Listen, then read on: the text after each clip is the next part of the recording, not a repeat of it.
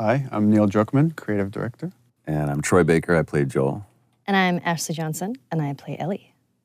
So first cinematic here, you'll see as we get to the end, I mean, this opening image, we wanted to match what we did at the end with image of Ellie. Tommy, listen to me. He is the contract. I think it's such an interesting thing to start off with, not only in the past, but also to start off basically.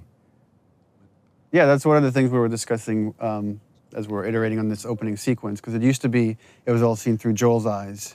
But then it became a lot more interesting to think of it as you're seeing it through Sarah's eyes, because Sarah is really kind of, the whole game is about this relationship between Joel and Ellie, but here Sarah is kind of embodies what the relationship is going to eventually become. And that was probably one of the hardest roles to cast too, with Sarah. Yeah. There were a lot of people that came in, and I love that this scene was, that was one of the audition scenes. And it was so amazing when Hannah came in that it just, what you're seeing right now, that was the chemistry. And she was amazing. It's like, kind of like a younger Dakota Fanning. Just, there's an old soul behind those eyes. Yeah, and she could turn it on and off between each take. Yeah, it was crazy. Yeah, she was crazy. She's amazing.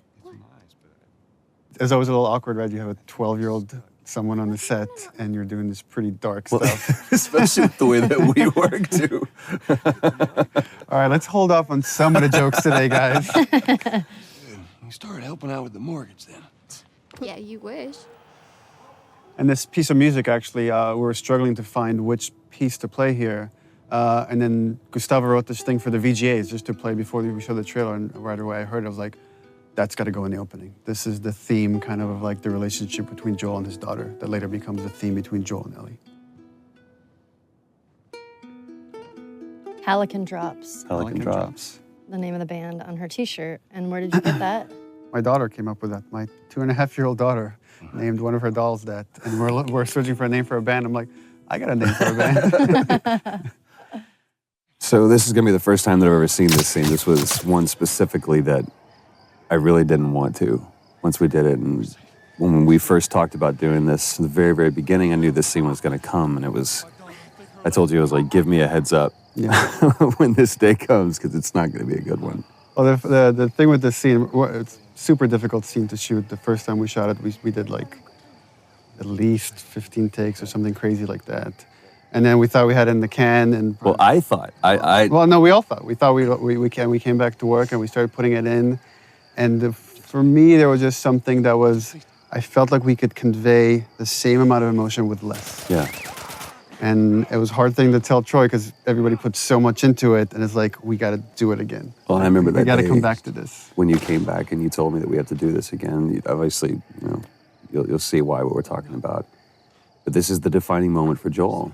This is where he draws that line in the sand, where he has few moral lines left to cross. I'm so amazed with how well Hannah did, and Yeah, I mean, it was difficult to watch just on the mocap stage. And we actually had people, after a few takes, leave the set. They're like, I can't watch this anymore, and they just took off. But from a story standpoint, it's so important to show just what the violence does and how it like rips apart this family. well, then especially a lot of times in video games, you see blatant violence, but when you personify it and you put it on a face, especially that young face, and you see the devastation that just one life lost can do. And it's just, this was such a hard day. Such a hard day for both of us. It was exhausting for her. It was exhausting for me.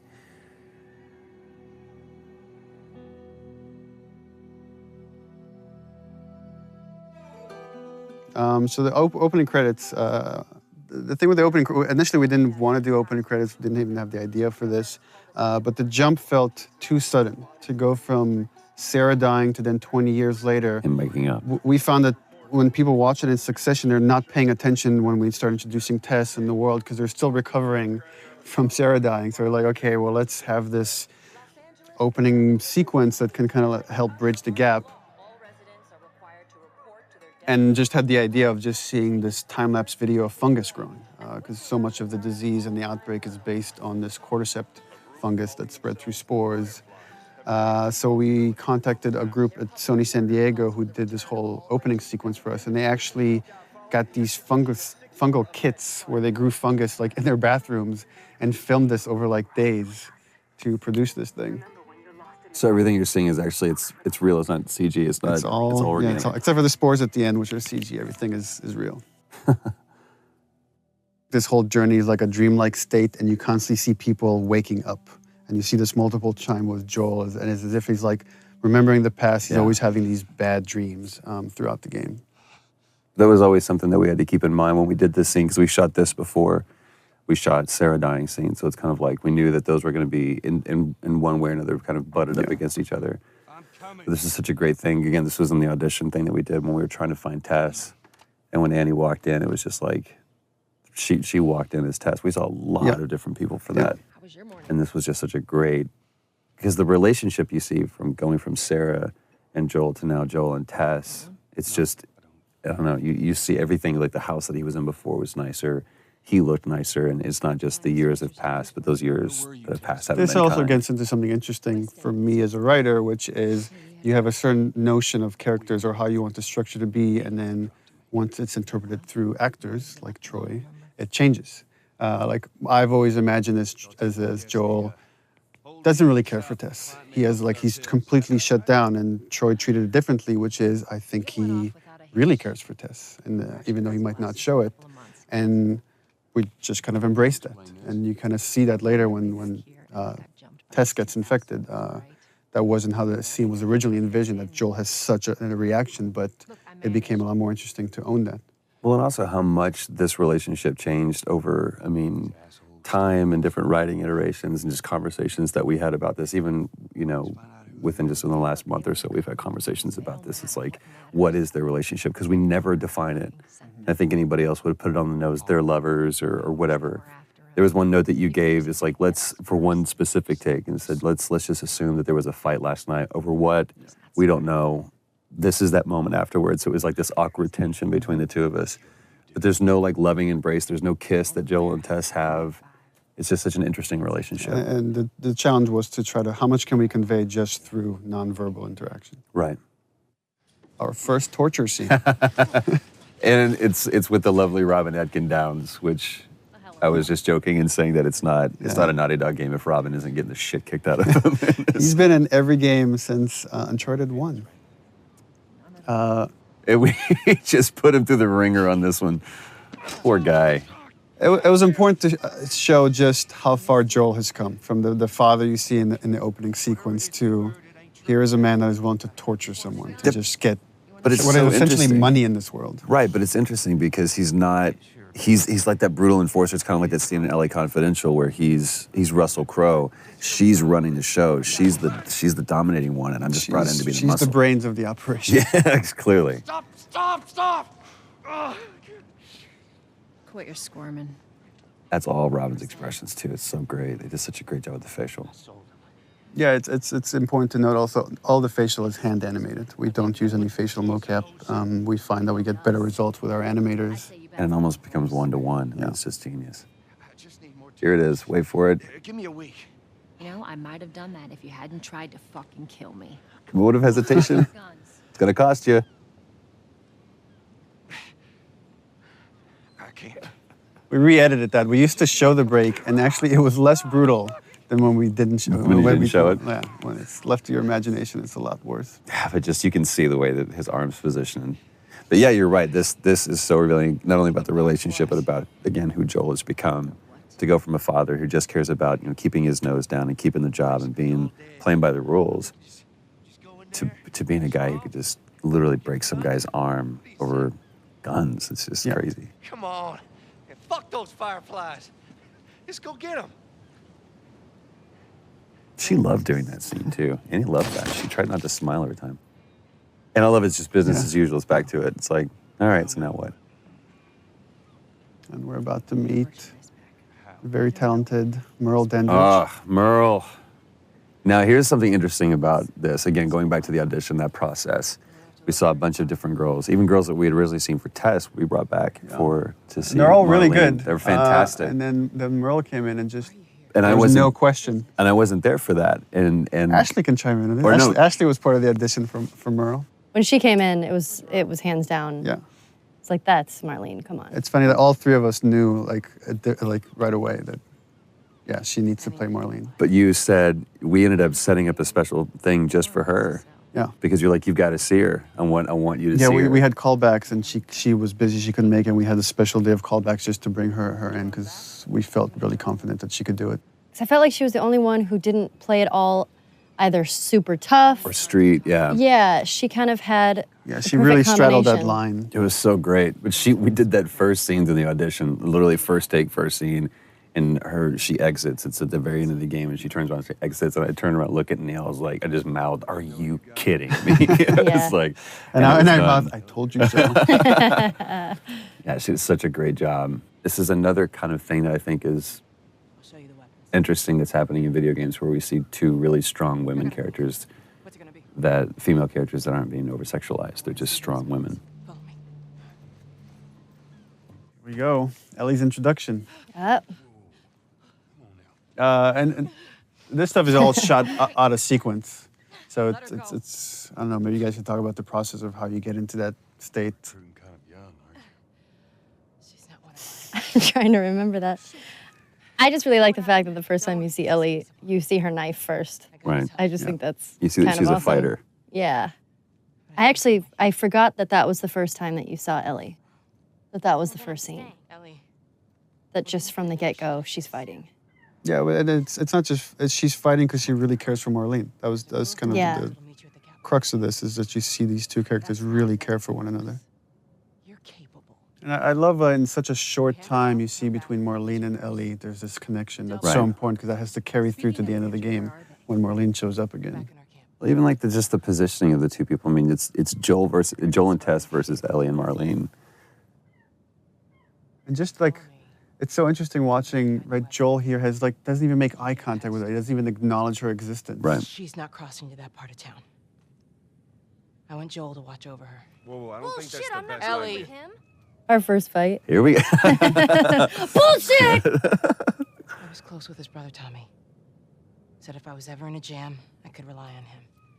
Was that before or after he left? Just reminding the player, like this guy you saw in the beginning, Joel's brother, he's changed too and he's been involved. Yeah. Just get hints of, There's a falling out between the two of them. And it's just as you go on, you're starting to fill in that 20-year gap. Just cargo, Joel. No more talking. Which is pretty true to your writing too, because I'm like, so what happened here? It's always, what do you think? What do you think happened there? Because I have no idea. I don't have the time to write it. Don't take long. And you, stay close. For Joel, right, that's a hint. It's like, I don't want to be around this kid. Right. Because some subconscious part of him knows I could get hurt here. Is it? First moment alone. What does Joel do? Time for bed. Takes a nap. I'm tired. What are you doing? Killing time. I do really like this scene. Well, what am I supposed to do? I am sure you will figure that out. It's a great moment. It's another one of those moments too where it's like, it just feels like Joel is just always exhausted. Like this world is just bearing down on him. But I love that moment too, where she points out the watch, where we get to establish that watch that. Yeah, and that's Sarah something gave me. we didn't have in the beginning. That's actually something we inserted after the fact. Not for this scene, but there's another scene where we have that. But I also love, like you said, the kind of the juxtaposition between Joel and Ellie, to where Joel's just, like you said, weary and exhausted, and you have this total opposite, almost antithetical thing of like this naivete and this childlike behavior that's wanting to explore. And it here shows up in this. she's talking about having bad dreams, like the idea that they're both carrying this baggage with them. And it's how they first connect. Look how dark it is. Can't be any worse out there. Can it? What on earth do the Fireflies want with you? Hey. Sorry it took so long. Soldiers fucking everywhere. How's Marlene? What a great moment. He finally addresses her, finally connects on that level, and that moment's interrupted. Well, it's also the first time kind of Ellie, if you think about it, opens up to him. She's saying, I'm scared, right? That was the subtext of Yeah, that question. that's true. Go get some guns. Don't do anything stupid. Move. Turn around, on your knees. It's such an interesting thing that we're like 2 hours into the game, and we're still the enemy, if there is one, or just other humans, just other people. They're on other sides of the law, but there's no infected, there's no clickers, there's no anything. Look the other way. It'll make this worth your while. Shut up.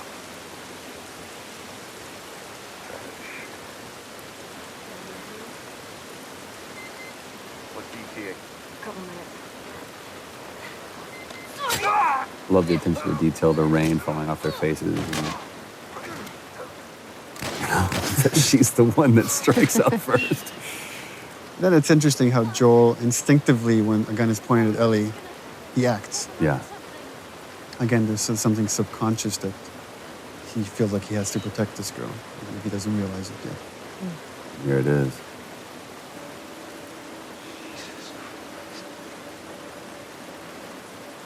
Marlene set us up. So this is starting to build up that conflict between Joel and Tess. Yeah.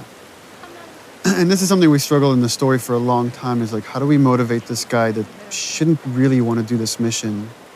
How do we get him to take on this mission to carry Ellie across the country? And it was through Tess. So if we get Tess to really buy into this thing, and then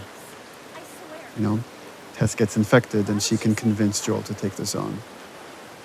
At least initially, at least until we can spend long enough time with Ellie so they can connect. Yeah. And then it becomes about something else. I'll also say, Ashley, when we were doing this, the way that you conveyed fear, because that's a very scary situation that you're in, because you felt like your back was against the wall. This is where we really, this is where we can show you the difference between Joel and Tess. Yeah, because you're starting to see Tess really kind of buy into this, and you see some hope. Oh, the thing I like about your performance here is you really get the sense of the conversation she's had with Marlene and the struggles she's been going through the past 3 weeks. She said that they have their own little quarantine zone with doctors there still trying to find a cure. It's where you see just deep inside how much Tess is desperate for any kind of redemption. Whatever happened to me is that Remember, Ashley, we were talking about the scene and the idea that Ellie's not sure she believes in this thing. She feels this whole thing is insane and ridiculous. I remember that. I believe the direction I gave you was like, imagine you're giving yourself a compliment. Yeah. If you as a person in real life found out you were the cure for mankind. I'm kind of awesome. Yeah, you apparently, wouldn't. so I am the especially- Messiah. In that 3 weeks, you wouldn't, it'd be hard to own that. All right. Now watch your step as you're going out, because it's going to be a little... Little brat. I love the dynamics of this scene where it's like Tess has this secret, right? She's bitten. She's not telling Joel or anybody yet. Joel here for the first, again, he's connecting. He can't help it. Was that everything you hoped? It's the first time he's like saying something semi-nice to Ellie. But there's still this layer of cynicism behind it. can't deny that view. Come on, this way. But he gets taken away by that childlike wonder. And this is something we added after the fact, the watch. The watch wasn't, we didn't have the watch at the time. Yeah. And Joel was just crossing his arms, and I asked the animators to like, oh, could you just flip his wrist and have him look at the watch? Yeah. This moment is reminding him of Sarah. Yes, ma'am. I love that it's almost a warning from Tess to Joel, like kind of like last words. It's like this determination, and you're not sure why. What's Yeah. different now, Tess? No. No, no, no. Tess's desperation. What happens now? I love and it totally comes across without many words or anything, just through the expressions on Joel's face, which is, I've put up with this long enough. Right. This is over. I've indulged you enough, Where's Tess. this lab of theirs? Oh, she never said. She only mentioned that it was someplace out west. What are we doing here? This is Yeah. not... That calm, pacifying, trying to talk some sense into you. I know that you are smarter than this. Really? Right. Guess what? We're shitty people, Joel. It's been that way for a long I time. love the fact that her character she knows she's going to die any minute, but she's still holding on to so much hope Yeah. I'm not that, well, she's different. going anywhere. Right. Look at her bite. The world could still change. And it's kind of this theme that, like, this idea of, I've done all this crappy things, but it's all okay if I could do this one thing right. Right. And then that kind of moves over to Ellie. And we see that theme later when Ellie, like, talks about it can't be for nothing. I got to point this out. Everybody else, because this was a part of the audition scene too, everyone else did that "don't touch me." They screamed it out. And I love the way she did that, where it was like that first, "don't touch me." And it's Yeah. just that realization. And I love the fact that Ellie's the one that figures it out, not Joel. Oh, Christ.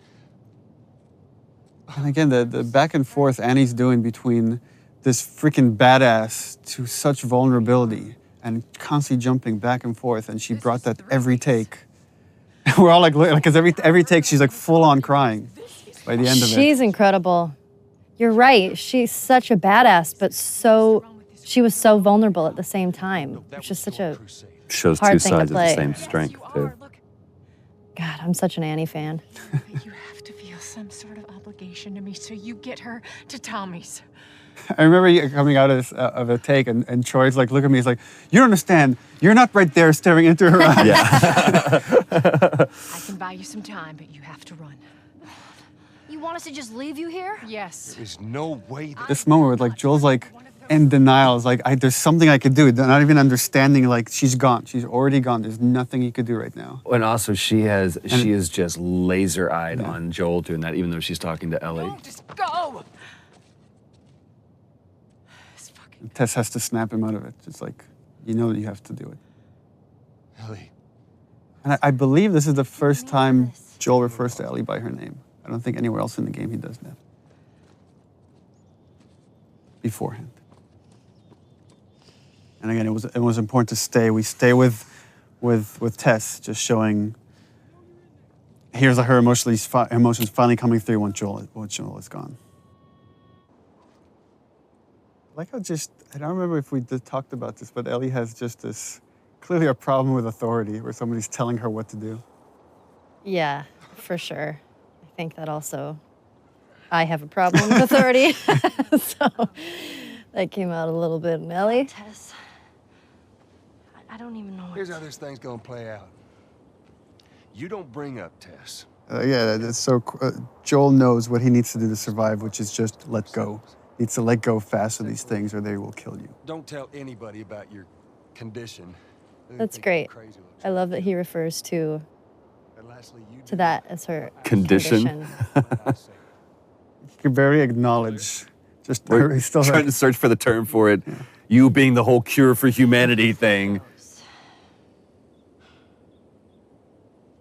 Good. I love that he Close says enough. good, but the subtext is clearly like, all right, good enough. Yeah. That's all I'm gonna get out of this kid. Good chance he could get us a car. Okay. Let's get a move on.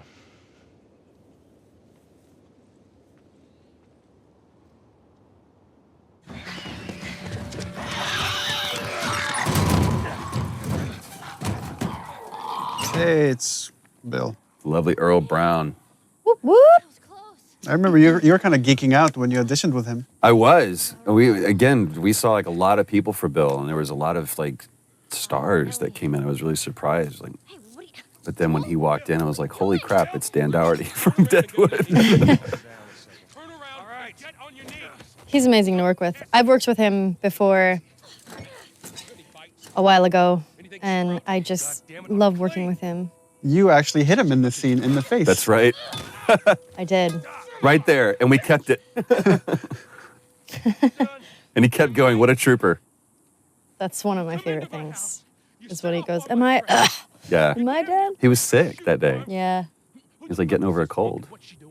I did hit him, and I felt so bad because it was a complete accident. I think I didn't realize my swing was going a That lot was faster the than I thought first it was. of many people that you hit during the shoot of this project. Yeah.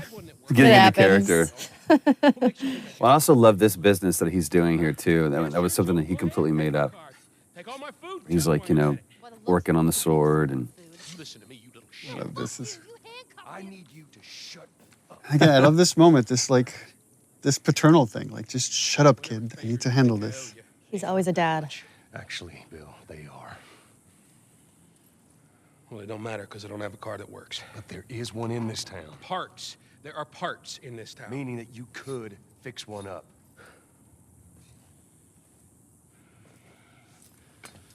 All right. It gives in. And I love just taking that time, take that pause. All right. It's on the other side of town. Now you help me go gather it, and maybe I can put something together that runs.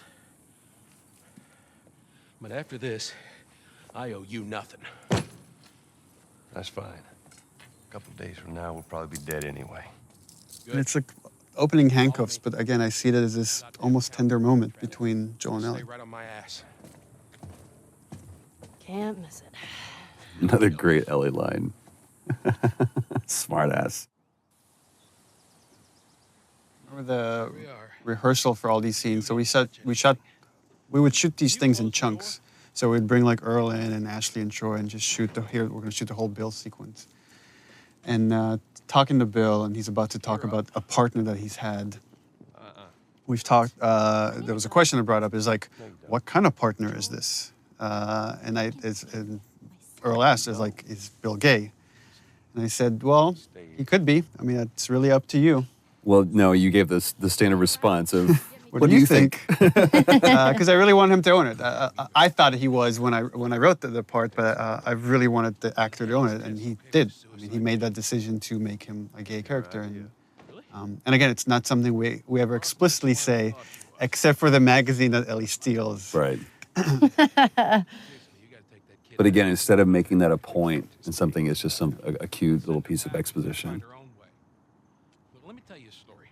Well, and from a narrative structural standpoint, what Bill is there to show is, here's what happens when you survive on your own in this world. It's like you're alone and miserable and a little bit crazy, and it's what could happen to Joel if he keeps going down this path of just doing whatever he takes to survive. So you know what I did? Wisen the fuck up. And also, Bill is there to kind of give Joel the warning. It's like, you go down this world, you care for people, you will get hurt. Hey! What'd I say to you when we walked down the steps? And that's where Ellie has stolen a bunch of Bill's stuff. I love that flips him off. God damn it. You keep babysitting long enough and eventually... I love that line of fixing the stupid pile. Because I feel like that's so something a kid would say when you're trying to cover, when you're it's Right. nothing specific. I was just stealing all your stuff. Fix the pencils over here. Oh, this is the one where we abused Troy. And I was like, you have to fly face first into the ground. And he's like, but I should roll. No, fly face first into the ground. It was like, well, if I roll this way, then actually, they're like, it looks too ninja. We can't do it. So I literally just had to eat shit time after time again. It's like seeing stars. It was great. Please tell me you're done! Yeah, just you guys are acting against nothing. There's nothing there. And something I always had to remember was bring the tension back. Come on.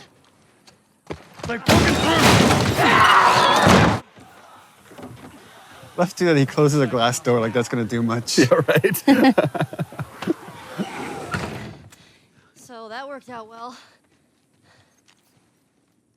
Oh, the thing I love here is that, well, that Bill constantly brings up Tess, not knowing that Right. Tess is dead because Joel doesn't want to talk about it. Right. But here it gets to Joel. And this is something that you guys actually just improvised. That wasn't in the script, this big fight that happens here. It was much more low-key in the script. Yeah, once he brings up Tess, that was something we kind of keyed in on. Jesus. What, you know this guy or something? Frank. Who the hell's Frank? He was my partner. They're both kind of lying to each other. If you think about the previous scene, right? He mentioned this partner, but almost like, I didn't care about him, I let him go. And you realize that's not the truth at all. He Right. really cared for this guy, and this guy probably left him. Right. Yeah. He's got I love how clinical he is about this. here. With that look on his face says everything. Well, that turn too that Earl did, with he realizes Joel is looking at him and he's being vulnerable right now, and he puts that mask back on. Yeah. And I remember like seeing that moment from Earl, I was like, yeah, we cast the right guy. Well, fuck him. And then that turn right there. Which again is kind of why Bill, what purpose Bill serves in the story, is to show that having those moments of emotion, there's nothing he feels, there's nothing but weakness. Get out. Get out. I love it. That relationship between the two of you I was love so it. good. That's what was great about the cast, is constantly having to switch from these really serious, dramatic vulnerabilities to playing tough, right? Because that's what you kind of have to do in this world, is let your humanity come out, but then learn when to shut that off to survive. And also, you're seeing it's very subtle here, but you're starting to see this change in Joel, where he's giving Ellie more and more responsibility. He's trusting her. Instead of just saying, stay out of my way, he's like, I need your help. This is a good point that, in case people weren't aware of the process. I mean, everyone at this stage, we had such great sets, even though it's kind of rudimentary, but they actually built a truck for us, and we used that truck so many times. But I think this was the last scene that we shot with Earl. Yeah, and rehearsals, I would try to give you guys as much of concept art and videos that we had, so you can imagine the space, because you have nothing there to act off of, except each other. That's right. You guys have each other. It's true. And I love this exchange between Bill and Joel too, because it's Joel trying to kind of apologize for an awkward situation and trying to show some sensitivity to him, and Bill just completely glosses over it. The thing with Joel that I kind of admire, like, he can't come up with the right words. He can never come up with the right words. I always it's like a half sentence. He's like, so, yeah. And Bill kind of finishes that for him, but it's which really helps my writing. This theme comes in here because to show Joel's now alone with Ellie, but the relationship has changed. This is starting to become that theme we heard in the beginning with Sarah. Now we're getting into the first scene we ever shot, and this is your guys' edition right here. Yeah.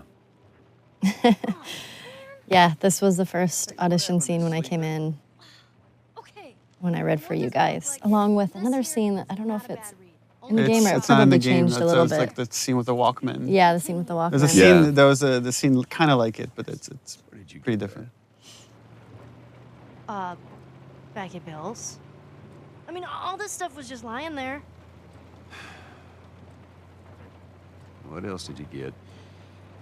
Well, and I especially love this because, especially at this point, we had no idea who Bill really was. That is actually before my... How many times did we come back to this scene? Like at least 3 times. Yeah, at least 3 times. I love what she says. I was like, hey, you know who this is? And the different versions of songs that we ran through with this too is great. I'm sure your friend will be missing this tonight. That's the guy on the cover is John Sweeney, one of our concept artists. That's awesome. Is the centerfold also his penis? We should have that unlockable. You could see what she's looking at. Yeah. Get your subscription to Bearskin Magazine today. I'm just fucking with you. And the awkwardness of that moment. But it's also such a great moment of levity between the two of them. I don't know, that's kind of a way of her complimenting him or trying to bond with him. Yeah. And it's something I was very conscious of when writing this stuff. It was like, this is making me uncomfortable here on the page. I have to leave it as is. Yeah. That's your litmus test. Yeah. I'm tired. I love that. Not even tired. Cut to passed out. This is the first scene, because it was part of that reveal trailer. It's the first scene that I ever saw put together fully, and I was just absolutely blown away how good it looked. It was the first time I'd actually seen, real flesh and bone put on Joel and Ellie. And the yawn we added after the fact. I remember that. Because we were like, she doesn't have a yawn. She should have a yawn when she wakes up. And then you were yawning on the set, and we're all yawning because it's contagious. I know, just watching that, I just yawned. I tried to be quiet about it. I love that this moment of silence and kind of peacefulness is broken up by this. Joel knows this trick. He knows it because he's done this before. Right. Poor John Bentley. And I love, again, how that music is playing not as a score, but coming from the car. It's just great. I believe that was Ruben that we hit and Yeah, had that him was fly, Ruben. fly off the truck like that. This was also the first really dramatic scene we shot, and it became kind of the touchstone for how the characters should look when they're I feel sick. really pushed. It's so interesting when she's, again, it's this moment of vulnerability when she says, I feel sick, and Joel's, Glad I didn't, right? again, being very didactic and pushing her away. Goddamn kid. She stands up for herself. This is the first time she stood up for herself. How about, hey, Ellie, I know it wasn't easy, but it was either him or me. And I love that line, For saving my ass. it's either him or me. Anything like that Come for back me, to Joel? that. And he can't do it. He can't admit that she saved his life. Lead the way. So this is, in the story, the first time Joel really is trusting Ellie and seeing her as pretty much an equal to him. That he has to rely on her to survive in this world. This is survive one of the this journey. first cinematics that we saw too, and we just Yeah. it's still one of our favorites. We keep coming back to it and laughing because I love this exchange between the two of What them. about me? You stay here. This is so stupid. We'd have more of a fucking chance if you let me help. I am. You seem to know your way around a gun. You reckon you can handle that? Well, I sort of shot a rifle before. He's like, shit, rats, that's it? Fuck. BBs. That line. Oh shit! Here's what we got to work with. We usually avoid these kind of cameras that rotate around something that are trying to do too much, but it felt like this moment kind of needed it. Yeah, I love It's it. a weird parent-kid moment. Yeah. As soon as you fire, He's teaching her how to shoot to kill. Get another round in there quick. Listen to me. If I get into trouble, There's a really nice, every when I watched like Ellie's performance, this balance between she's trying to be a hard ass, but you could see in her eyes she's kind of terrified of the situation. Yeah. But even in this, there's almost a little bit of excitement there too. Either whether it's about the reality of her killing isn't real, or if it's just I have an opportunity to make Joel proud.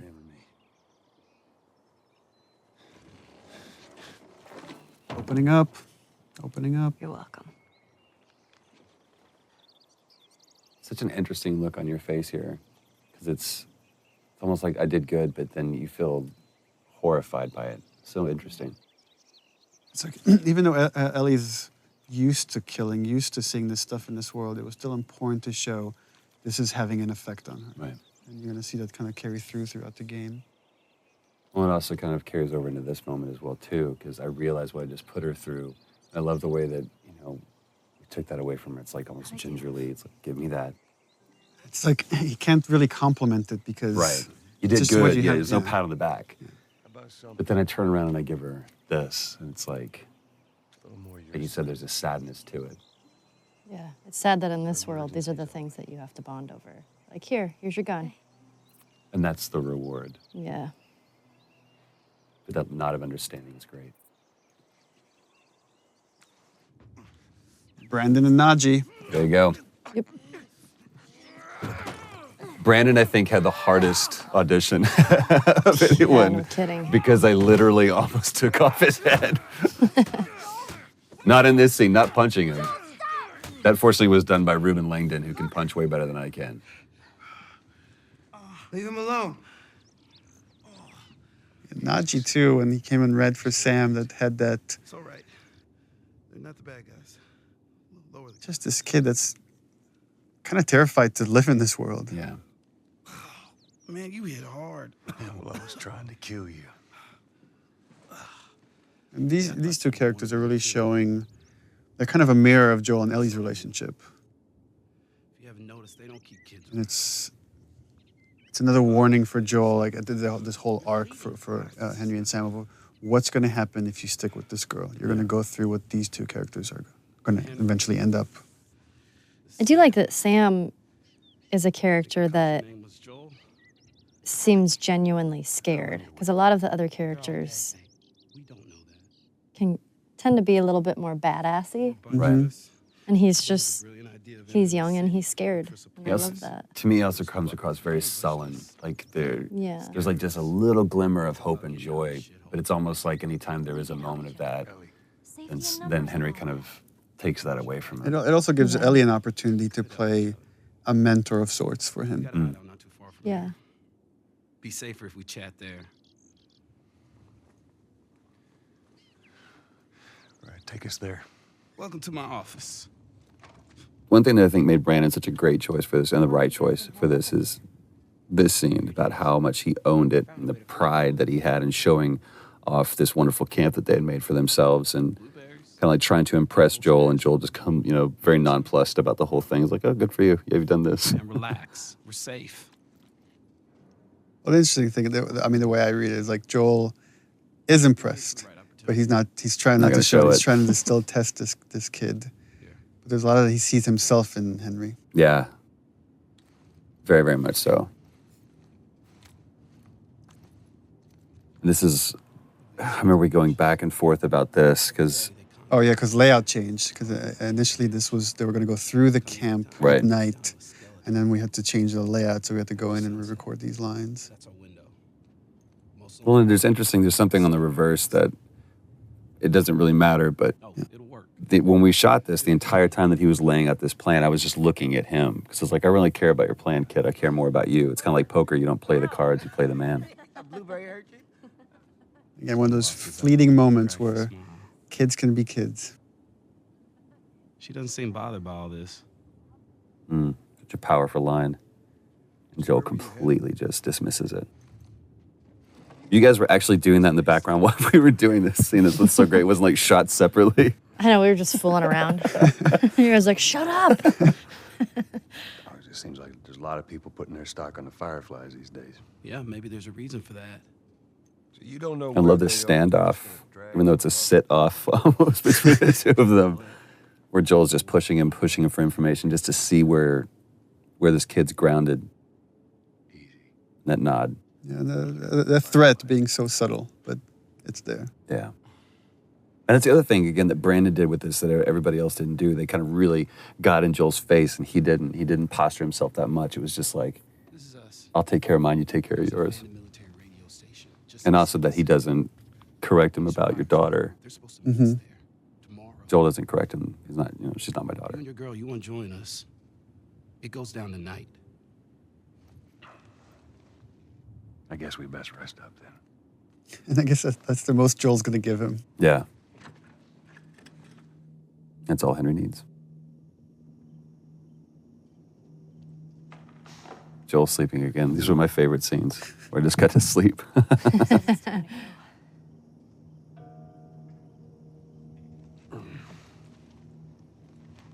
No, we're gonna be moving fast, okay? And the idea of these two pairs that are coming together. God, and they're such great brothers. Brandon and Aji did such a great job together.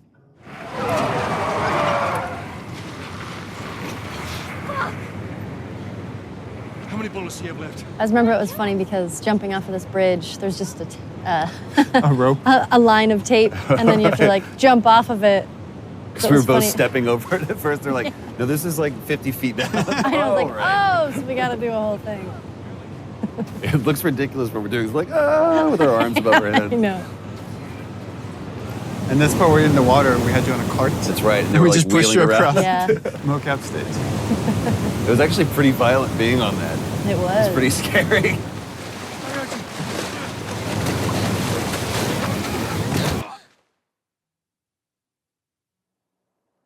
This was part of the audition scene that Brandon did that really just kind of helped us realize we had the right Henry. He's awake. Back to the salesman. It's like, hey, buddy, everything's okay. I Everything's know. all right. I really like that about his character, that he's kind of a salesman. You know, Sam's the one who spotted you. You guys are taking quite a bit of water. What's wrong with you? Henry! Get back! Hey! He's pissed, but he's not gonna do anything. You sure about that? Stop! He's confident. He knows he can calm you down, but he needs Sam to stay out of the way. Right, just in case. Yeah. You did. Coming back for you. Meant putting him at risk. Stay back. I think there's already the change there. Joel knows it's true. Yeah. Joel wouldn't have come back for him. And even when we were shooting this too, I mean, that's you really get into that moment, and every time that I felt that hand on my shoulder, it's almost like that Hulk moment where you realize, oh, I felt bad for letting you see that part of me because so far I really haven't, in these moments, let that demon out. I've done what I've had to do, but this is just cold-blooded murder I'm about to do. The thing with Henry, which Brandon really brought to it, which is making light of everything for Sam. Everything is done for Sam. Right. I think he really is intimidated. He is scared in the situation, but he's making light of it so Sam isn't as scared as he is. Because the second that Sam sees that he's scared, Sam will be scared. Silver lining kid. This is the longest Short cinematic scene. in the game. I had to fit that in there. Quit this place from this, since we had it in the first trailer. I can't quit you. I remember when we first, the very, very beginning of this, when we like did the first table read through this and everything, and we talked about, I asked if there was going to be a moment of just a light shining through in this darkness, and you talked about this scene, and at that point it was just really kind of just real easy brushstrokes of what it was going to be, and it really came into fruition and became this Well, all the characters here have their guard down. It's kind of unique because usually somebody's lying or somebody's hiding something. Right. And here's like, everybody has their guard down. They're just talking about motorcycles. You two deserve a little privacy. And you were really giving too on this. We spent a lot of time on this, and there was this one scene where you just kind of let me ramble about, you know, to where we really feel like we're coming midway into a conversation. I don't remember what was said, but it was just this cool moment. But you went more into the details of like with Tommy and where you went and the States and all that stuff. I think that really helped kind of make this, the following takes much more natural. Right, without all the rest of that stuff, the preamble being there. But I love the turn that he gives right here. It's like the kids have gone to bed now, and we can just talk like adults. Worst part about it all. Animation and lighting, right? If you don't capture these looks in the eyes, this scene doesn't work. Right. The thing that I love about this is that he's set up a little office for himself, kind of like what Henry did. You know, it's this, I'm being official, trying to be a grown-up. He's still a kid, and we see it in this moment. I really enjoyed working with Brandon and Najee. Just having them on set was so much fun. They're such Najee good especially, dudes. like Najee's we're hilarious. doing this crazy scene, and we like cut, and then he's like just starting dancing or Singing whatever, you know, YouTube hot song at the moment. Yeah. You know, song bombing us all day. They were so much fun. I just adore them too.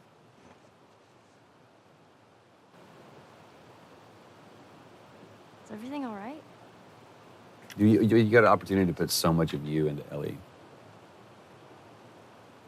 That's just because I can't write, so I just listen to Ashley talk, and I was like, oh, that's a good line. Have a good night. That's giving me way too much credit. How is it that you're never scared? It's like Who says that I'm not? putting up the defense, making joke of it, as Ellie does. Yeah. And then seeing when she needs to, because that's the only way she's going to cheer him up. She's going to open up to him. And also, she kind of throws out that bone, like, you know, scorpions are pretty creepy. That's not what I want to talk about. Being by myself. Which again, all this stuff she's saying here plays into what happens later when she finds out Joel's trying to give her up, giving her away to Tommy. Yeah. Those things out there. What if the And it's kind of the same thing we're seeing with Tess, to where she was, again, she knows what's going on, he knows what's going on, but it's looking externally for some kind of either comfort or hope or answer or something. We're a team now. And then they just always come up empty. I guess one thing I'm just thinking about now, which is all the stuff Sam is going through because he's bitten, is probably the stuff Ellie went through when she was first bitten, because she thought she was going to turn. And it just happens that she was immune. But so that's what she kind of, all these realizations she's had. I go back and forth. I mean, I'd like to believe it. That's a powerful thing for essentially. It's kind of a kid sad to because say. that's not what Sam wants to hear. He Right. wants to hear that it's all going to be all right. Right. But she doesn't realize that's what No, he death is terrible. It's a horrible, painful process, and you're all alone. You know. I almost forgot. There. If he doesn't know about it, he can't take it away. All right. This did make me sad because you know, he spent that whole night alone. Like, Oh, You know? Henry didn't go back in there. I let him sleep in, just like. Yeah, let him sleep in. Oh. And that was the last conversation he had. And that always made me so sad after I read that, because I was like, oh. Yeah, I didn't even think about that. And what would have happened if Henry had gone in there? I mean, the fact that Henry wasn't there, I mean, plays into, you know, the culmination of this scene where he's just racked with guilt. I mean, one thing we were very conscious of when putting the story together is we would have these really kind of dramatic moments that change the characters significantly, and then we would cut to some more time in the future. Yeah. And so you don't get to see right afterwards what happened to it, and then you get hints of how this affected the relationship, which is what you get into the next gameplay sequence. And this whole thing is, it's a huge change in Joel here, because now he sees, this is what's going to happen to me. The same thing that's happening to Henry right now is what would happen to me if I'm going to keep going and let Ellie get hurt. Yeah. And it's like, he's going to, after this moment, he makes the choice, like, I need to give her to Tommy. Oh my God. Sam? Oh no. I have no idea what that would do to a person to actually see that, to have to do that. Yeah, I remember talking with Brandon about this when he's saying it's all your fault. He's not talking to Joel, he's talking to himself. Yeah. Okay, easy. Yeah, the thing that's cool with this piece, Gustavo's music, is that you're carrying that weight. You're carrying the weight of that emotion of everything just happened onto the next scene, which even though they might not be thinking about Henry and Sam right this moment, but it's just that feeling is lingering going forward.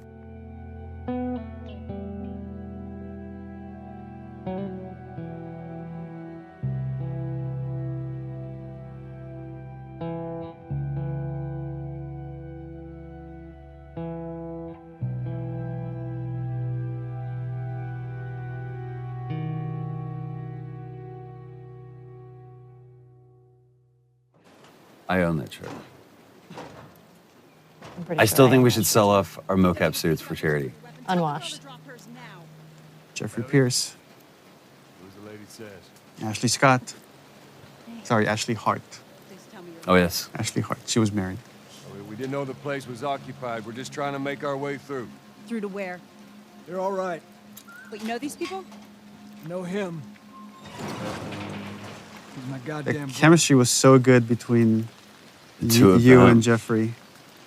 It was amazing how well, and I mean, Jeffrey's just a few years older than me, but it was interesting playing the older brother to him. And yeah, we felt like brothers immediately. It was crazy. Oh, Jeffrey came, I mean, we almost cast Jeffrey Yeah. as Joel. And then once, like, months later, we needed to cast Tommy. I was like, oh, Well. what's Jeffrey Pierce doing? That's for him. Not blowing my head off. Would have been embarrassing, considering you're my brother-in-law. And Ashley Scott, she came really close to being cast as Tess. And Yeah. when we needed Maria, I was like, oh, We Ashley got a Scott. perfect person. There were no additions for these roles. I love this awkward setup of this is how he meets his sister-in-law. How he meets Yeah. Jeffrey's, you know, or Tommy's wife. Story. Why don't we bring him inside? And you just get to see here now how Ellie's starting to become more secretive. Well, also, it's And like guarded. the way they're standing and everything, it's like Ellie's kind of alone now. Like now it's like Joel is with Tommy and There's no one familiar with Ellie. It's quite the crew you got here. Yeah, they're good men. This place gives them a second the chance. theme of redemption. Gives us all a second chance. So why'd you leave Boston? We went through this so many times. And each one of them I thought was great in its own little version. It was just kind of like trying to pick the right one. But this is where you get to see. Well, Joel's putting up a front here. I mean, he's trying to. He's pitching his little Yeah. brother. And it's so interesting to see them slip how they're two different men, but they instantly go back into those roles that they were before. And just by the behavior here, you get hints of what happened in those 20 years. Right. How dark things went. Like they're playing nice. Right, they were happy to see each other, but now it's like, It's oh, right right, underneath the you surface. haven't changed. And that's so true to life. Like, especially with brothers, you go back to that I push these buttons and you do this. This isn't for me, Tommy. This is for your damn cause. My cause is my family. And I loved, what Jeffrey was doing posture-wise, Jesus, boy. putting Joel on the offensive. And now he's just like insulting everybody here and insulting his wife. Tommy, I need this. Again, just Joel just expects. I tell my little brother to do something, he needs to do it. Right. But I ain't taking that Which is totally based on my brother. This is how you gonna repay me, huh? repay you. For all those goddamn years I took care of us. Took care. That's what you call it? I got nothing but nightmares from those years. You survived because of me. It wasn't worth it. Tommy here, Tommy and Maria shows that even in this world is horrible, you could find peace in it. Right. You could build a community. You don't have to resort to these things that Joel has. That line was a great thing that Jeffrey improv'd on. Put your hands on me again. It's a good Southern phrase. You okay? Yeah, I'm fine. Joel! Oh man, they were coming in from every direction. Then Maria was like, "We gotta run." That's where you see Tommy realizes for the first time that Joel really cares for this girl. This isn't just a job. And that's where he has that change, and he's like, "Oh crap, this is why he's asking me to do this."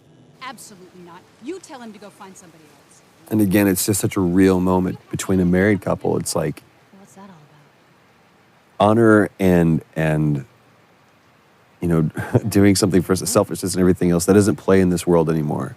Those are archaic ideals. Tell you where the lab is? I don't want you to go out there because you're going to get killed, and we don't owe him anything. Because I'm sure all she knows is the 20-year-old Joel, 20-year-old version of Joel.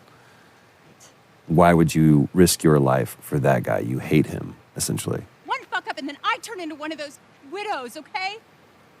And for Ellie, it was important to show that she could just read Joel. She has this bullshit detector that, just by the way he's answering her questions, she understands exactly what he asked Tommy to do.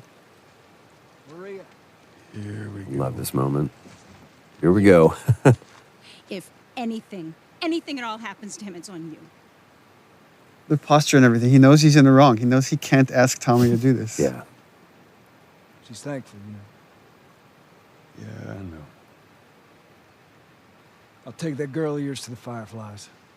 You don't have to worry about it. He really cares for you. There's so much more behind it, though, than just care. It's Tommy showing that he's the bigger man, that he's the better man. He's allowing his brother to be shallow and selfish. I think he knows what his brother's been through. He knows why he can't go through that again. Which way? This is probably my favorite scene. What a long day this was. Boys, movies, deciding which. I honestly think this is one of the best scenes that you wrote, Neil. It's bizarre. Get up. Because it says so much about this world, and especially Ellie, where she's at, and realizing how different and how much of a chasm there is between this world and that. I agree. Goddamn stupid. Well, I guess we're both disappointed with each other then. What do you want? I think I really like about this scene is that they're both kind of, I guess, being selfish in a way, and yet it's coming from a place because they really care about each other. Like, they don't understand that they both have been through horrible things, and they each think what they've been through has been worse. I love that she calls him out on that. What are you so afraid of? How many close calls have we had? Well, we seem to be doing all right so far. And now you'll be doing even better with Tommy. Not her, you know. What? And it's like the stakes are high, and it's like, okay, well, then I'm gonna drop this bomb. Not her. Mighty thin ice here. It's like, how many years has it probably been for Joel since he even like Don't bring thought up about that it, name. mentioned it? I think Joel's thought of that name every day, but I don't think he's heard it said. That shove that you gave, that was nowhere in the script. I think that came out of frustration, definitely, because when we had come back and we couldn't find it, and I wasn't necessarily frustrated with you, I was frustrated with us in the scene, and I was like, oh, fuck. it's so cold of Joel to do this. And I've had people on the team ask me to remove this part, that he's being too cold. And I'm like, no, it's like, because she's being so vulnerable and he's having these feelings, he's trying to shut it down. That's why he's being so cold. It was so important for me to keep that in there. When he says, "You're not my daughter," it's almost an insult. And it's kind of the opposite of what he's feeling.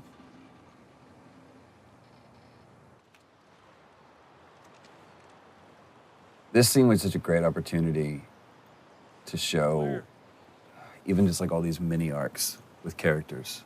You know, we don't have a lot of time, and we're not gonna. We can only tell Joel and Ellie's story. We can't go into such detail with Bill and Tommy and Tess and Marlene. But you get this great resolution between these brothers because you get the full arc of it in just a short amount of time. It's like the way I approached it is the seed has been planted. Like when she says, "I'll just be more scared," that Joel just needs time. And in time, he will change his mind because he doesn't want any, deep down, he doesn't want anything that will hurt Ellie or. So over there, the idea is just this little horse riding montages. That change is brewing. And Gustavo's music doesn't hurt. What's so great about how this plays out is there's really nothing happening but just this passage of time. That used to be a level that you played through. And just during production cuts, we changed it. So it actually worked out better. It just became this idyllic idea that you never fully reach. You just see it from the outside. Where is this lab of theirs? It's all the way out, University of Eastern Colorado.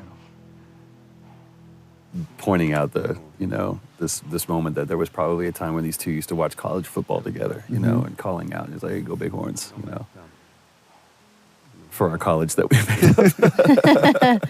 I want one of their T-shirts so bad. University East Colorado, because Colorado is such a big state. I don't want her coming after me. Sorry for stealing your horse. Look, come back to town. Let's discuss it at least. No, me, my mind's all made up. University, Eastern Colorado. How do I find this lab? It's in the science building. Looks like a giant mirror. You can't miss it. And the idea of offering Joel a place of refuge, a place of redemption. Well, and originally we had some, I think there was a line that I threw in there or something. It was like maybe someday or something. It was just too on the nose. And we ended up saying we don't need that. Yeah. This needs to be the look is enough. Well, and the offer to me is enough. Mm-hmm.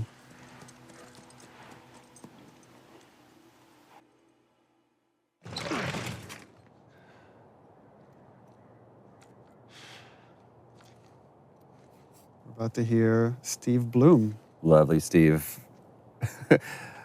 Silk-throated Steve Bloom. You're looking for the Fireflies. They've all left. Yeah, no shit. I'm dead. Or I will be soon. Got me What a macabre scene, though. I love that Ellie's just kind of thumbing through things. She's pretty frustrated with not having found the Fireflies, not knowing where to go. Man, I love Steve Bloom's voice. He makes me want to clear my throat. trying to save the world. It's mean. Good luck with that. Do you know where that is? I know the city. Is it far?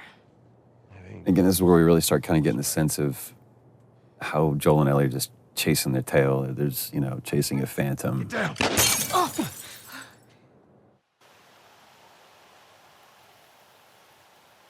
For me, is what I wanted from this is not to overplay it, not to have Ellie cry or scream or. Shit. Joel. There's probably a lot of panic that happened between this moment and the next. Well, and what We're a great line too. You got to tell me what to do. When almost the entire game she said, "Don't tell me what to do."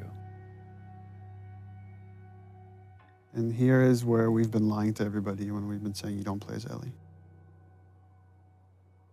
That's right. Yeah. Asked point blank. Do you play as Ellie? No. Nope. I know. In this moment, a lot of this project and the story has been constructed around this moment, which is where the roles flip.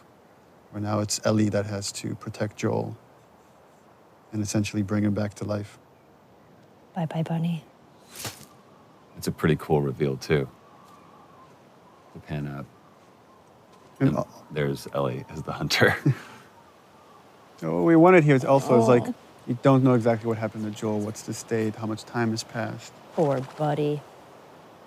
But the way that she's doing that, you can see that she's been doing this for a while.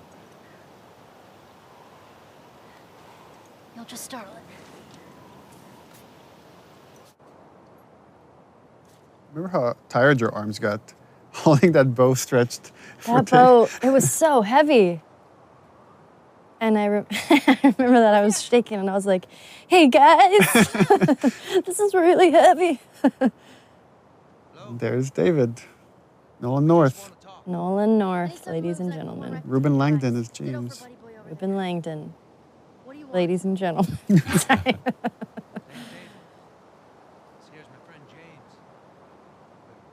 Remember, like, I showed Nolan a part of the game early on, and he's like, oh, you gotta get me a part somewhere in there. I'm like, okay, I got something for you. I got a role for you.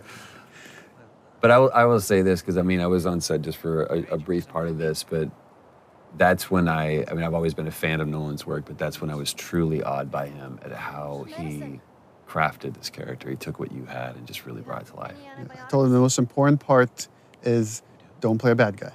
Yeah. This guy's charismatic. We have to believe that people will follow this guy. And that Ellie could trust him. Yeah.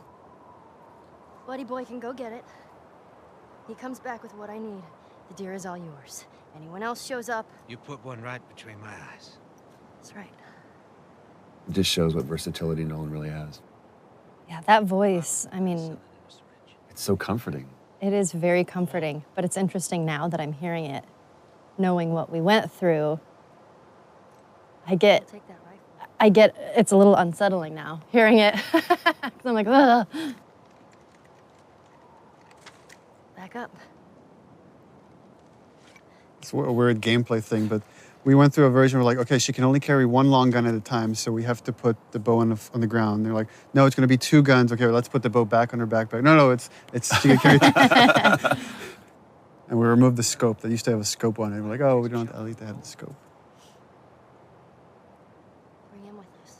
I remember being so relieved in this scene when we switched the gun out and I got to put the bow down. I was like, ah. I love how David complies, too. How he just kind of like submits to a little girl.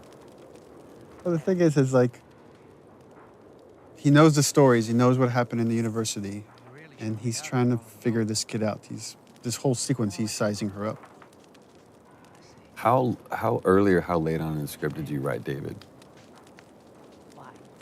I mean, it was written not that long before we shot it. Because remember you It like started out mentioned, from like, a pretty Cannibal small, King. yeah, it was referred as the Cannibal King. We just knew that Ellie was going to run into the worst of mankind and she would persevere and come out on the other side.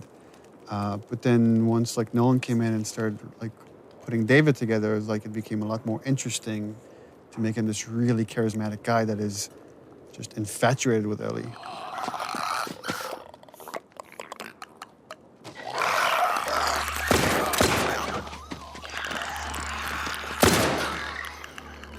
Now when things get real, you see who kind of glimpses of who he really is. Because there is that moment in that other scene where he makes it seem like, okay, you're in control, but she never was. Yeah. Had some practice. Well, you handled yourself pretty nice back there. What's cool about David and the conversation I had with Nolan about him is that he's trying to win Ellie over by being honest with her. And here's the part where he's like, I feel like she's ready. I'm going to kind of reveal myself. And I think like I could still get her to come around. Now, you see, I believe that everything happens for a reason. Sure. The other interesting thing, thematically, that's everything happens for a reason is the same thing that Marlene really believes. That everything happens like it's something she repeats to Joel at the end. But you're kind of seeing how all these characters are just, how much they're willing to go for what they believe in. And you had talked about like being surprised by your own writing. Was that a moment like that, or was that something that you had intentionally done to where those characters were going to? No, I think it's just something you think about, and there's a theme that just kind of sticks around in the project. And then characters end up talking about that stuff because you're thinking about it all the time. Traveling. A little girl. You see? Everything happens for a And again, another one of those moments where you think Ellie's got control. Don't get upset. It's not your fault. Yeah, and then James there. You're just a kid. I love that. James, lower the gun. No way, David. I'm not gonna let her go. It was such a small role, but I really like what Ruben added there. And that the dynamics between James and David, how there's conflict between these two characters, but there's still respect, and he's still listening to David, even though he's questioning his leadership right there. That's not your concern.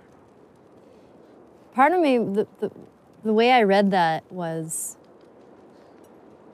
every time James looked at David, it was like, who the fuck are you right now? What are you doing? Yeah. Like, he was putting on a show and he saw it. Oh, thanks.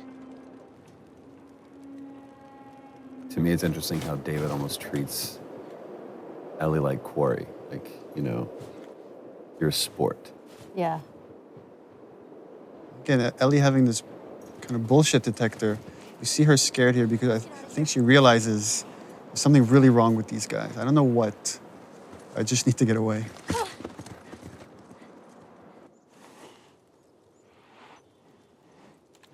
So interesting from watching this, though, I would completely believe David. I'd follow the guy. It's crazy. It's because you're a cannibal. This little moment, this breath before going to see what's downstairs. Again, for players, it would have been like a while now since they've seen Joel. Joel? Once again, Joel's asleep. I only managed to get a little bit of food. Love how these roles have switched, too. Where now it's, you know, the protected taking care of the protector. Move your arm. It used to be open, and then we were like, oh, we should probably stitch that It up. was also on the other side. We had to come back and reshoot it, too. Oh, continuity. Actually, this one, I remember we shot this one again because this is going Naughty Dog method. Everybody can like say the 2 cents. Amy Puckett, one of our coordinators, said, where's Ellie's backpack? And we shot it without thinking about Ellie's backpack. And it was like, oh, we should bring it back in and use it as a pillow. It's like such a cool little touch. You're gonna make it. Yeah, those shivering things was pretty cool. Yeah. The towel thing, right? He was able to Let's do see, that. you did that. Well, yeah. I mean, but it's still obviously he animated it, but a great moment of them falling asleep next to each other, too. Again, her watching over him.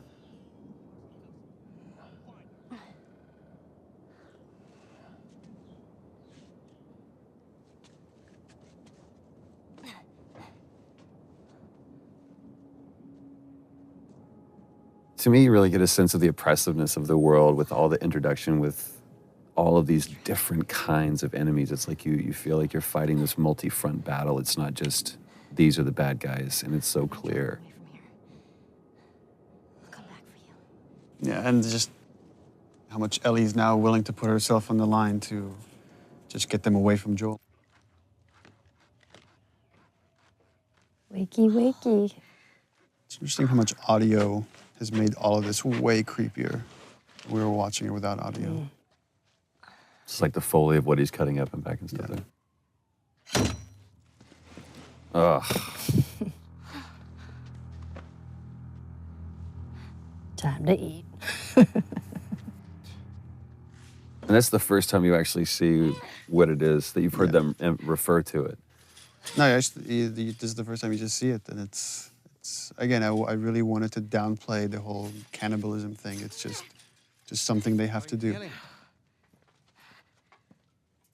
Super. He comes to bring her a tray of food. This was so cool to watch when you guys were doing the scene. It's just like this battle of the wills where he's just trying to like get in her head, and she will not let him. She won't give in. Yeah, this was one of my favorite scenes to shoot because Some human helping on the side. There's just so much there. I mean, the cannibalism and then him being all like rapey and molesty. Like, I don't know. I'm a fan of the dark stuff, which you know. So when I read it, I was like, yes. Which makes me sound like an awful person, which I am. So I don't know what that says about me that I wrote this. I know. I remember that night that I went home, I was just in a funky mood. We have to take care of our own, by any means necessary. It was like it was a cooler thing to read about it than actually having to go in there. It was really hard to do. Yeah. You're gonna chop me up into tiny pieces. But see, again, I see David being this very gracious person. I mean, everything he's saying is kind of true. It's like, you kill to survive, we kill to survive. It's just what you do in this world. But again, Ellie just is feeling there's something else here. I still don't look at David as a bad guy at this point. Oh, that's what too is like you were talking to me before we got this whole David thing, and it's like, you want to work with Nolan North? I want to do a scene with Nolan North. I want to do this. And I was like, and I'm like, oh, we cast Nolan North. Like, great. I'm like, but you don't act with him at all. Tease. Yeah, I feel super lucky I got to work with him because He's the king. He's so fun to work with. I mean, he really owned it. He threw himself into it, like darkness and all. And again, talking to him about it, he's like, I don't see him as dark. Just this is just what he wants. That's it. I think David believes his own line of bullshit. Or whether it's bullshit or not, I think David believes that he actually is doing the right thing. I mean, that's the other thing we discussed with Nolan is like there's a religious part to David, even though I never wanted that to come out in the script. But he really kind of believes that he's been sent here and he has this destiny that nothing can really harm him. What am I supposed to tell the others now? And you really took that on the chin that day, too. Man, this whole sequence with David, I was so beat up and bruised. I remember you came back the following day with bruises. I was like, guys, look at me. I had bruises We're like, everywhere. oh, that looks bad, but we're making a gonna game do some now. more yesterday. Yeah. I love that you made it the little girl that broke your fucking finger. Yeah. That was a good call, Neil. Well, he calls her stupid little girl, so she throws it back in his face.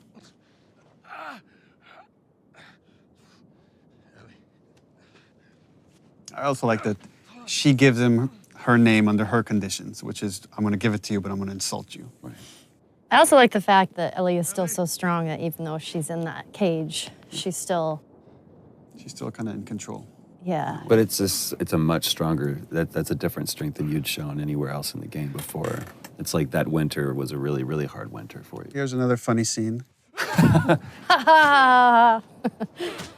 Well, and you're wrong. I did get to actually act with Nolan in this. Nolan was a trooper and let me torture him. Although we did record over his lines with Liam O'Brien. That's right, the lovely Lob. The lovely Liam O'Brien. This actually is my favorite scene in the game. Is it really? And it, after I saw you guys shoot it, and then when I saw the animation and everything, I was like, I just love the scene. What is it about it you love so much? I love that Joel is just quietly violent. And that you pop off the guy's This is his kneecap. job, right? This is what he's good at. Yeah. He's Well, just, and it's also for me, when we talked about this, it's like Joel going back to this, like, all right, you want this guy? I'll be this guy. We've spent almost the entire game for him to stay away from being that guy. But in this, and it's like, I still know it's like how we're going to fuck you back to up. the moment in the beginning we saw him with Robert and Tess. Yeah. This is what he does. This is what he's done in this world. Yeah, it's a no-brainer. He's good at it. Chokes him out and breaks his neck right there. All for the benefit of that guy. And it's like, if there's any like notion that someone has hurt Ellie, then I'm gonna make every single one of you guys pay. That's all right. I believe him. And actually, this is the scene where I think he got beat up the most. Yeah. Where you did? Yo, yeah. Yeah. I had bruises over my whole entire body. It was ridiculous. Yeah, this wasn't stunts. This was you. I warned you. The thing that I love about this scene is how much Ellie's using her brains, and her physicality, like everything to like get out of this situation. Right there. Roll up my sleeve. Look at it! I'll play along.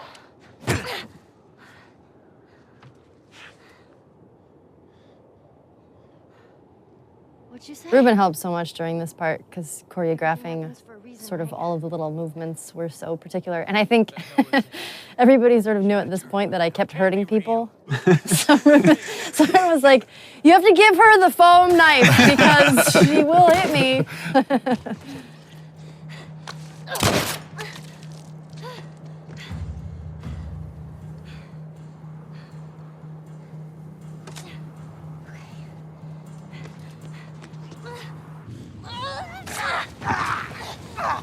You were beating the shit out of that foam pad. I don't know what you were channeling. I had a lot of anger. Stop! Fucking touch me! It's me. He did very few takes of this. This was like maybe 3 takes. Yeah. I just felt like so intense with each one. It was like, yeah, we got it. That's enough. It's the first time that, you know, Ellie and Joel like embraces that physical contact. And it's such a great choice, I think, for you to. The dialogue wasn't important. Yeah, it was just a gesture. So it was like, just let the music take over, and it's the same theme from when, you know, his daughter dies.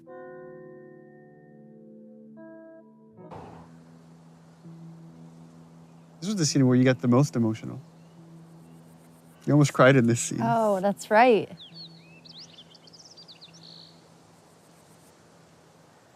We don't have to do this. You know that, right? First time Joel questions the whole idea of this mission. But in a different way, though. Before it was, why am I wasting my time doing this? And now I'm saying, maybe that's not what we need. Maybe that's not the Maybe it's answer. not worth it. Well, yeah, it's not worth it. But I love that this comes off of what you said was one of your favorite moments, which was the giraffe sequence. That fleeting moment where Ellie gets to be a kid one last time after the whole David sequence.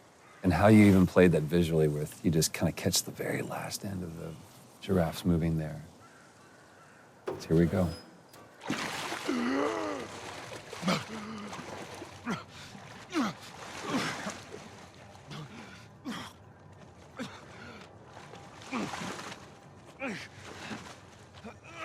Oh, Ellie's dead. And I'm sure it was such an intentional thing to call back to the very beginning, to where Joel finds himself in this situation again. And after everything that we've been through, it's like, I won't go through this. And Hands in the air. just again, that irrational, maddening, desperate calling for help. I need. From this point forward, it's like the beginning backwards, where if this is the point Sarah dies, like now you're about to do the Carrie sequence. Yeah. Then you like play as Ellie walking, like viewing Joel from the outside, and then you end on the shot with Ellie. So it's like the beginning reversed. Sorry about that. They didn't know who Let you me were. say Marlene again. And Ellie? She's all right. They brought her back. The discussions I had with Merle about this scene is, again, her desperation to find someone that will understand, that will empathize with her decision to kill Ellie to save humanity. And she's hoping she could get that out of Joel because he's the only other person that has cared for Ellie the way she has. And she can't get that out of him. I just think it was such a great way to bookend, to kind of start and begin with Marlene. And it's so great that they were able to capture just the strength that she has, even when she was sitting in that chair. Yeah. And again, she's completely empathetic, even though she's supposed to be antagonistic. It's a very similar line to what David says. You don't have to worry about her anymore. We'll take care. I worry. Just let me see her, please. You can't. She's being This is one I've always seen Joel in the most parental role. Surgery. The doctors tell me the cordyceps, the growth inside her, has somehow mutated. It's why she's immune. Once they remove it, they'll be able to reverse engineer a vaccine. Yeah, her performance here was just stellar. So flawless. It does. I remember talking with the music guys that were putting a lot of Gustavo's music in. And the first few passes were, there was this dark music that was playing here once Marlene reveals that Ellie's gonna die. And I was like, we can't play Marlene as bad because she's not bad. She's not. I mean, she's trying to save everybody. And if anything, I told him, was like, you can go dark with Joel. Because again, when Ellie's life is on the line, Ellie's in danger, he lets himself slip back into the murderer, the killer, right, however you want to view it. So interesting. I wonder how many players, like, especially in this moment right here, how many sided with Marlene and how many think that Joel was actually the wrong one. It's like, dude, listen to what she's saying. At the same time, this is the theme of the game. For me right here is, as a father, you will kill everybody else to save your kid. And that has always been kind of the through line for me, is Joel's willing to go to the end of the line, meaning sacrifice humanity to save Ellie. Again, Robin Atkin Downes. Guess what's going to happen to him? But this was so cool too because, I mean, we've seen all the way through both cinematic and gameplay. You know, Joel is able to take on everybody, but just this moment of resolve that I'm going to wait for my moment. And it almost looks like he's a beaten, defeated person. Give me an excuse. And that grimace right there, it's like, no, he's not. Yeah, again, the way you've interpreted Joel is like a man who lets his emotions get the better of him here has to keep them in check. You see how like he wants to destroy this man and everybody here for what they're doing to Ellie, but he has to wait. He has to catch the right moment. I say keep walking. Bam. Where's the operating room? And again, just such a brutal scene. There's no threat here. It's just time. Time is the threat.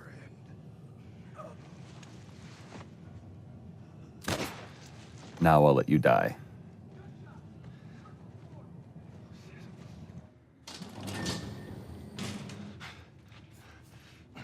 This scene used to originally be all in the operating room. And Joel wasn't carrying Ellie. He killed Marlene and the doctors in the operating room. And then Peter Field, designer, just kept bugging me. He's like, I feel like we have to play this part. It's, you have to carry Ellie out yourself. You can't just be like hinted at. And we ended up switching the whole structure of this thing. He was right. It was like, it worked way better. That was another one of those moments where we're like, we're done, we've got it. No, we don't. As a cinematic, it was. I thought it was perfect. But as a bigger part of the game, it was weaker than letting you play through some of it. She won't feel anything.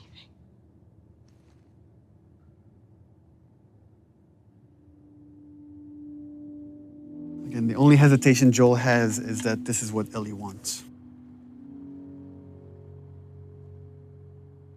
And it's such a great decision to show, just cut to this, give the audience, the player, just one last moment of, well, what did he choose? Just to sit in that decision. It was also important to show the lie against the reality because the lie has so much weight here at the end. Throughout the game, Joel has never lied to Ellie. He might have disagreed or he might have dismissed her, but he's never outright lied to her. What happened? And for me, this was the moment I decided to lie. We found the fireflies.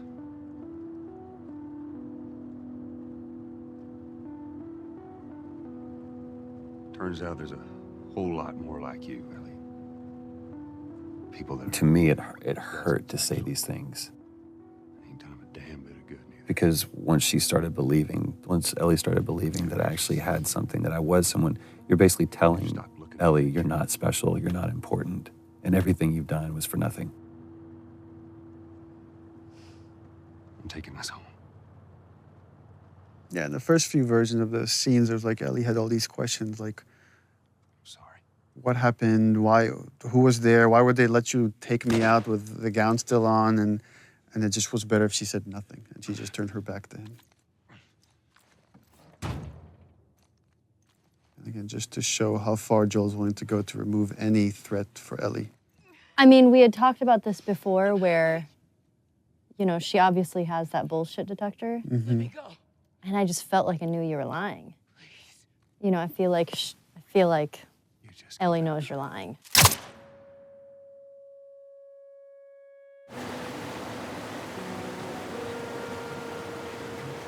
Go to the end. So, original ending for this, way back when we put the outline for the story together, is that Ellie believed the lie and they went off to Tommy's, and it was kind of like this wide tracking shot as you see them kind of getting smaller and smaller walking off to Tommy's. But as we went through the story and the characters got more and more developed, it's like it didn't feel honest. It didn't feel like Ellie would buy into all of it. And she got bit too. You didn't know what to do. I remember we went over and over and over this scene. Little things changed. But every time I sat and watched you tell this story, I was just raptured by it. It was so easy to listen to you tell this story. I'm still waiting for my turn. Ellie. Her name was Riley, and she was the first to die. And then it was Tess. And then Sam. None of that is on you. You don't understand. I struggled for a long time with surviving. And no matter what, you keep finding something to fight for. Now, I know that's not what you want to hear right now. Swear to me. Interesting hearing arguments around the office about how people interpret that last line, that last okay from Ellie. Whether it's, okay, I believe you, or okay, I could put this behind us, or okay, I don't trust you anymore and it's over.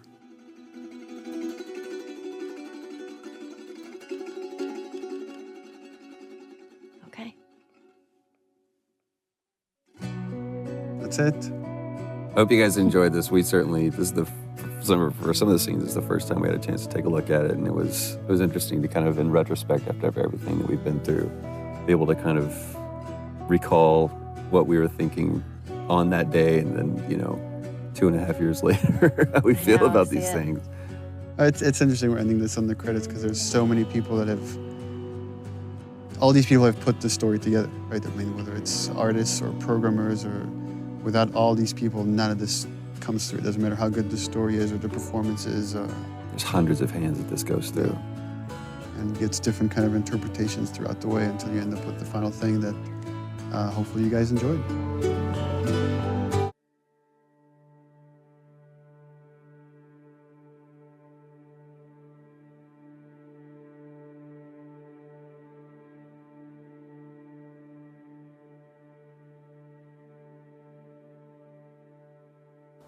Hi, I'm Neil Druckmann, and I was the director and co-writer.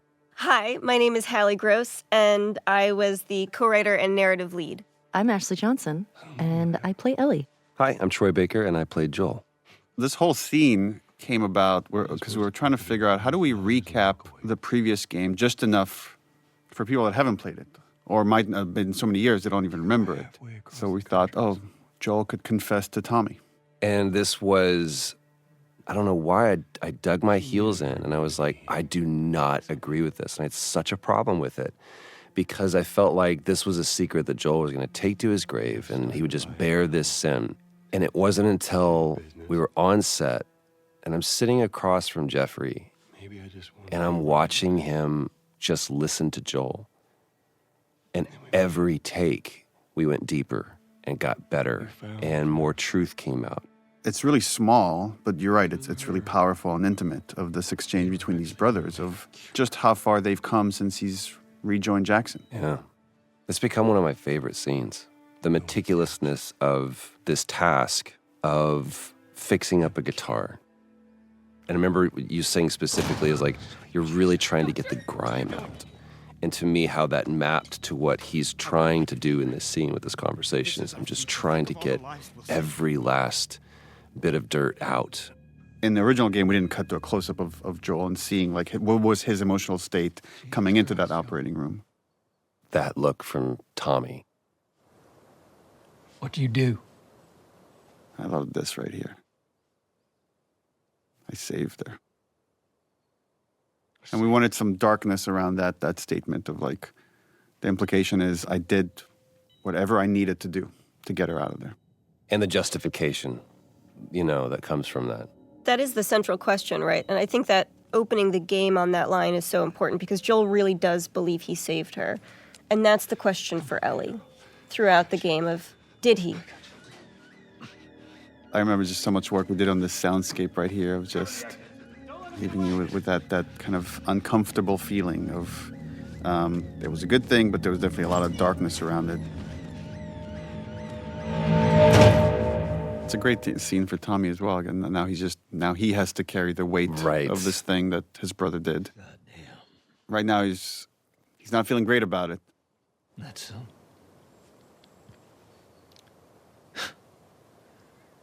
That's a lot. That's a lot. He's also a family guy, so on some level he gets it. What does Ellie know? And he gets obviously he knows what Joel has been through and why that decision was so important for him. I told her they just ran some tests. There's something to me that hits me every time when Ellie rolls over. Mm-hmm. I don't think I caught it as much. I don't think I was aware of it. Like, Neil, you being a parent, you're more familiar with some of those gestures than I was, or I am now. Traveler will do this, where he will, when I put him to bed or whatever, and he's ready to go to sleep, or he needs to be alone with his own thoughts, he'll do that turn. And it never really hit me that that's what Ellie is doing, is just, okay, I'm done talking about this now. I just kind of want to be private in my own thoughts. Which is also an interesting juxtaposition that's happening here, is we're getting to see the moment he was lying to her while he's confessing the truth to his brother. And the differences in those two relationships now. And it's, despite how much they've been through and how much Ellie has become an equal of sorts, he still sees her as his child, and if he has to lie to her to protect her, he will. It was important to get this final handoff of playing as Joel one last time as this beautiful sunset ride towards Jackson before we fully kind of hand off the baton to Ellie. We worked so hard on these transitions to go from cutscene to gameplay, and it was just a change in tech that we had from the first game to the second game, where the first game all the cinematics were pre-rendered. Now that they were real time, there was a lot of effort put into just these seamless transitions in and out of gameplay. About what we were talking about earlier. This is a great moment. I can't say I'd have done different. And you have to wonder, is Tommy telling the truth? Or does he know it's too late to do anything about it? And that's the best truth to put out there. There's also something, it's just occurring to me now, but I think confessing to Tommy really speaks to sort of the themes of the game of how hard it is to be alone and to carry things alone. And even Joel can't do it at a certain point and needs to unload on Tommy. And so what it is for Ellie to isolate further and further and further and carry her secrets alone more and more and more.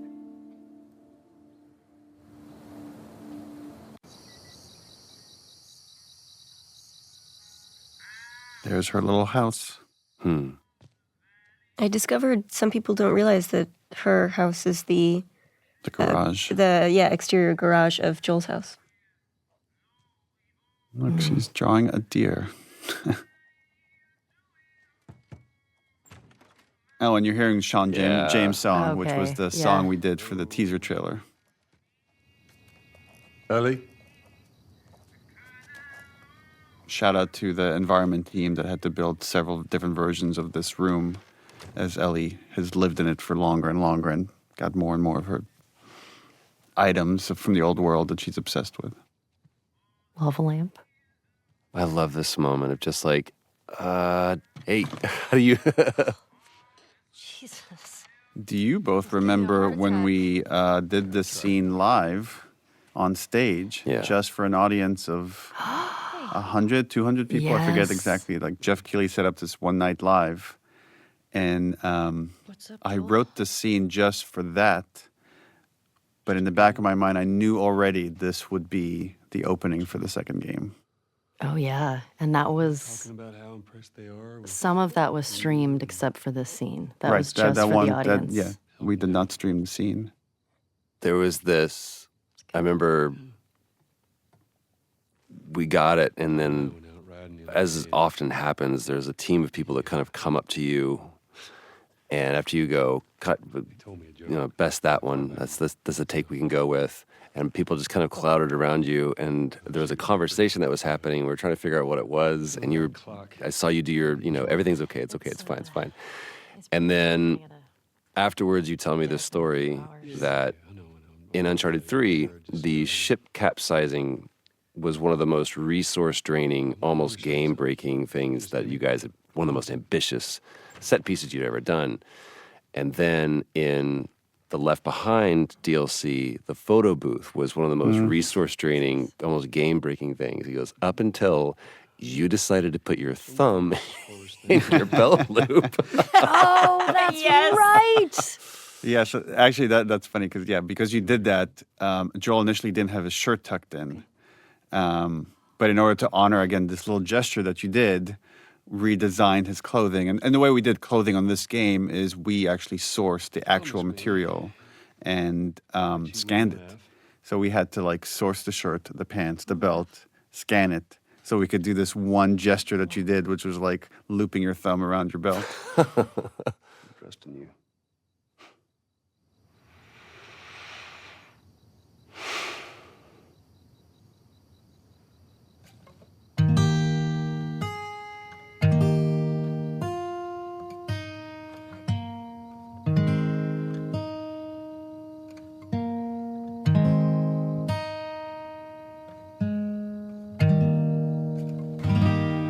From a writing standpoint, this was a tricky scene because we have to reestablish these characters and their relationship, but also show there's something hanging over them. That there's, we had to honor the ending of the first game, that moment of okay, of lie, that again, Ellie knows something is off, but she doesn't quite know how to deal with it or how to move past it.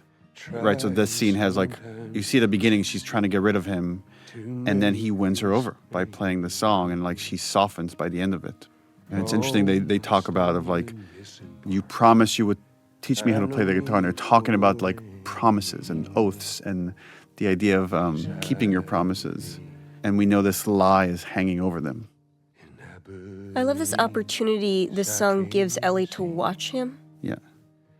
Without confrontation. And again, there's so much beautiful acting that you're doing here, Ashley. I know these compliments are making you uncomfortable, but it's look how much she's processing. Yeah. You could see it. You could feel it. And again, talking about when characters make eye contact versus not, is only when he's finished is that he finally allows himself to look up. Barely. Barely right there. It's a very intimate thing. Yeah.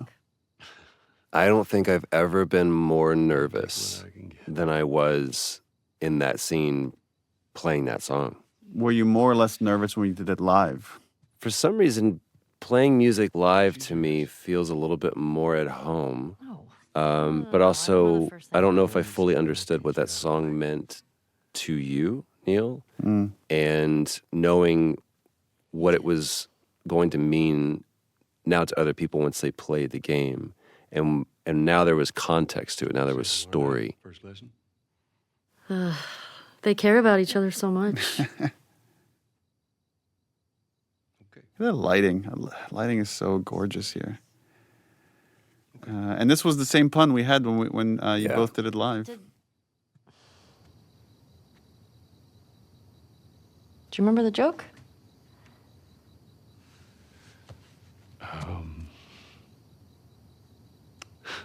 And you could see the shift in Joel. That song has just shifted the relationship a little bit. It moved the needle. Mm-hmm. He's standing up a little taller. It's time consuming. I love how much he's just trying to reach out to her on her terms. Yeah. Yeah. He still got that in him. Giving her space. Yeah. Still got that. Yeah. Good night, kiddo. And this again, this writing is the same. It's how this ended was the same as the live version, where you just play the low E. Well, I guess with the capo it wouldn't be an E, but boom, and just let this ominous note linger.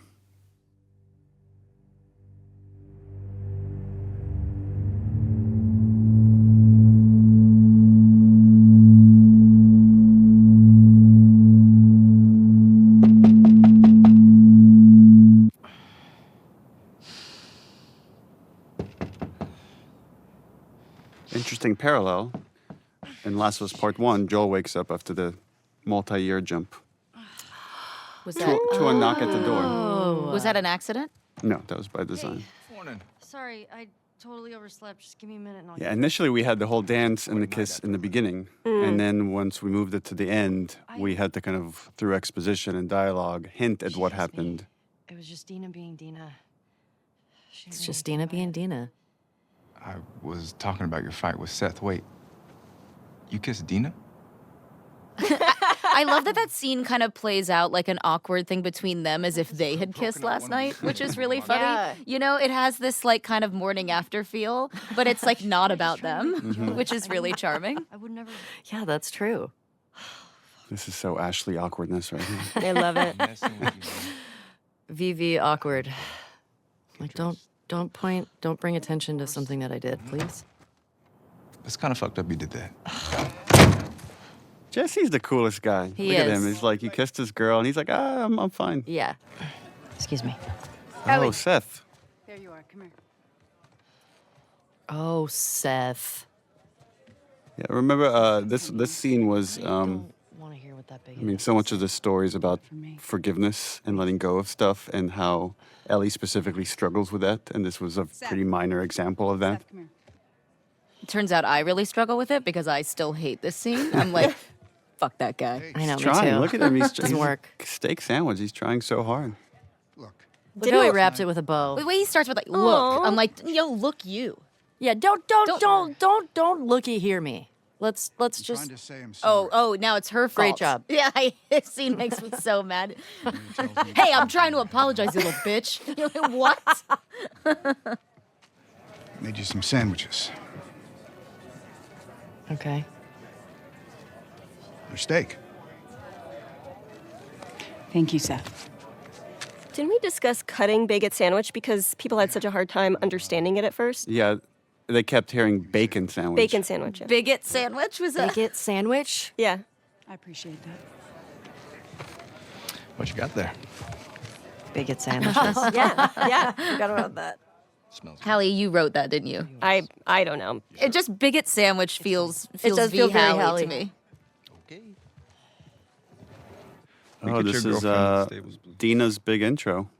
Oh, here she comes. I'm Shannon Woodward. I play Dina. I had a really hard time hiding behind nothing here. Well, that's the thing that's so hard about sometimes acting in these things is that like the kids weren't there, and then we like Yeah. later capture kids and kind of constructed all the pieces. This is a V me lean. I love to lean.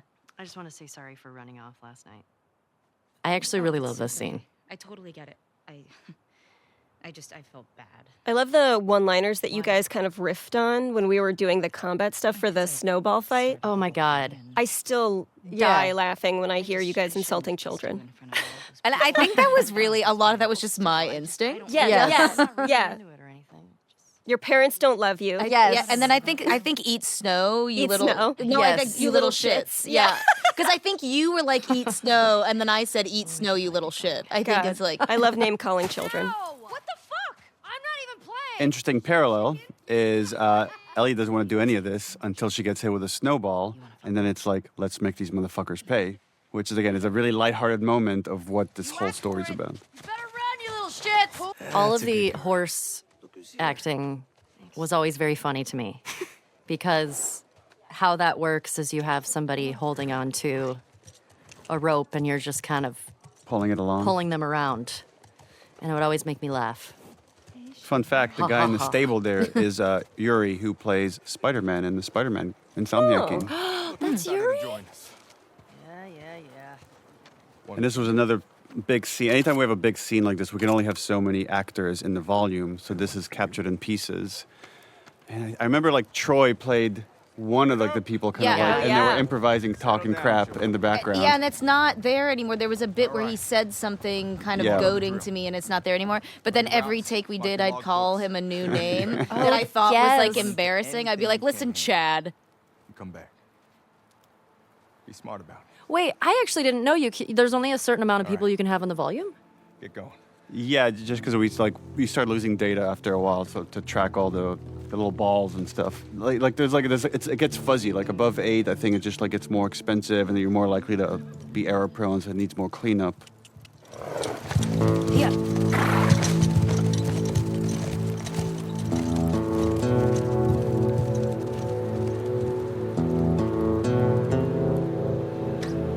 Hi, I'm Laura Bailey, and I played Abby in The Last of Us Part 2. Ominous. And here we have the introduction of this crew, the Salt Lake City crew. There's Neil. Self-insert. And here we have Laura Bailey waking up. This was a repeating motif from the first game of these characters that are haunted by some horrible trauma and can't sleep. The lighting is really nice here. It's really nice everywhere.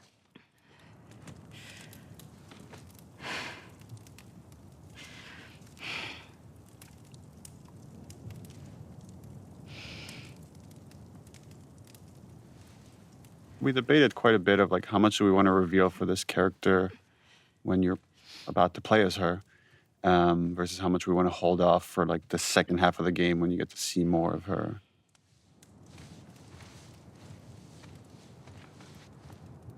I remember we iterated a lot of how much snow he should have on him because he was just outside. This is one of the audition scenes, I think. What were you dreaming about? Oh, yeah. Oh, that's right. Was I talking? You're doing here.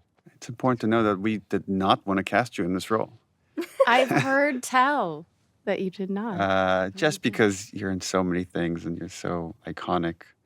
But you were the best. And once we saw your audition, there was no turning back. What are you going to do, you know? Trust me. You painted us into a corner, Laura Bailey. You're welcome. This is the first real big choice this character makes, Abby, of do we turn back or does she choose justice? We made it. She's going to end up choosing justice, just like Ellie does later many times. Choosing obsession. Mm-hmm. Yeah. It's a fucking city. Yeah. It's also important to note that, when you're acting in this, there's nothing there. You're in this blank white volume, and we're like, okay, it's snowing. You got to act like you're freezing. There's a town in the distance. It's, so weird though. Like, I never, when I try to remember a scene or remember performing that moment, I never think of it in terms of oh, right, we were in this gray volume. I always had this visual of every set that was actually supposed to be there. And I think of it in those terms. But I think that's a unique skill that only some actors have. Really? And other actors without the set, without the costume, they can't get into it. They can't lose themselves the way you and Troy and Ashley do. When I did this audition, Troy was reading opposite me because he was doing all of the Abby auditions. Sure, they'll be And That's right. he forgot all of the lines in this particular scene. And we were just making stuff up. I remember thinking that went really well. These scenes can be very tricky to write, but they're also a lot of fun where you're just given hints of this relationship. And obviously there's some kind of triangle here between Abby, Owen, and Mel. And Abby does a very poor job of hiding her feelings. It's not just that, though. Should I say congrats? When everyone else sees this, they're going to want to turn back. But it's just interesting that, Convince him. Owen, we're setting up here, he plays this moral conscience for this group. And even here, he's trying to give Abby a way out. Count on you. Abby, I want what you want. But not at any cost. Not at any cost. So it's there's a line here for justice that he's not willing to cross. And she hasn't found her line yet. Well, it's also selflessness versus selfishness, right? He now has, even with nothing else, he now has a baby he has to think about, right? Which is the same for Dina, which is the same for Jesse, which is the same for Joel. But she is only thinking about herself. Well, one could argue she's also thinking about her father, that this is all coming out of love, the love she had for her dad, and the injustice that they all experienced in his brutal murder by Joel's hands. Oh, there we go. You think it's still good? Does weed go bad? Let's find out. The infamous weed scene. Are you going to talk about how we did this twice? You Oh, yeah. Oh, we had a whole other version of the scene that was a little too earnest. Yeah. And we rewrote it and recaptured it. It's How do funny you you mean by described it that? as earnest because I felt that it was literally a fight until she's like, "Okay, I love you." It also felt that fight was trumping some stuff that happens later in the theater once we're in Seattle. So this was like a moment to give them pure innocence before we go on this violent journey. I remember, Neil, when you pitched the idea that, like, she throws the glass, and I was still, to this day, I'm like, but what if you smoke glass? I'm What if you really smoke concerned. glass? Yes. Yeah. I mean, gonna be stuck here a while, right? Kissing scenes in performance capture is really hard. I feel like that the hardest part about it was when we would have to do the ones where we would have to be standing apart. Oh, yeah. Oh And yeah, then that was really embarrassing. We would just have to be like Yeah, with because ourselves. we had one where it was just you standing there with your face turned to the side Ugh, and I just kind of kissing the air so we get the pure facial reference that isn't obscured by And then Shannon's I was like, big head. why do you need the front of the face? The front of the face is being used. Well, because they animate it from like all angles, even though you only see like one Yeah. side. I feel like if I had to do this with anybody else, it would have been even more uncomfortable. But because Shannon and I got so close, it was helpful to sort of, when we had to do those awkward sort of kissing moments and we weren't actually being able to connect with each other physically and feeling awkward and weird, we would still be holding on to each other. So it still felt... We were like minorly cuddling. So you're like, well, at least there's like a little bit of something Like here. intimacy. There was still Yeah. some form of intimacy that was like, all right, I still feel safe. I don't feel like I'm like flapping in the wind. And you're in a brightly lit room. Very brightly with lit a room. bunch of technical engineers like standing all around you. Yeah. But we found ways around it to sort of still be able to, connect with each other and not feel so weird. Oh, what? I mean, now I really want I mean, what you're doing is, I think, pretty hard. You're trying to convey years of relationship with this other your best friend, and it all has Yeah. to come across like there's just so much history, and yet there's this still awkward thing that hasn't been realized until this moment. Have you met you? You make me want to go back outside into that blizzard. She's got to flick that joint really aggressively in a second. Flicky. Ellie's so cool here. Look at how cool she is. This better be better than a 6.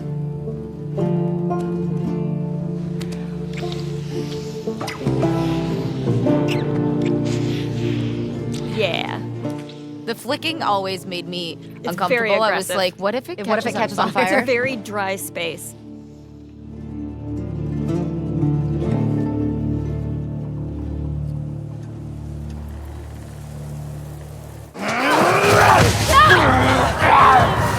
The one guy that saves her life is the one guy she wants to kill. And I think it speaks to the nuance of atonement, right? It's like she ultimately will save 2 other kids in trouble. But is that enough? Does that make up for anything? So we wanted to create a scenario for them where, again, and Tommy trying to do the right thing and create some trust between him and Abby, he inadvertently reveals who they are. And you could see right there, like Abby has this reaction that only makes sense for players in hindsight, knowing who she is. But now her goals become different, not only to escape the Horde, but to get these 2 back to her people. This is where we see Joel doing something that, for us who have spent so much time with him before, is preternatural to him. It's to trust someone is really, really hard, but he's choosing to do it. And the problem with choosing to trust people is you always, every time, open yourself to getting hurt. That's just such a Laura look. Yeah. Ah, I love it. It's like, boy, this is a bit of a pickle.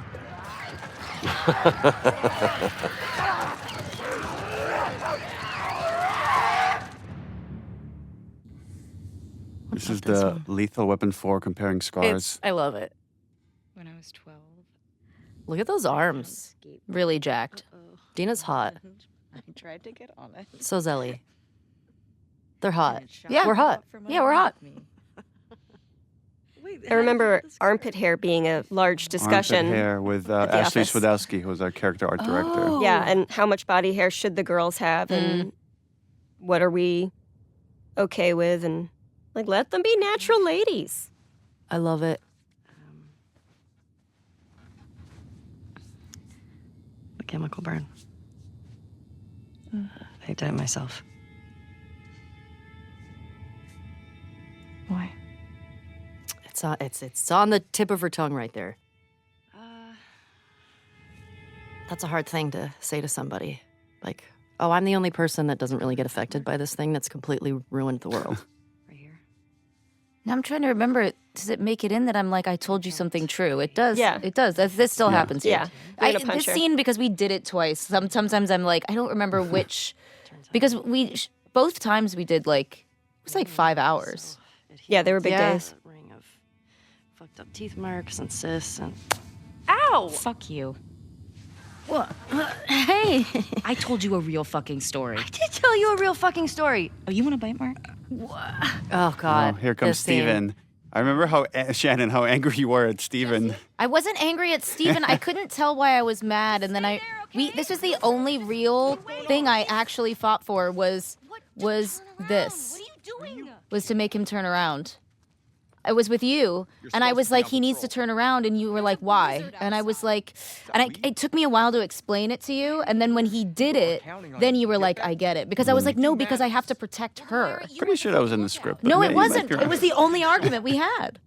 It's been 3 years. I don't remember. You're probably It right. was actually, I remember this. It was the only thing I argued with you about. And it was because I felt so protective of Ashley that I knew it was right. That I was like, because we were so close, that I was like, turn around. She's naked. Like, Yes. you know, because and- you guys knew each other intimately, but Yeah. Ellie and. Exactly. And because I had to, like, I wanted to prove to you that I was loyal to you and not embarrassed because he was there.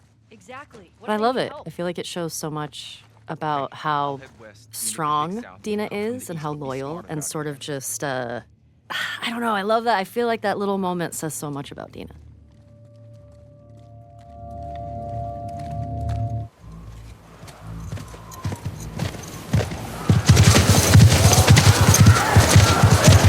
So we really wanted to show or build trust between Joel and Tommy and this group to show that without their help, they might have died, meaning Tommy and Joel would have died without this group.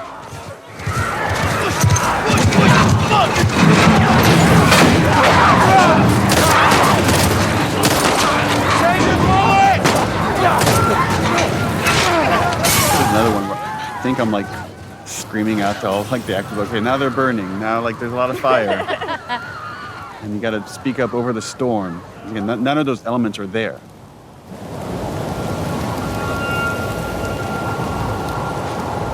Let's get inside!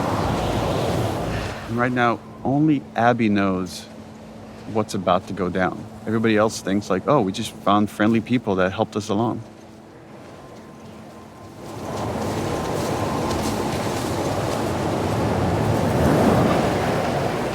We captured this all as one go, from Yeah. here all the way to the golf club hit. And initially we had versions of it where it was edited to be multiple cuts. And then it felt like it could just be way more tense if the whole thing was one shot. Required a lot of stitching of different performances and different elements, and some tweaking of stuff in animation. But yeah, I find that this scene has so much tension, the way it now moves. We rehearsed it so many times before we shot it to make all the moving parts work. From a directing side, that this can be hard as well because you're trying to pay attention to so many actors and making sure it's all feeling honest and authentic. Y'all should come back with us, restock before you head out. Appreciate it. Again, there's I'm no Mel. ambush here. They're all being authentic This is my brother. until this moment. And now everything has changed. We knew this was going to be the most controversial scene in the whole game, and the intention is that it is brutal and it is hard to watch, which obviously as a player is really difficult to go through, but it puts you in alignment with Ellie. You're watching this devastation to this man that you've come to love as a character, and now you're watching him be brutally murdered. And it should be upsetting, it should hurt. A lot of people are still really upset about it, but what a faster way, I can't think of a faster way to help you understand why Ellie is gonna go as far as she's gonna go, because we're there seeing how this thing was stolen from her.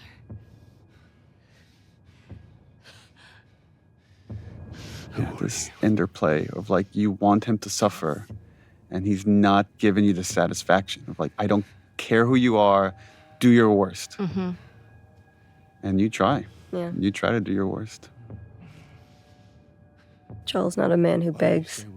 That is a conversation I had with Troy about how prepared he was. He's lived for 20 years, 25 years at this point of like, just always accepting that this day might come. Something like this will happen because it always happens in this world. Yeah, it's irrelevant to him who they are or why they're doing this, because there are so many people who could want to do this to him, given the life he's led.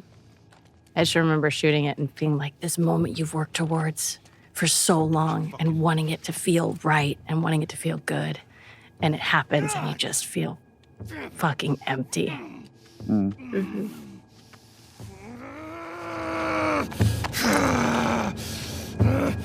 I think we've talked about it, Neil. Like, you had talked to me about this role and you told me about this character, Abby, and you told me what you were planning for her. And she had like a different story, I think, at the time, how they met and everything. But I was excited and terrified because, like, as a player, that's traumatizing. And I didn't know how people were going to react to it. You don't get to rush this.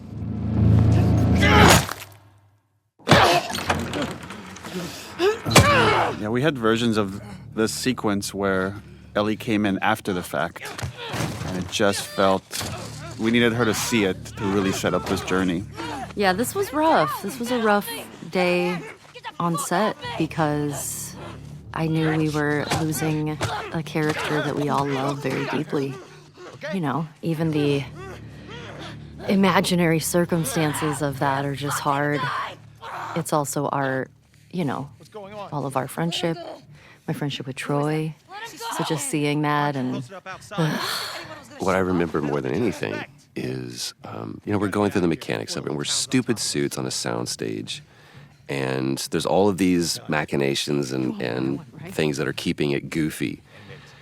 But the one thing that cuts through the din of all that is when I look over at Ashley. Because being the great actor that you are,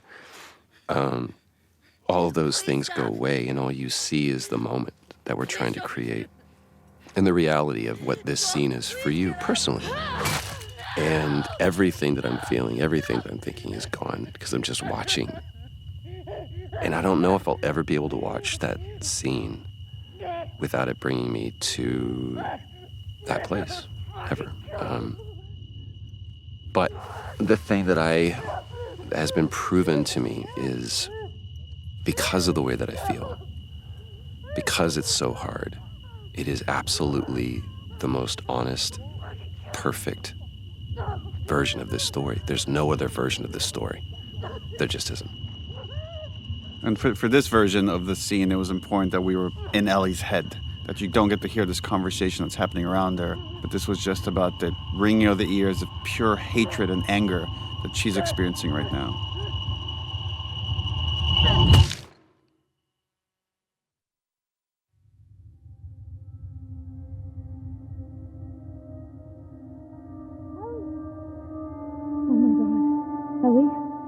And just this final look right here where she sees him and I can't fix this. Well, she's gonna try to find a way to fix it. Yeah, she's gonna try to find a way to fix it. in the best way she knows how.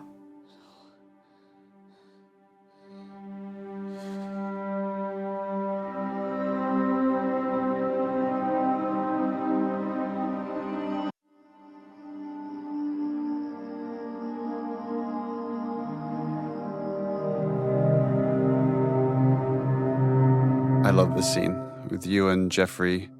Brings you Tupperware with food. Oh, yes. This was one of my favorite scenes to shoot. I love working with Jeffrey. You're so brilliant how it goes from this really sad, mournful place to just slowly rage over time as you're not getting what you want. Also, this emptiness you have just from that look out the window there to like this, that like bereft. It's just really right on point. It's just so good. Hey. Hey. Jeffrey here is quite brilliant. Is like Yeah. he wants to go after the people that hurt Joel. So there's like the emotional part of his mind and the rational part, and they're kind of in conflict here. And like he's trying to do what's best for Ellie, which is to say it's not worth it. I also really love how the blocking of this scene worked out, because I love that neither of them can look at each other. They're not facing each other. Maria wants to make sure you're eating. Oh, and Jeffrey's voice. It's so She can't stop us. scrumptious.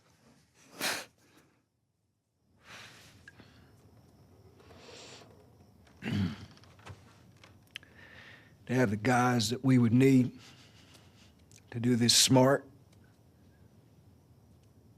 we'd be leaving Jackson vulnerable.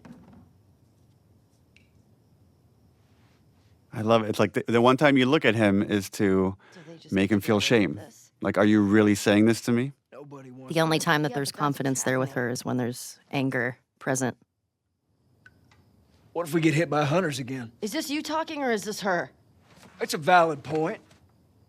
If it were you or me, Joel would be halfway to Seattle already. Which is true. Well, we had actually lines here where he counters that, and he says Joel never went after the people that killed his daughter. Like, because we really wanted to flesh out the point that like Joel is more pragmatic with his violence, where Ellie comes from a much more emotional place with it. Why didn't you guys keep that in? It just felt like we were just Too on the nose? too much exposition about the previous game, and we wanted more to stay in this moment. Like, there's other ways to talk about what Joel did in other spots, and really wanted to focus about And if you want to come with me, great. the logistics of going after the people, going after Abby. You have no idea what you're walking into. You don't know how large that group is. Don't care. I don't care. You can't talk me out of this.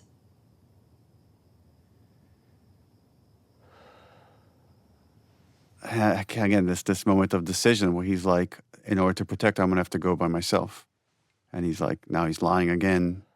Not dissimilar to Joel lying to Ellie to protect her. Give me a day, Right? That give me a day's bullshit. okay? There's got to be some folks you can spare.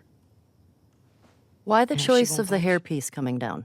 The little hair string for Tommy. There's a little bit of design, like Abby has something similar as well. So it's like there's what animators call secondary movement. So as when he's moving around, there's physics on the hair.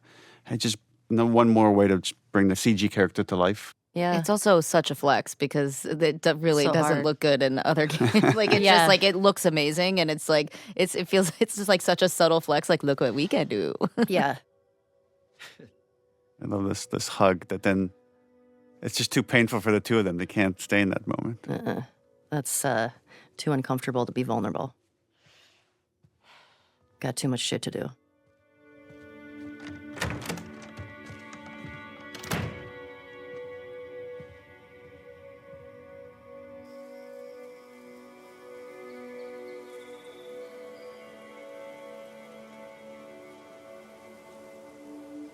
There's something about, when it doesn't feel real until you're at his grave. Like there's a part of you, maybe because you play video games, you watch a lot of popular movies, you keep thinking he's going to come back somehow. And then it's like, no, there's his name on that gravestone. And then the famous Gustavo All Gone another version of that theme. It was hard. It was hard. Joel is a character that I love. And I wasn't ready to let him go. So seeing that, even experiencing that of seeing, you know, oh, we're doing a scene where we're at the gravestone is very final.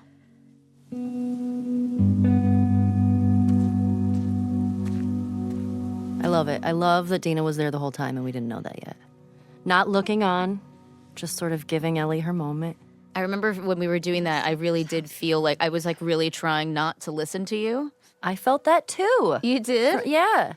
It's like I'm right here if you need me, but It's I'm like, not but listening. I'm not listening. You know, you have your privacy, but if you need me, I'm here.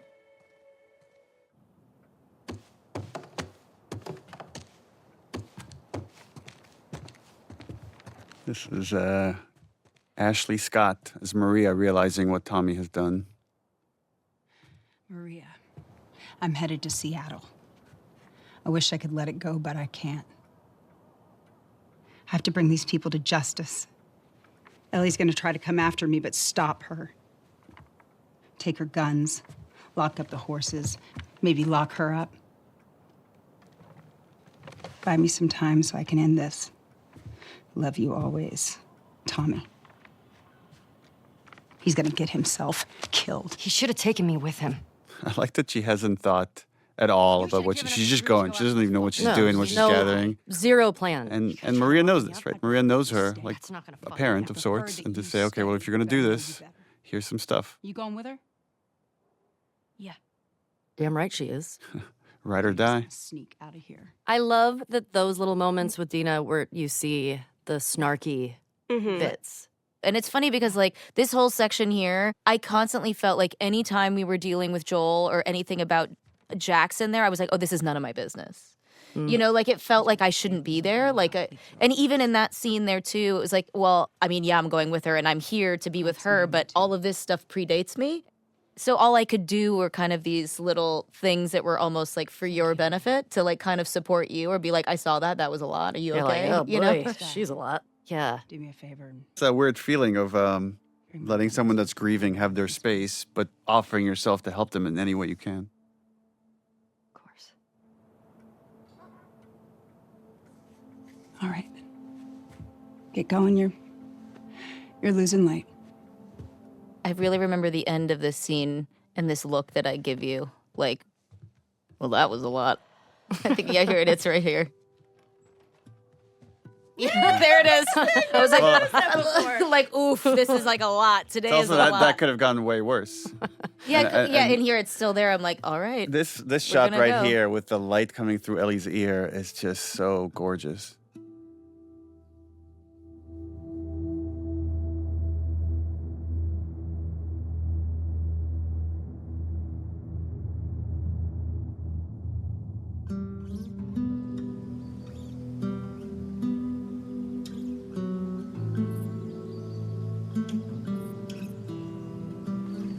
This hunter was on top of him, drowning him, and Joel couldn't get to his gun. Jeez. Were you scared? Well, I didn't even think. I just ran in there, grabbed his gun, and shot the guy in the face. How old were you? 14.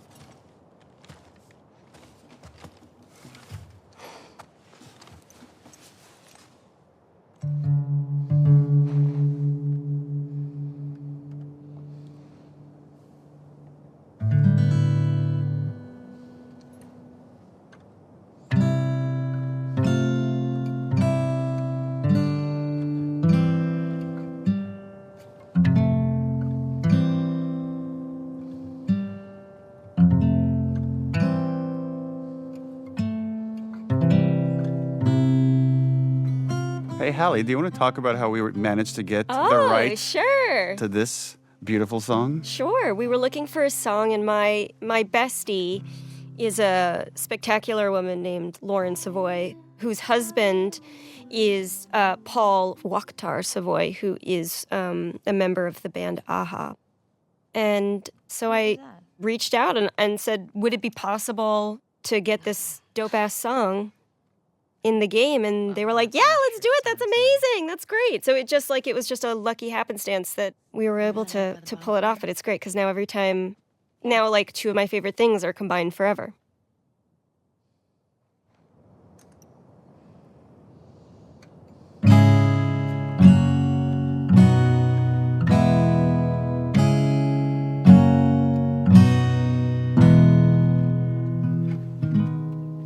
It's also cool how these things are such collaborations where that's obviously Ashley singing, but that's Ashley's friend Chris playing guitar, and we mocapped his hands and then transposed that onto Ellie's body.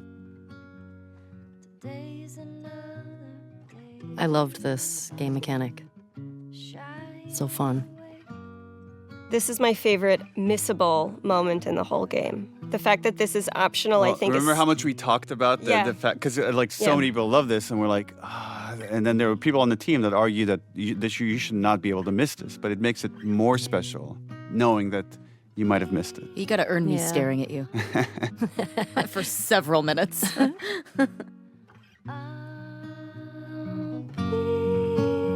Such a good cover too. I mean, I wouldn't say it to Ashley's face, don't look over here, but like, it's pretty solid.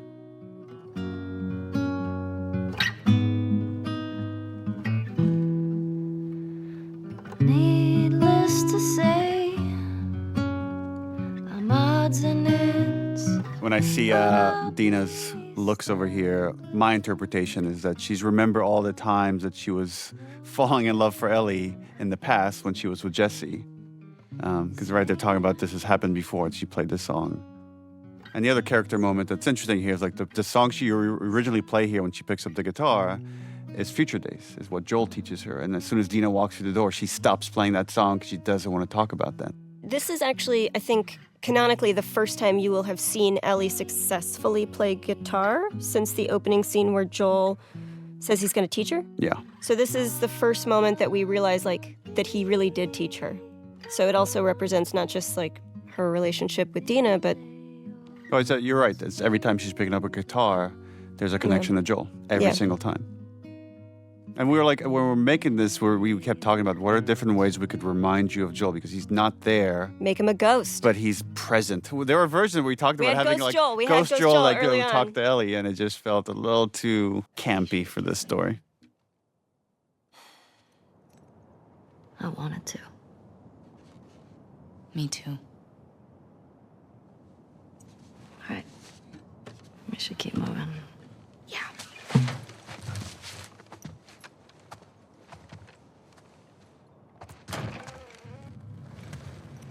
Oh, the Tommy Oh. torture scene. So we got to see Joel do this scene in the first game of interrogating two people.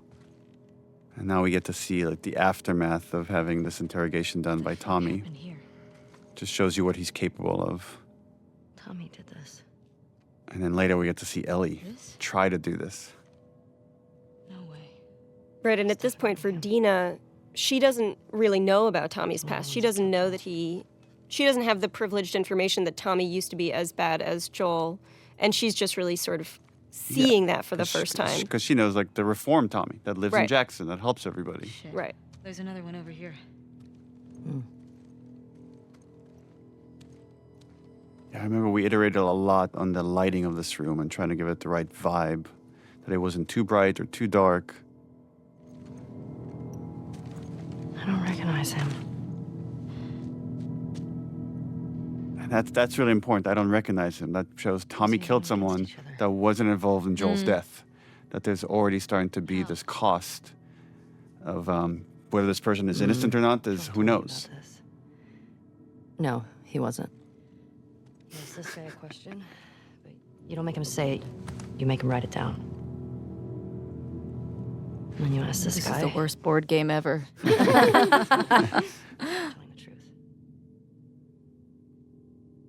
One of the things that really like rocks me about some of these scenes is also just how comfortable they are around death all the time. Yeah. It implies her understanding this kind of anger and grief as well, that like Ellie really is not okay and she's losing because other people are going through this Right. all the time. And so like it's those little things like that that really like moved me when I was actually playing the game. I was like, God, this is fucked up. Like And right around this area is where we have Dina mention her sister and how she was never able to avenge whatever happened to her sister. So she has this unfulfilled thing, and she knows how traumatic that can be, and she doesn't want that for Ellie.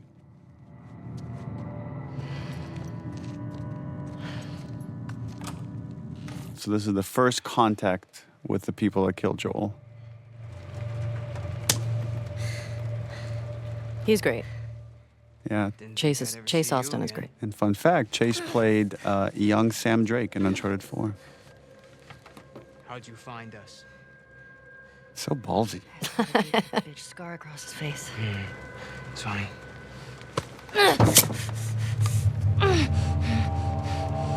How many came with you? Just you two? I think that's what Ellie really believes, that no matter what, they're going to get what's due. Like there's like some cosmic karma thing going on. I feel like she has to.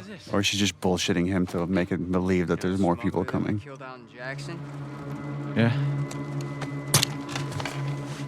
This girl was there. So that guy is being played by Ruben Langdon, who played James in part 1. His face, though, is the scan of Mike Hatfield, our lead foreground artist. Kill all trespassers. Oh, hold up. That doesn't make any sense. Direct order, man. No, let's talk to her. Let's figure out what she knows. I don't give a fuck what she knows. You saw what she did to the others? You have no Deep idea in the how many background, people Dina. I don't care how many people she's with. We will find them and we'll kill them. Can you just think for yourself for a quick Jordan, get second the right fuck now? out of my way. Jesus.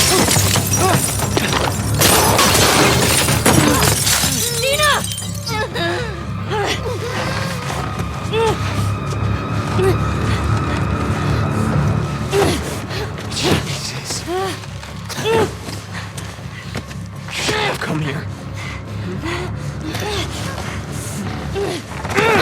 Dina!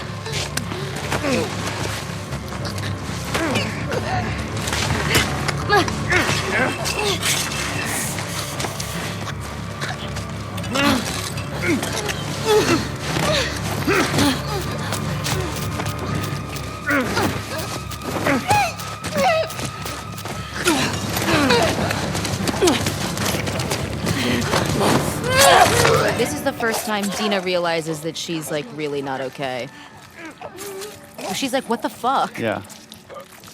Yeah, which I love because It's the hints of the obsession. Of Yeah. like she's losing herself to this chase instead of what's actually happening right now. And really, really to their detriment. And it was important when we were writing this scene to have the death be relatively quick. And then you can't even linger and think about it. And again, this just kind of push forward of like, maybe the next one will be more satisfying. Or maybe the one after that will be more satisfying. Fucking no. Come on. Fuck, Ellie.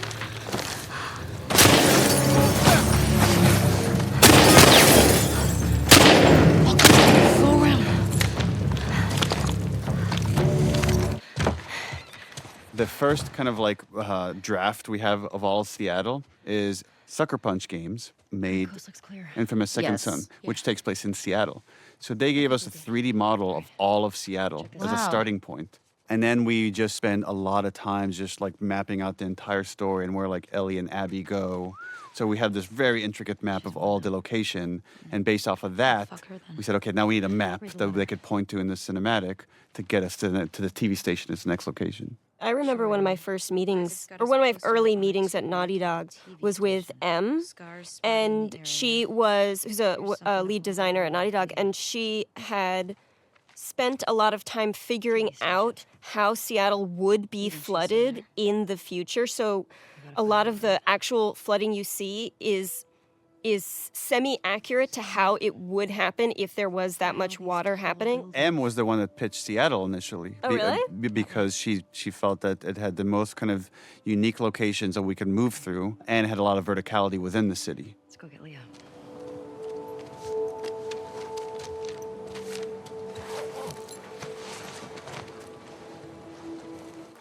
Hey, look.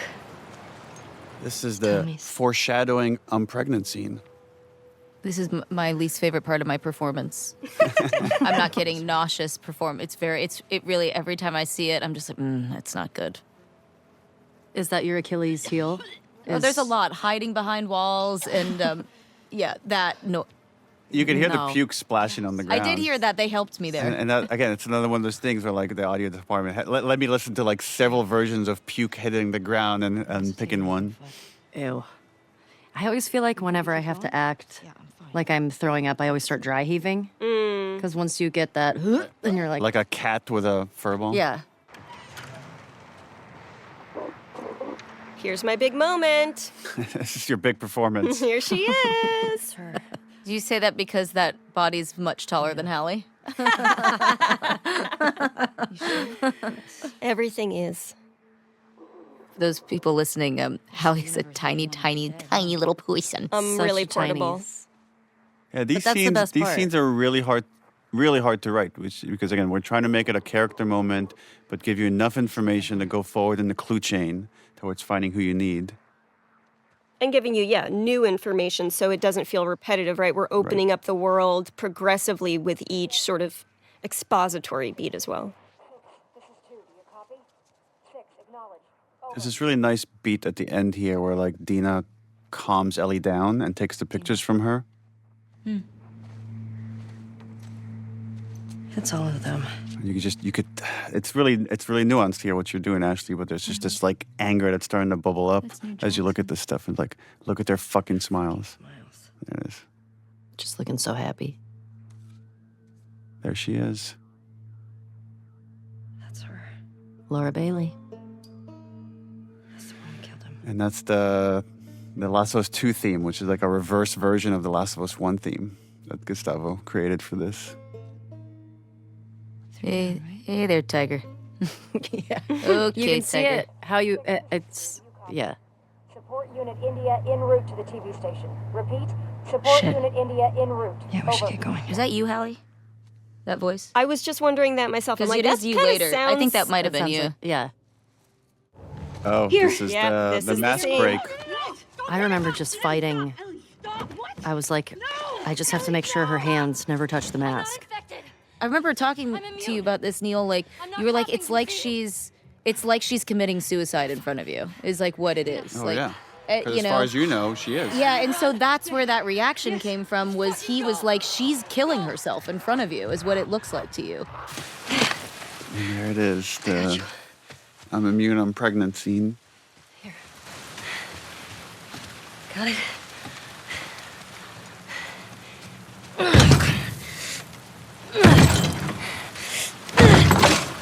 Yeah, it's just this is where the obsession. I think this is the first time it's really getting in between them. That there's now personal conflict starting to form. Yeah, there's a real standoff towards the end of this scene too.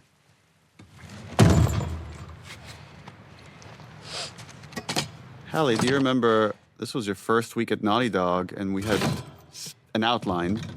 Some of the major beats were there, and you had the idea of like, what if we made Dina pregnant?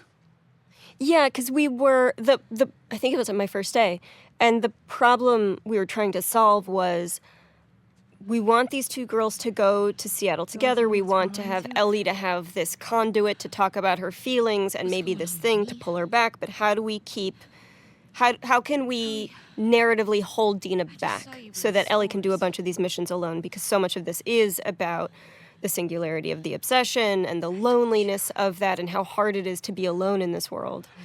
Okay. Then I just threw it out there. Let's knock her up. It's interesting too with if you think about the first game, over the course of the journey with Joel and Ellie, is they slowly open up more to each other and reveal more of their secrets. And these characters are kind of doing the same thing. They're both holding back on secrets. So even though it's a very angry scene, they're revealing everything to each other. You were telling the truth. Maria and Tommy Yeah, bitch. and Joel are the only ones who know. I'll just speak the subtext for all these scenes. Please do. Knew. I found this scene really hard because it was one of the. I mean, we literally. You have two very like big reveals or reactions that could have been like really soapy if I did it wrong. You know, it's like the I'm pregnant and also like the chemical burn. You know, like that. That's really tough. It's and because I remember we talked a lot about that, which is. You just thought your friend was going to die in front of you. You thought you might have to shoot them in front of you. Yeah, it really opens with her So you being have like, this I'm gonna be moment of alone, like yeah. sadness, relief, and also, by the way, I'm pregnant. A lot of the times when Ellie's in severe conflict, she like one of the things that I find very relatable is like suddenly she loses eye contact. Like it just goes inward. Everything just goes into this inward rage that is so nuanced, and I don't know how you could really pull this off in a game a decade ago maybe, because there's so much beautiful facial that you do that they're able to capture. Yeah, I feel like I talk about this all the time. Like this game, I don't think would have had the impact or any of that without. I mean, there's so many people that make up the performance that you end up seeing and playing, and I feel like you can give it your all, but if you don't have the right people that are sitting there for, I don't know how, I mean, years and years.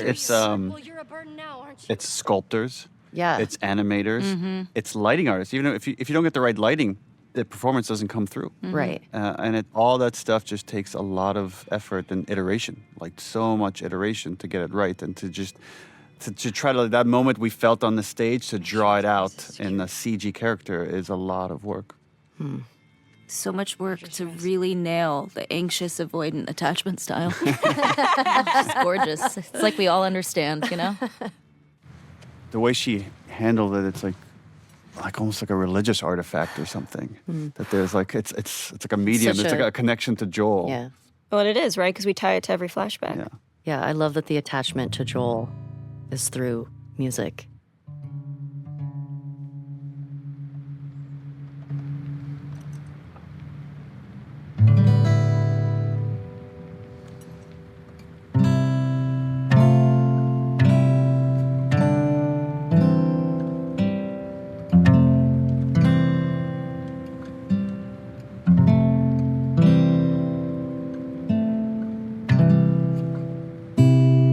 It's funny, over the course of shooting this, how long did it take to shoot? Just like 3 years. Yeah, 3 years. Well, actually, we shot the trailer where you play guitar before we even made Uncharted 4. Because we had started working on this game, and then the game went on pause for 2 years before we picked it back up.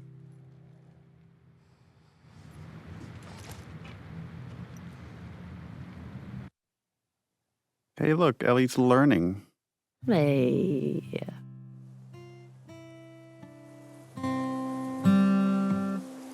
One of the things I really appreciate about your performance, Ashley, is how you're able to so seamlessly jump between these different ages and different levels of innocence that this character has. Thanks. Just need to build up your calluses. I also now watch this. I'm like, that guitar is so expensive. Why are you just leaving it right there? Leaving it out there? Yeah. Oh, shit.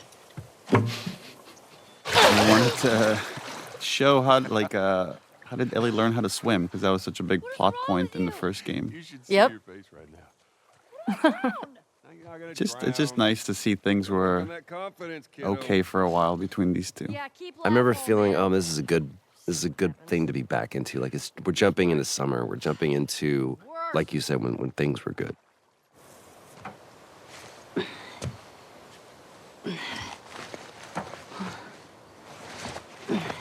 This is a culmination of so many things, right? So for this moment of just Ellie's love of space, of Joel wanting to make this like moment just beautiful for her Walkman. Okay. And this idea that Ellie sometimes has such a strong imagination and can go into her own head. Wow.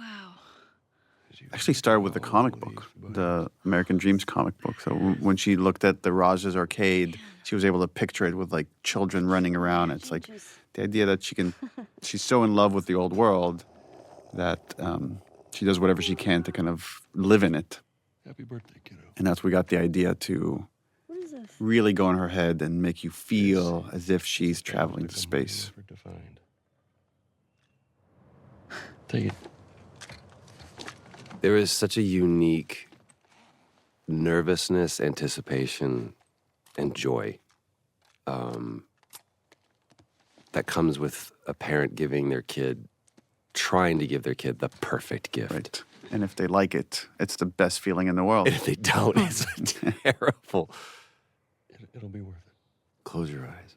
And for people familiar with the first game, the DLC of Left Behind, there's a big parallel here for when Riley tells Ellie, close your eyes. And she makes her picture this arcade game. And it's like as if these two people just know Ellie so well of what would make the perfect gift for her. 15 seconds. Guidance is internal. 12, 11, 10, 9. Ignition sequence start. 6, 5, 4.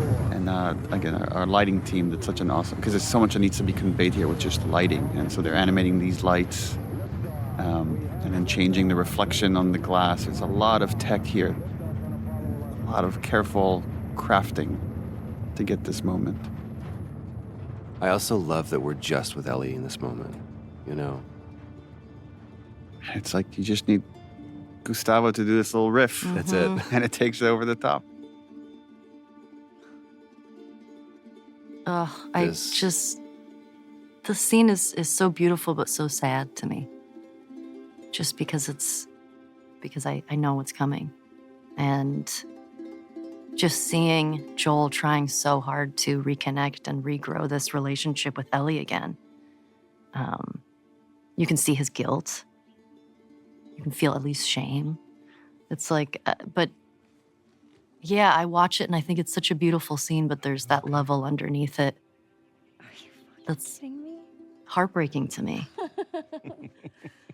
It was really important for us to have these happy memories that are obviously mixed with like some negative feelings she has about Joel and the choices that he's made. But ultimately, I believe the positive, the happy memories overwhelm the negative. Well, I think Ellie is so driven by her own shame and guilt, and you need to know why. And it's because there was something worth saving. There was a true loss here. And part of that is her own decision to emotionally protect herself by distancing herself from Joel. But it had a cost.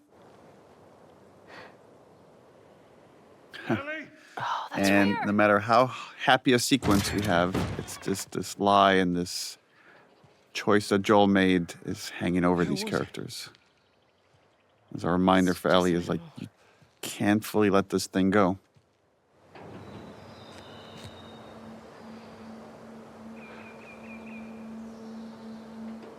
Awkward. Let's get a move on. I really don't want to talk about this right now. It's always so exciting to see, because obviously when we're shooting this, we're on a soundstage and I picture us being there, but it's always so much better when I finally see it in the game. It's always such a better version of it than I had in my mind.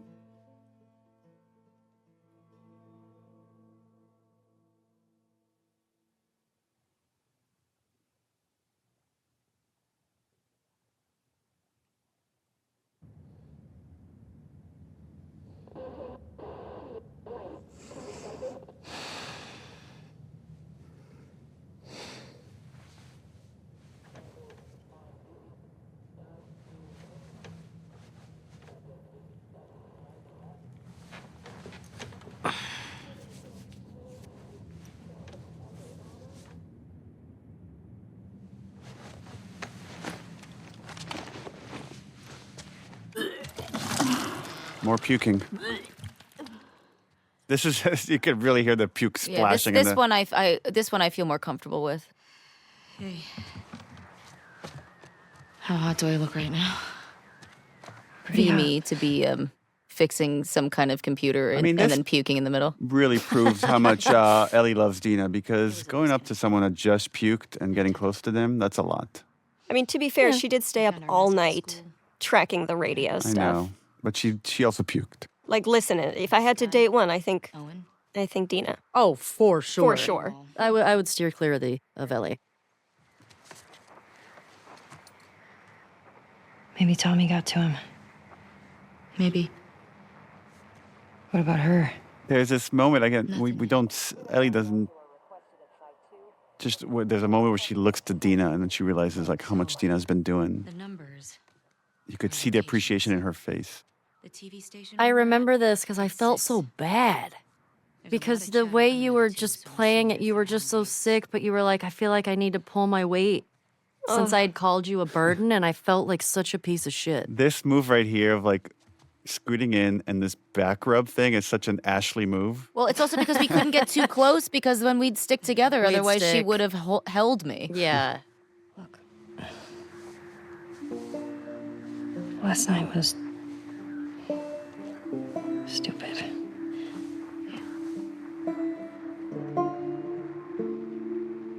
Casualties reported in 14. All available units report. Over.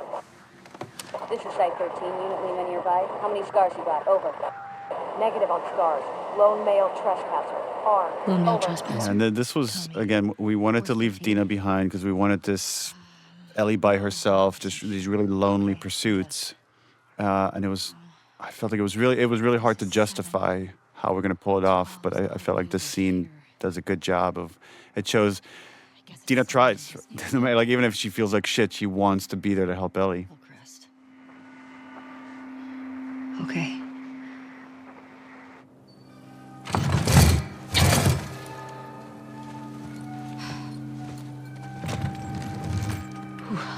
In The Last of Us, there's a lot of totems that come to represent certain people, whether it's Joel's watch, Ellie's switchblade, the guitar that's shared between Ellie and Joel. And now it becomes this bracelet that Dina gives Ellie as a good luck charm. It's like this khamsa, which is a very Middle Eastern thing that was very much in my family.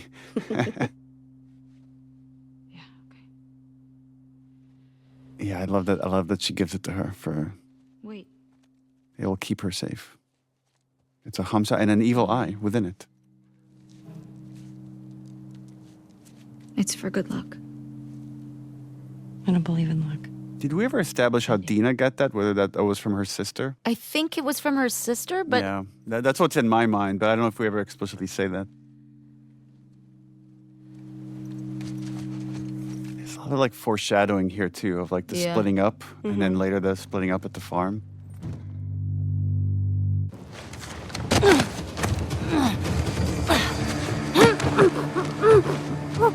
Oh, this is the scene that everybody hates us for. The great mislead. The great mislead. Yep. I guess maybe we should talk about that.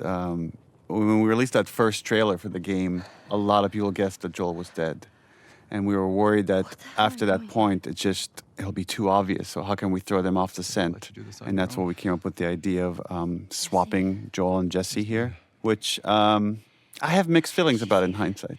It got people excited about something that wasn't there. And, our motivation was in the right place of trying to protect the story, but didn't maybe think it through of how it might upset some people. I remember when that trailer came out, then everybody I knew assumed that then it meant I was going to die. Right. And, which then we just leaned into with other trailers. Yeah. And everybody was like texting me being like, oh my God, you die. Like, and they were like, it's so embarrassing for you. I was like, what? Wait, I can't say anything. And I was just like, lol. LOL. Haha. Meanwhile, I think when the trailer came out, we were in the studio that day. We were doing VO, and so we were like watching all the, and I was like, yeah, uh-oh. I also like that we get to establish, Jesse's in charge, but we never get to see why. Why is this guy so good at what he does? And now we get to see it and get to experience it in gameplay. Okay. You ready?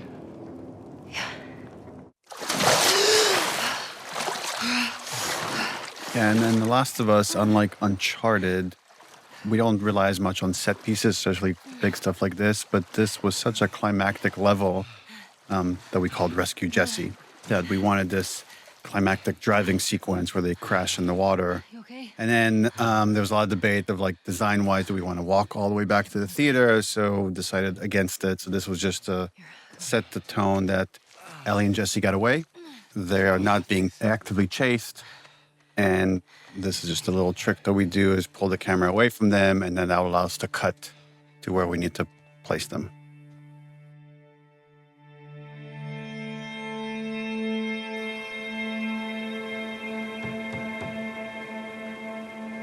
Also an interesting dynamic that we talked a lot about, this triangle between Ellie, Jesse, and Dina. And the thing we really didn't want to do is any sort of jealousy about are Dina and Jesse going to get back together. Like it was never about that. Oh my God. But it was just more just Ellie feels isolated. You okay? And in some ways, I'm curious to hear what you think, Ashley, but I think she kind of wants to be. She doesn't want to be part of this reunion, and she wants Oh, to, yeah. she just wants to dwell on what's next. Yeah, I mean, that's how I feel like I was trying to play it because I can relate to that when you're like going through something and you're like, I don't want to go through this with anybody else because it's going to be dark. So I'm just going to do it myself. I heard you're sick.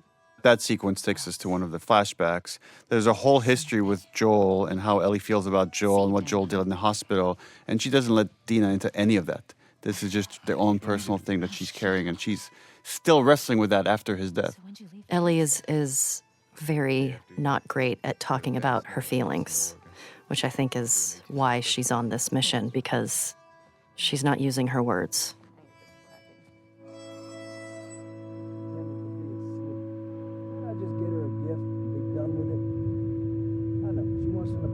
That's very much a parallel to the first game where after the David sequence and Ellie's lost in thought, and then it's like Joel saying, Ellie. I think Ellie has like some OCD thing where she gets fixated on things and just shuts the world out. I love how funny Jeffrey is in this scene. Mm-hmm. He's such a yenta. Yeah. Y'all shooting up there, right? Oh, just some stragglers. Ellie got to try out my scope. This was a fun scene. How'd you like it? Yeah, feels good. The two adults don't really understand what's going on, which is Ellie is like this resentment or this curiosity, whatever it is about what Joel did is growing. And this thing that she thought she could let go, she can't. And they just attribute it to like, oh, teenager. She's being a teenager. Well, there's that music store down there. I bet they got guitar stuff. Maybe you should just take him out for an ice cream. Maybe you guys should just hang out.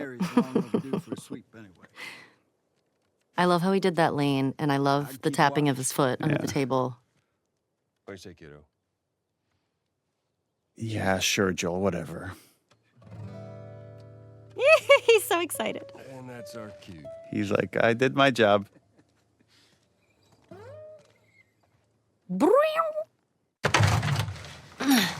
Yeah, the engineering of this scene, it was important to show that the constant cost of having not made a cure.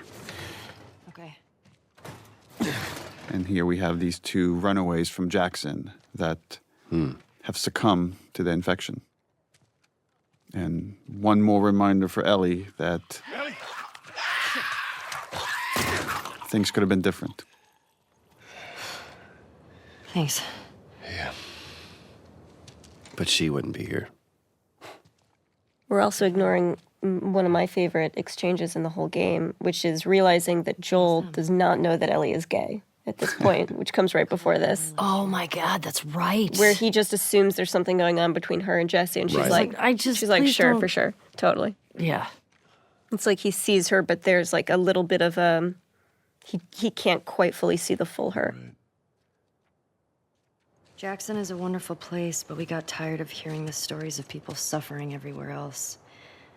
We These wanted are to some of save the hardest lives. scenes to do where there's just a lot of exposition and making it seem natural, like as if she's reading this note for the first time and reacting to it. And again, you two did just such a fantastic job of just, I always feel like I'm just watching these characters. Love Adam and Sydney.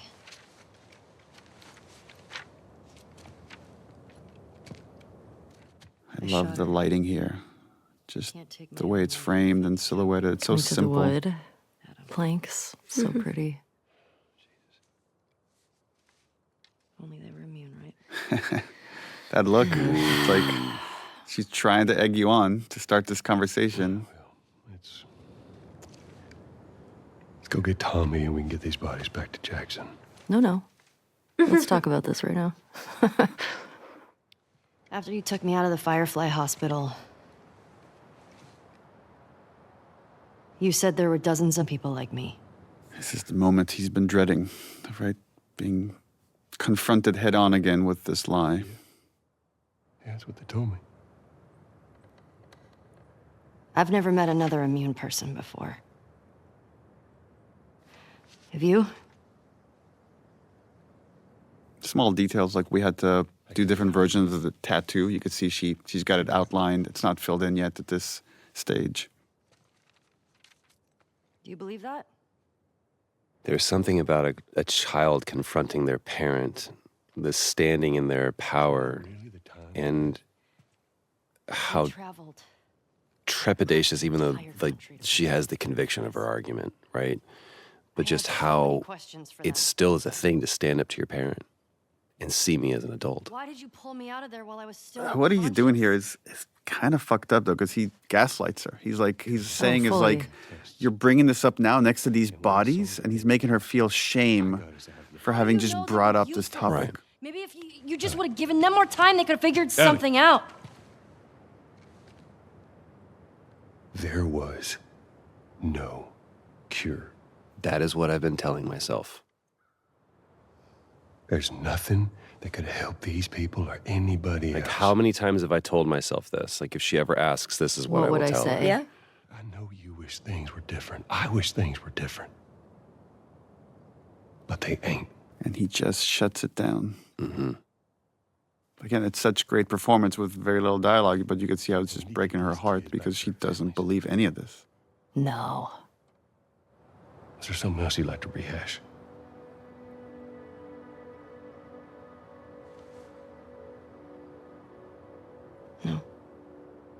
No, because you'll just lie about it. Yeah, that to me is the greatest sin. And the way you're delivering that no, it's like there's a challenge to him. Like, okay, if that's what you want to say, then we'll go with that. Yeah, because it's just like, no, I don't want to rehash anything else because you're just not going to tell the fucking truth again. I gave you a chance. Yeah. Yeah. Ending images. Hmm.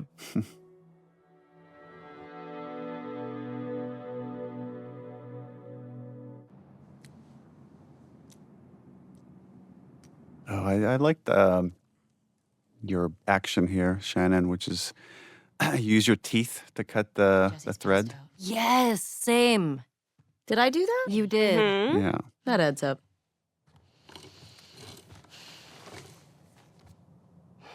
There's so much survivalist intimacy in this game. He's a good guy.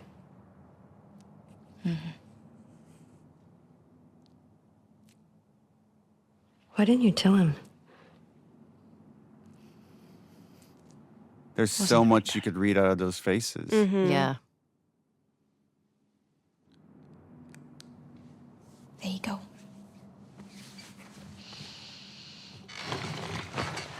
What about this? Anything worthwhile?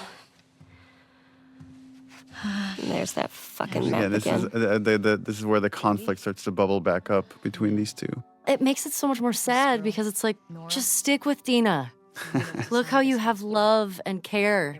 It's so interesting because it's what The Last of Us is about. It's like Yeah. within this room right now, you have like two kinds of love. There's this very positive one with Dina, and this kind of negative one of like, I gotta get the people that hurt the person I love, Joel. Wait, you're gonna go now? Yeah. And where now the negative one is trumping the positive one. Just wait for Jessie to rest up. She could be gone by then. She's got to make the lamb stop screaming, you know?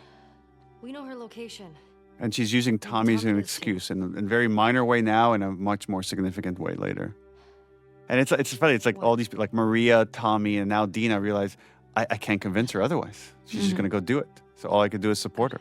Well, it's a diction narrative, Yeah. right? It's like you have to wait until And they it's- bottom out. And it's the foreshadowing that eventually Dina says, I can't do it anymore. Oh, Hotline Miami. Or as this lady is so famously known as Vita Girl.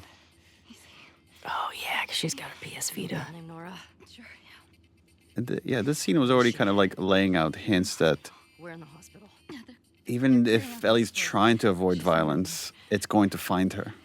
Right? So she doesn't mean to kill this person. You gotta respect her efficiency, though. I mean, one shot. One shot wonder. Mm-hmm. No looking back either. Straight to gameplay. Oh yeah, this. Don't scream. I mean, Nora's Put that shit down. pretty smart in this scene. Yeah. Is that she knows she needs to get under Ellie's skin to just rattle her so she could get away. You remember me? But she still doesn't know who Ellie is until the next scene. You remember me. What do you want?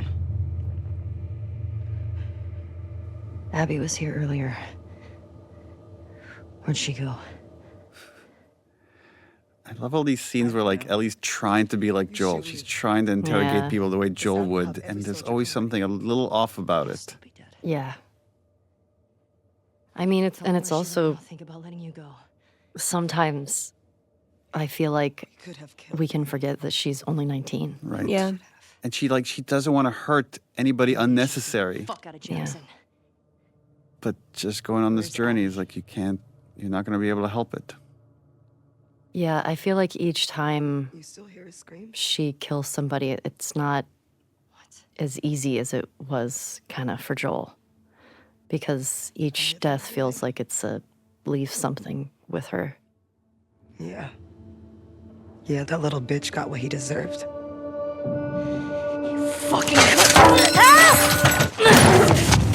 These little opportunities where we wanted Ellie to use her superpower, which is her immunity, to get out of these like precarious situations. I remember the establishing of the geography was tricky here, and like how do we separate these two characters? Yeah. How do you spot the goal? Right. There's this progression that with each one of these like revenge kills, we wanted Ellie to lose more and more of her humanity in a way that she doesn't even understand what is happening to her. So you could see a lot of this, and again, I love how you play this, which is you're amping yourself up. You kind of know what you're going to have to do here. And having the willpower, again, to hurt someone to such a degree. Yeah, there's a bit of a trying to stall a little bit. Like maybe there's some other way out of this. There are no fireflies anymore.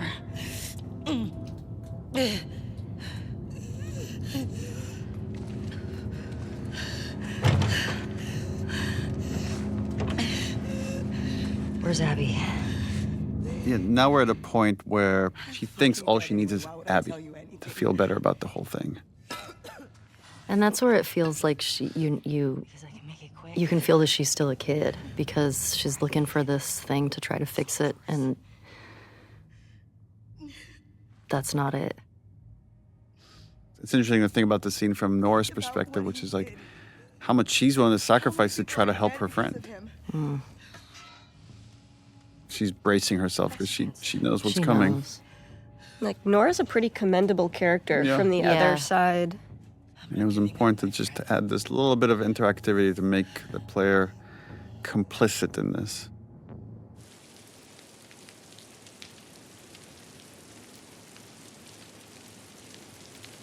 There's a parallel of an image there when Ellie goes to enter Joel's house, her hand shakes, and then she grabs the handle, and now her hand is shaking from the violence she's committed against Nora. And it just shows that as much as she wants to be like Joel, she's not Joel. I think Joel could disassociate more, just Yeah. remove himself from the impact that his violence has in a way that Ellie cannot. Ellie doesn't have as much practice with it. She also has, I think, more empathy. I think so. I also think Yeah. she needs it more than he did. I think for Joel, killing is practical, and for Yeah. Ellie, it's emotional. Right. We see Joel in the first game tortures a couple of guys, and he just moves on. And then Ellie just did it, and it will forever change her. Yeah, that's not something you can take back. The torturing we've seen of Joel's has always been toward a productive purpose, right? It's to help or to save or to learn in a way to be a protector. And Ellie is just a destroyer.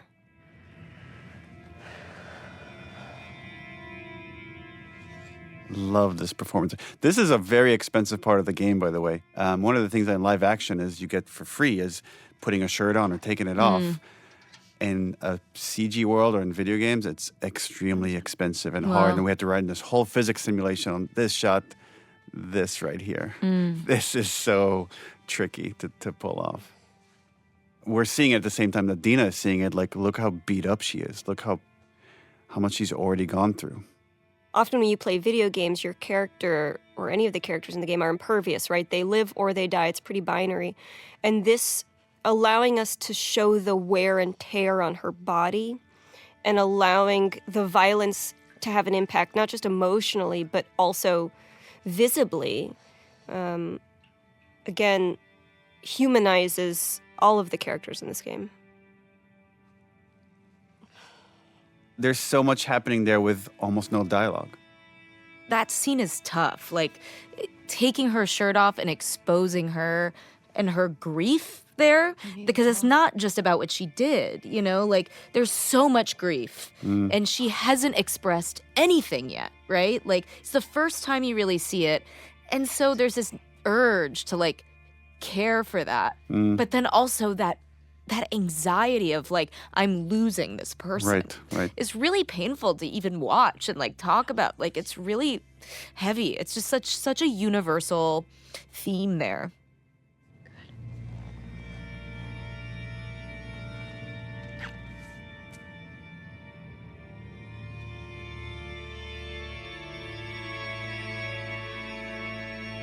I was one of the ones. Right. Oof. Yeah. And the girl. And we talked a lot about how could Ellie draw the truth out of him. And even when confronted with facts, he might not say the truth. It's what makes him ultimately do it is the threat of, like, I will disappear and you'll never know my fate. And that's the worst thing she could threaten him with. A lot of iteration on this horse animation right here. I'm trying to make it as believable as possible. This hug.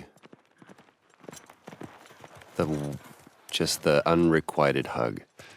I've definitely had those moments with my kids where it's like they're mad at me over something. You talk to me. I feel like it's such I mean, as thinking of, like, when I was a kid, it's so hard to reciprocate a physical hug like that when you're so angry. Mm-hmm. You're like, you can't touch me right now because I don't know what I'm gonna do. Tell me. It's like I don't even know if Ellie knows what she's expecting here. She just wants I think she just wants a more plausible story, but there's a part of her that maybe is still in denial of what he's going to say. Yeah. I also remember you being so patient, Neil, with this. It was... You will never see me again. It was so important to just let each line land where it needed to land and the response to come when it had to come. I'll go back to Jackson. Because we did this a lot of times. We all were very patient with this one. I love watching your performance right here, Troy, of like Joel doing the math of like, do I say it? Do I not say it? And then right here, he's resigned. He's going to say it. And she just needs to push him over the edge. But look at him. He's so torn. It's so great.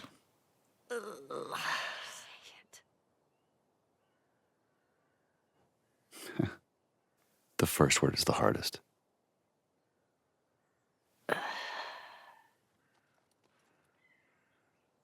And he doesn't need to spell the whole thing out for her because she knows. Yeah, she knows what this meant. Would have killed you.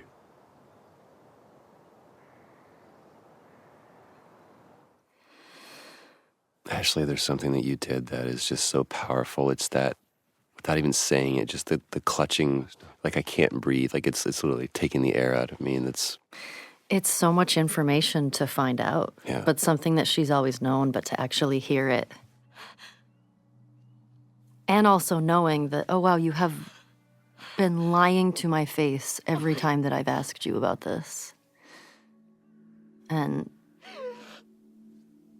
also the purpose that she had is kind of now gone. Yeah. Well, the sacrifices that all the other people made, right? Which is like Riley and Tess Oh, and yeah. Henry and Sam and everybody along that journey. Yeah. Yeah. Going that whole journey in it. What was it? It can't be for nothing. It can't be for nothing.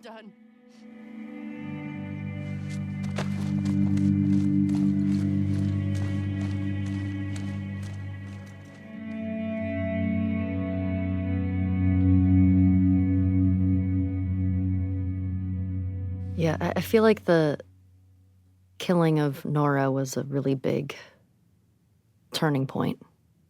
I feel like emotionally for Ellie because, oh man, I love that part just to see how much she's been through physically. Yeah, for me, that was one of my favorite sort of moments. Is so much in video games the characters feel infallible, or even if they take hits, they're still great, you know. And to show that this isn't just an external cost. She's destroying herself.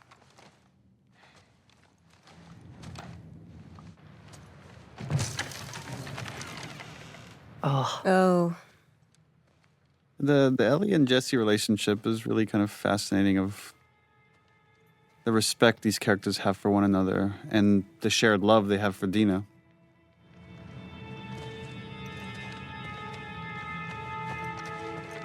Yeah, this was a cool shot of just showing what's at stake.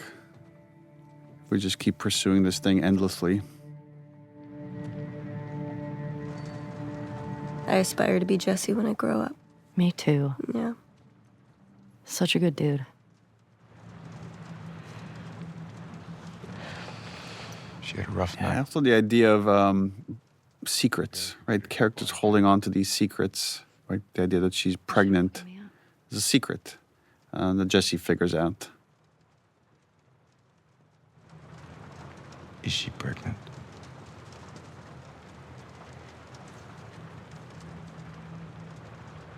And then, right, it's, again, knowing how much Ellie wrestles with characters not telling her the truth.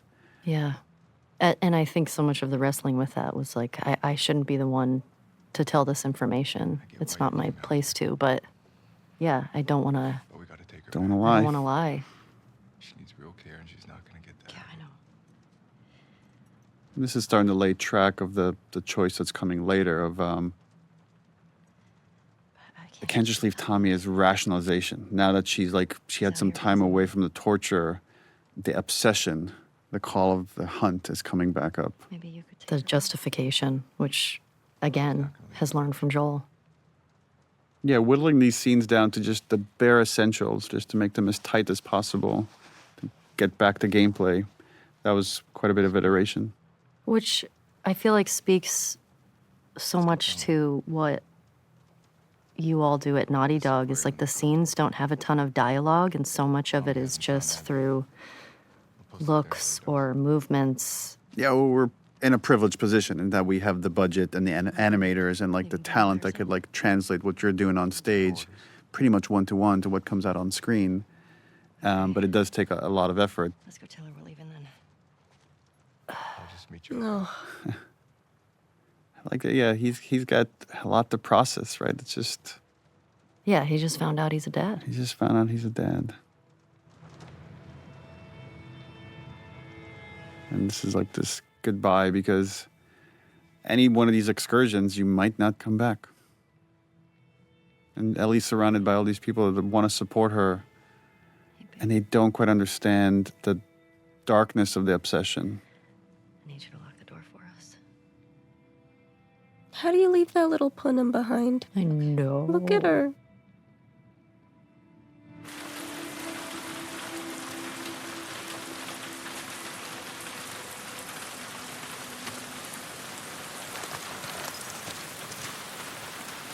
Let's do it. Your map showed the aquarium along the shore. It took forever to build this, what we called a wide, which is the deep background, where you could see the Ferris wheel, you could see just all these obstacles in front of them. How the hell are we crossing this? We could use that road. You could see WLF vehicles on that highway. And again, when you're acting in this, you don't see anything. So then you're just kind of doing gestures, and then based on what your head is looking at, we build the environment around that. That's right. Yeah, and this is where the obsession completely takes over, where it's like we can go for Tommy or we can go for Abby, but we can't do both.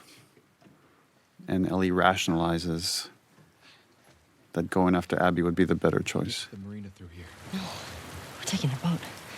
You heard them, right? They're talking about Tommy. We don't know that. Who else is it gonna be? If it is him, he'll be gone by the time. And it's so fascinating to think about someone that just has put so much weight of like people being honest to each other, and here she's lying to Jesse and lying to herself. Yeah, I think so much of it is her own avoidance. You do this, I'm not saying. And now Jesse just sees how dangerous she's become in this obsession, and she's losing even him, and it's so hard to lose Jesse. Yeah, and a lot of the construction of this game was these long stretches where Ellie would just be by herself. So to put these scenarios where we separate her from the people that love her, and wanting the player to feel as alone as she does. People don't come back from that island. The roughest scene in the game? And one of them, I'm not fucking going there. Then don't. Ashley Birch, Patrick Fugit. seeing these glimpses of this other crew and not quite understanding what this fight is about or what the conflict is. Hands up. And only later just getting the rest of the context. And this is Ellie trying to be Joel. Ellie trying to do the Joel technique of... And this is another one of the situations where Ellie doesn't want to kill them. She just wants Abby. But the situation gets away from her.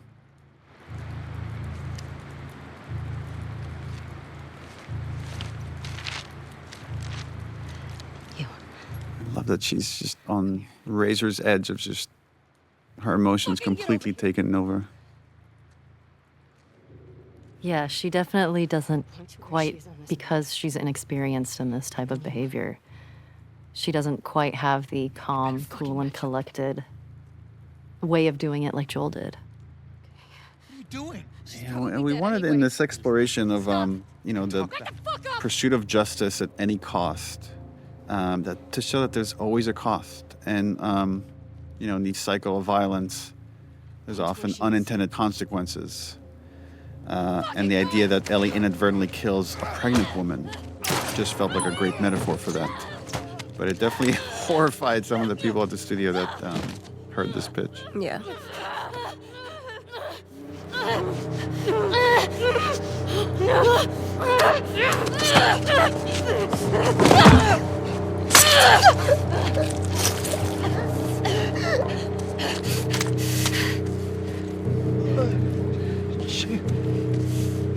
It's an interesting question of, at this point in Ellie's obsession, what could she see that would make her pause, that would make her seriously question after torturing Nora, after leaving Dina behind? Well, you need something big to wake her up. And I love how you play this panic attack right here. And just the audio design for it as well. And we do this trick when Tommy comes in. We actually recorded a line with Troy, so she hears Joel for like a split second.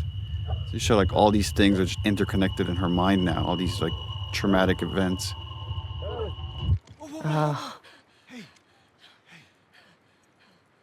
Yeah, she's not built for this. And just show what a good guy Jesse is. It's like he went and got Tommy and said, "We got to hurry and get to Ellie at the aquarium." Mm-hmm. This was another like clue chain thing we needed to do to set up for later with Abby, is the idea that Ellie has this map, and in the chaos of this whole moment, she dropped it and didn't even realize it.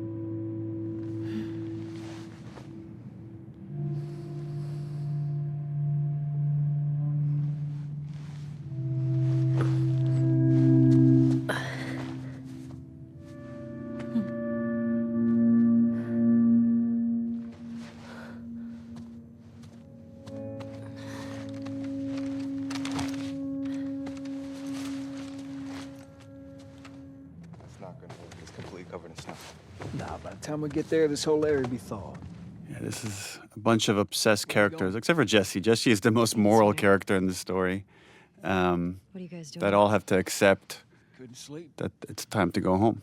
Come take a look at That this. it has to be okay if God is to head home via Ellen. some of them get away with it. If we're in Falls City by tomorrow, we're doing good. It's like these two, they have to convince each other. Hey. They got what they deserved. Yeah, But she gets to live. so much, so much pent up energy under that line. He's still not on board. He's like, well, There is something interesting about how, like, Ellie doesn't see living as the punishment it is. Like, living with loss is the punishment it is, even though it's destroying her. In a weird way, for Ellie, like, it would almost be... She's suffering so much, and there's no peace, but she doesn't see that enough to say, I'm okay with Abby living with that level of suffering. oh, yeah. And losing everyone she loves. Like, I've made her life miserable. And that would be the triumph. Yeah, in her mind, it's like she doesn't know what life she's living. She doesn't know what burden she's carrying. She's like, any kind of life, she hasn't paid the price for what she did. It's funny, and yet Ellie is incapable of living herself, right? She's incapable of... I know what gold It's interesting. And this is Tommy just trying to make light of the whole thing. Can we say it's from all of us? Ha! You find your own damn bribes. I really like this, the relationship between Ellie and Jesse and just how much respect they have for each other. I really like this moment right here. How you doing? Jesse's just kind of the best. He's the most mature, level, reasonable guy. And Steven is such a cool dude. Such a cool dude. He's just super chill and like, he's kind of like a cowboy. Yeah, and he's got, like so a- positive too. He's Yeah. even when he'd be like, I'm real tired, real tired. Because over the course of the game, he went from like newly married to having Several triplets. children. Yeah, I think like several children. My friends can't get out of their own damn way. It's like my friend's problems are my problems. Like, and it just, he puts everybody else over him. He would have been a great baby daddy.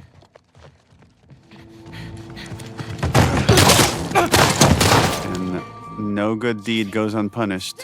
Ugh, Hands in the air, I shoot this I love how abrupt it is. me too.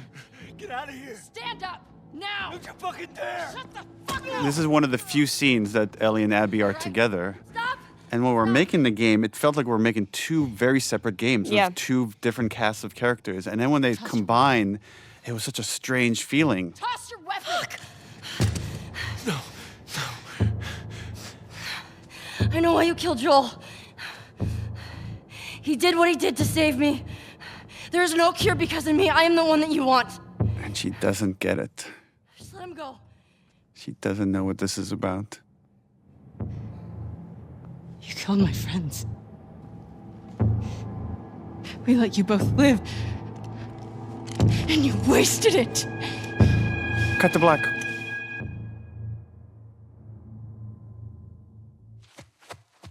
Dad?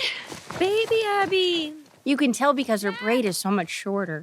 It's interesting in hindsight now watching how when players do this, they think, oh, I'm just going to get a little bit of a glimpse into who she is. They don't know yet. You're only at the halfway point.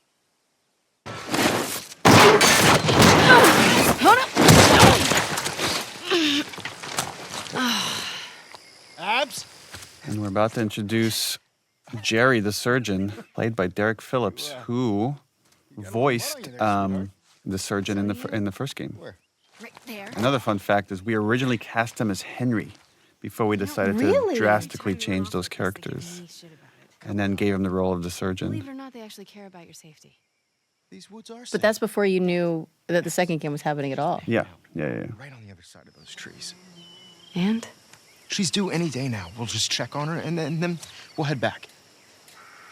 I promise. I like this role reversal where she's more the adult in this relationship. See?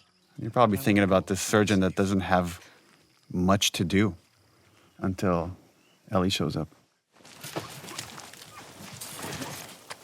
Of course, the zebra comes because, again, this is part of the Salt Lake City Zoo where the giraffes escaped that we saw in the first game.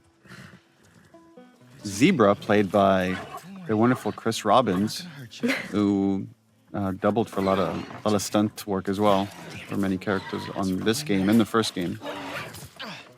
I bet nobody ever asked him to be a zebra before. No, but man, he did a good nailed it. job of being a zebra tied up in barbed wire. And he's like this big former football player, and he's just knocking everybody around here. I love Pat just coming in like, what's I'm going on? like, yeah, what the fuck is this? Come on.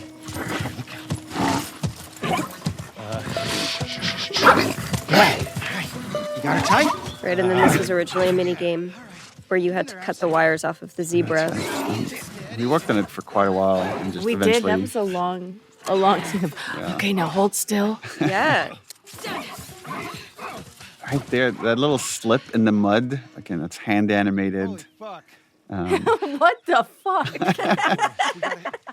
And then it's like, again, it's like the dad is acting like a child. Come on. And this was a stitch point because, again, the volume can only take you so far, and those stitches can be really tricky.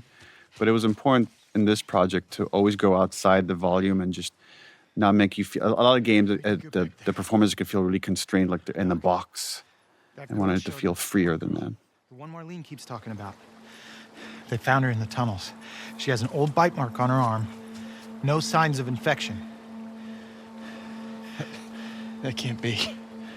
They're already running tests on her, but you gotta get down there. Now there's like this glimmer of hope with Ellie, and revealing that we're in that same giraffe location. All this beauty and wonderment happened in the first game.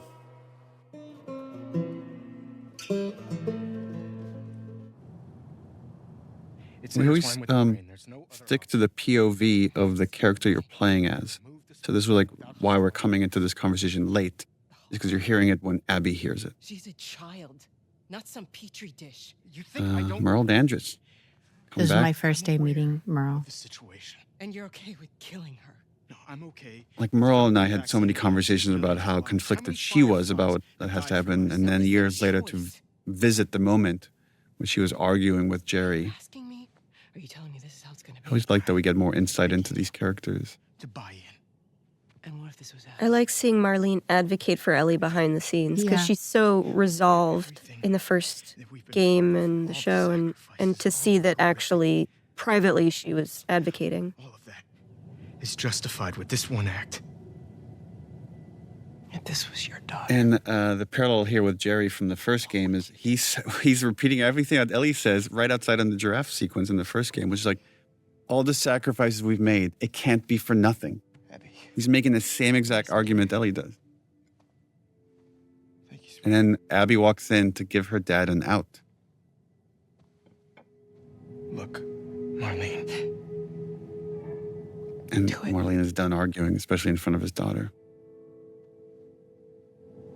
Thank you. I'm gonna go tell Joel.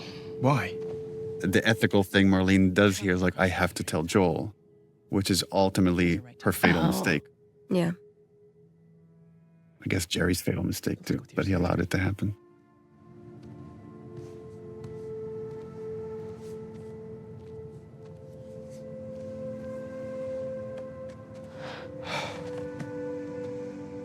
You're doing the right thing. She sees how conflicted her dad is, and she tries to tell him it would be okay. I would want you to do it to me. And he can never admit that he wouldn't. You don't think so? Well, I think he would. that's what I love about this. It's like, but he never says it. Yeah, he just kind of has that look of, Maybe he's just glad that it's not her.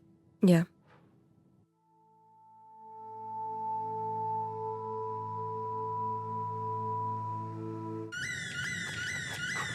Is he still in the fucking building? Oof. Abby. Abby, don't look. We can't spare any of our characters from seeing the trauma firsthand. Yeah. Joel with Sarah, Ellie with Joel, Abby with Jerry. And it's just this shared trauma between these characters, and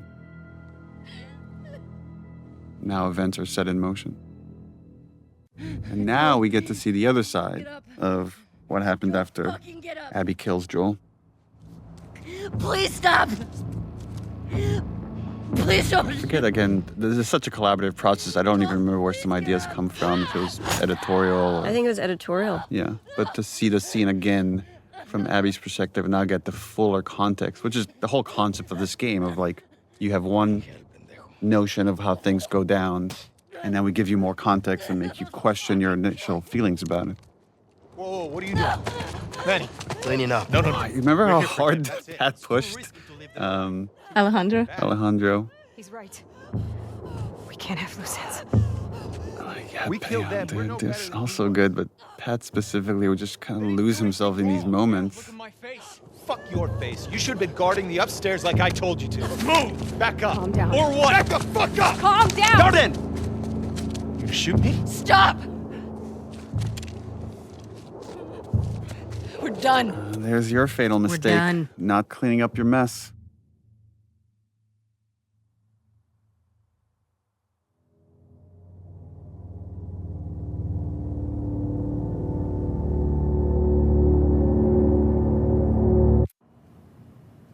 And now, back to day one.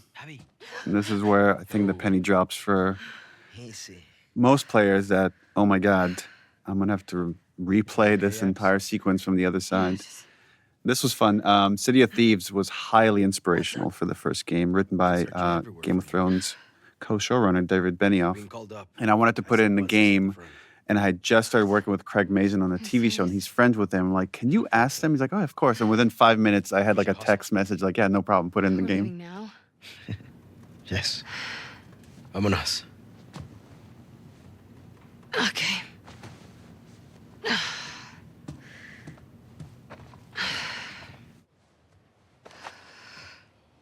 I love that Abby and Manny are roommates, that they're just bros. Gender means nothing. It's crazy because we were filming it. I always thought of Manny as this like really fun loving. He is. He's this really fun guy, right? I hadn't even like registered the fact that he had in that scene, like he had spit on Joel. And so when I played it and he had done that, I was so angry at the character that it took so long to remember that he was a cool guy, a cool guy. Why would it be up to Owen? The irony that Ashley Birch, who plays Mel, has to play pregnant, while you, Laura Bailey, were pregnant.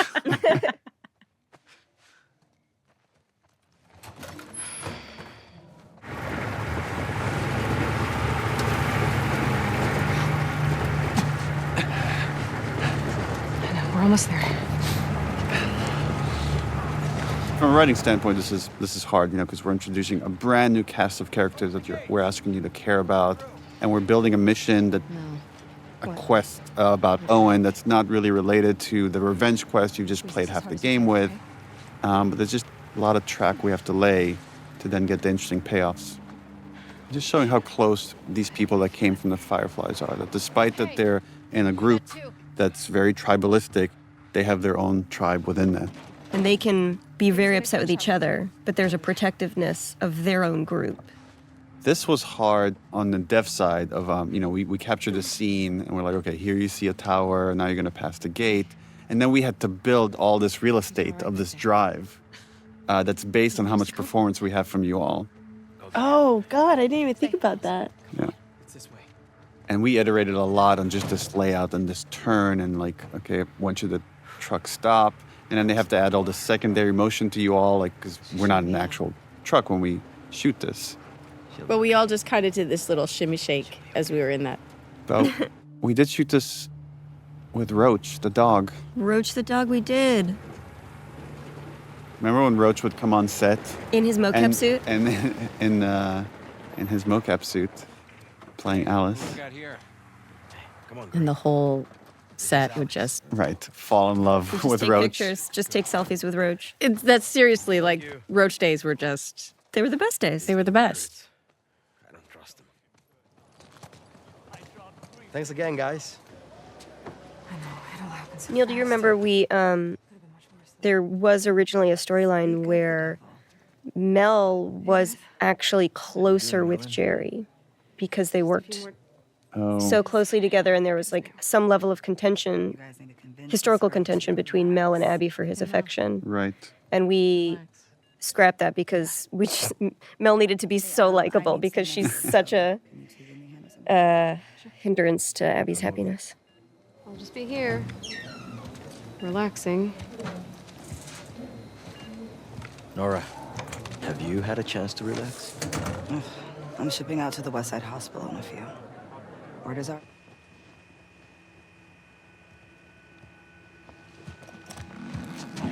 Poor Danny.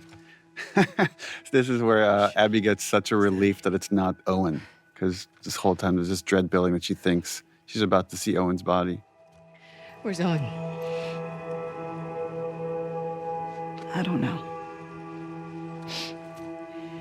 A few days back, there were some scar sightings out by the marina. Character model has incredible arms. Yes, I was Incredible just looking at her arms.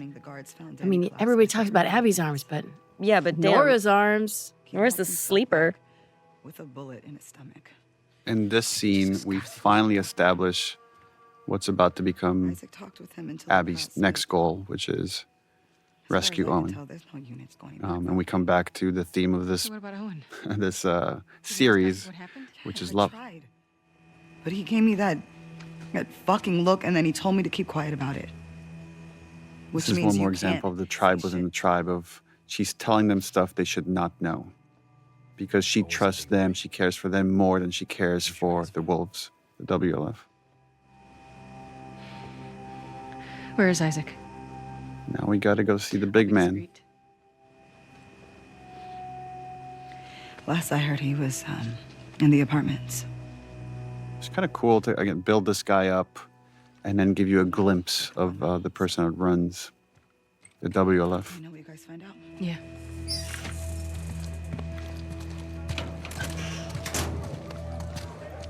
Hey, Abby. We need to go up. Isaac's in there. Oh. This was another one of those sequences where we didn't want to be confined to the volume. If I remember correctly, we mapped out with tape on the floor of like this floor. Then you go into just a marked area that's going to be the elevator, and then you come out, and the whole place is marked differently when you're in Isaac's suite. Sir, Abby and Manny are here.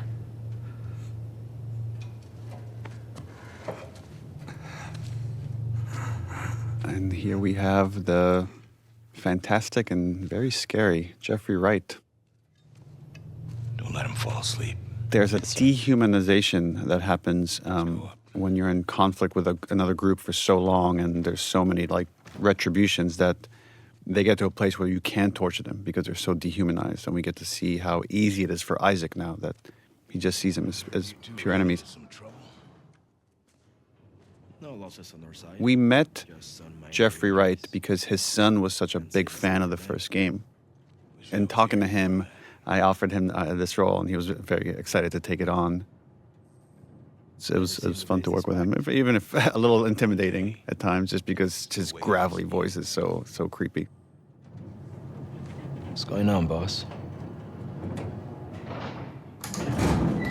These small skirmishes. Can't keep going like this. Then what?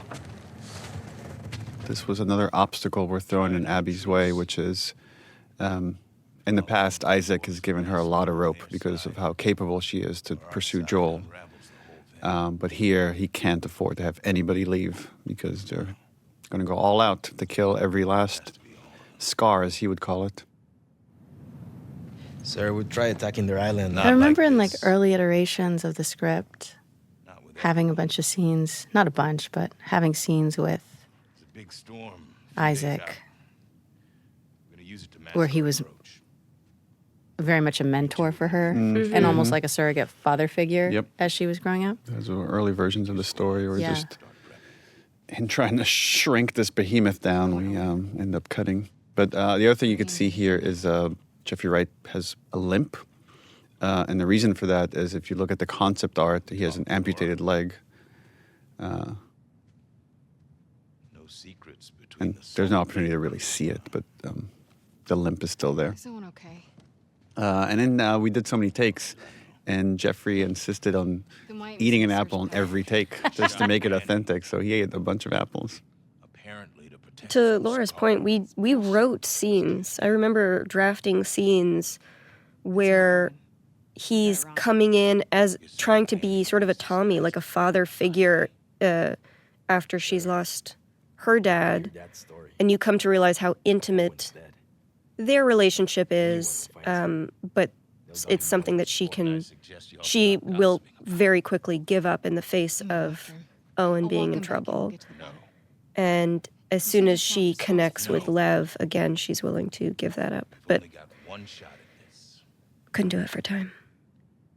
You get little hints of it because I feel like our relationship in this scene, you can see that he's given her things in the past. She's used to being able to get her way. And that one line, the way he lives it, like, stop gossiping about it. Like, the idea of that you guys need to stop, like, being this, like, Salt Lake City crew. You're part of a bigger group now. Yeah. There are things more important. And we'll get to the bottom of it. And even here, he's, like, saying, when the time comes, we'll do what's right. Yeah, at this point, you find him to be, I think, torturing aside, like, he's a very fair leader with her. Mm-hmm. He's given her a lot, and then now he expects her to step up for ultimately, a 3-day assault. The way he behaves, again, this is like we're on a broken record, which is he loves his people. Mm-hmm. He's going to go commit atrocities because of how much he loves the people that look up to him. He's going to burn a village filled with children. Right. No way Owen killed Danny over some scar, right? What? No. Abby, don't. I'll be back by morning. You just gotta cover me till then. Isaac will kick your ass. Not before the assault. You heard him. Abby doesn't care about this assault in the same way that Joel didn't care about finding a cure. It's just about the people that are close to us. And now we head into her head for flashback. The most fun scenes to shoot. Stop it. This was fun, watching you two be so playful. They were like a little respite from all of the horror. The horror that we were shooting.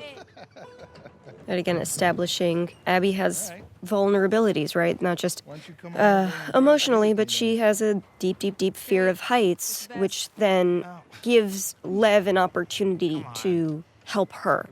Just interesting, these characters that here with Owen and then the other time with Joel, when he takes Ellie to the museum, of these gifts that they give the people that they love. And here it's like he brought her to show her this beautiful aquarium as a show of his love.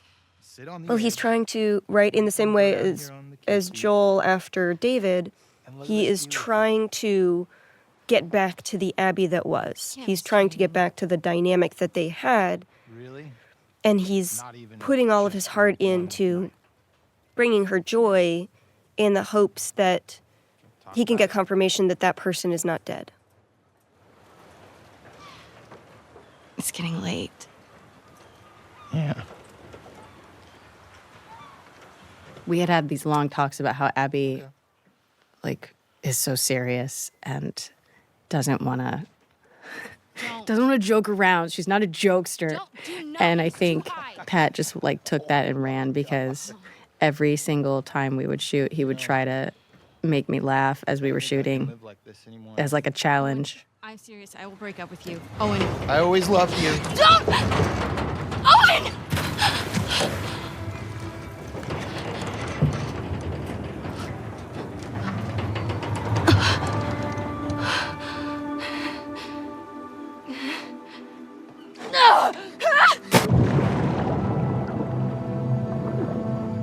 It is like, at this point, Abby also, I think, is trying to be the person everybody wants her to be. She's trying to be the old version of Abby. She's trying to be the loyal soldier to Isaac, who has given them a home and a purpose.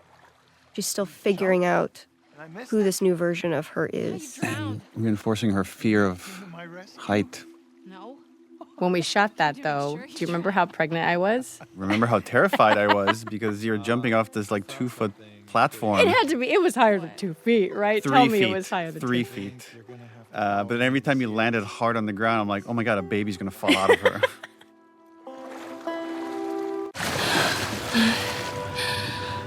This was like a nice, short and sweet little cinematic. Also a fun thing to shoot when you're like coming up from underwater.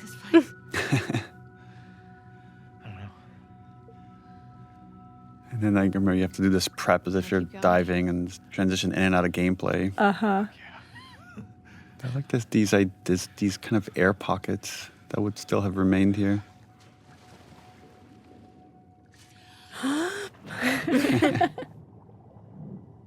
As you held your breath a lot while Yes. shooting some of these scenes. I love the scene. Yeah, this whole sequence is for this scene. Like, but poor Owen loves Abby so much, and she's just so stuck with this, well, grief, I guess, that she can't let go. The injustice that she can't let go. You could argue that what Owen is going through is a smaller version of what Abby is going through, right? Like, he's in love with this girl. He's fixated on her. He's ready to go on this journey with her and risk things for her, and all he wants in return is a little bit of love. And she just can't. She can't. This is just, she's not the person she was anymore. It's this notion that somehow, if she's happy, she's disrespecting the loss of her father. Yeah. You want me to slow down? No. She can't allow herself to be too happy. Is it this? And he's still trying to make light of it. Look at him. He's so cute. You're disgusted by it. Patrick Fugit is a very charming man. Very. I'm sorry. Don't be sorry. Talk to me. Just let him in. I know all the leads have dried up, but Joel's still out there, you know? I know. And we get the sense that this is not the first time they're having this conversation.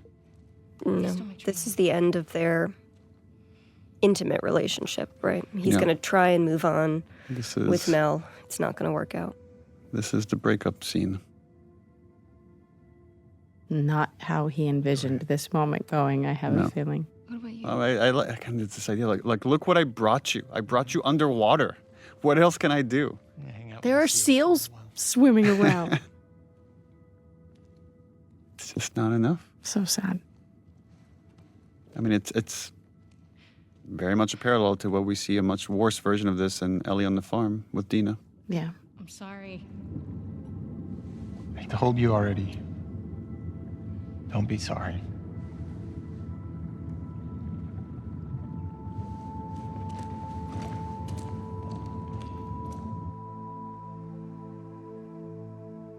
Flashback number 2 for Abby. Yeah.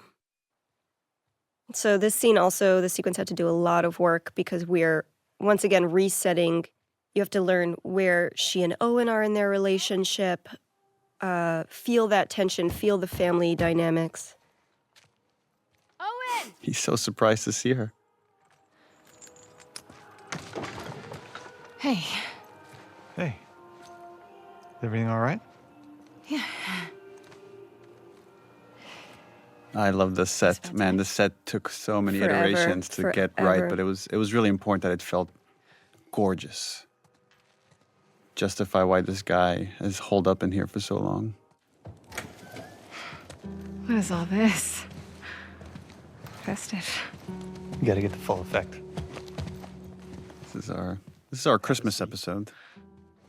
Take in that view. A thing you might not appreciate until you sort of really play this is this aquarium had to meet so many different needs because it's in so many different Right. levels. And so to make sure that all of those could work together was painstaking, especially for the layout designers. Now, try that.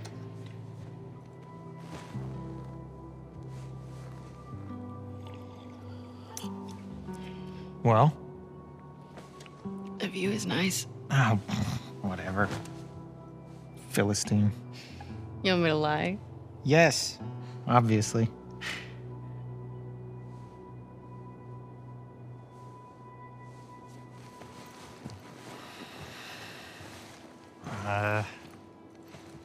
She's into this Christmas thing. And again, look at this effort he puts in. Yeah, there's this a beautiful tension between these characters that still clearly very much love each other. But he did this for Mel, right? Yeah, this is this for was- Mel. Right, but look how excited he is that Abby's here.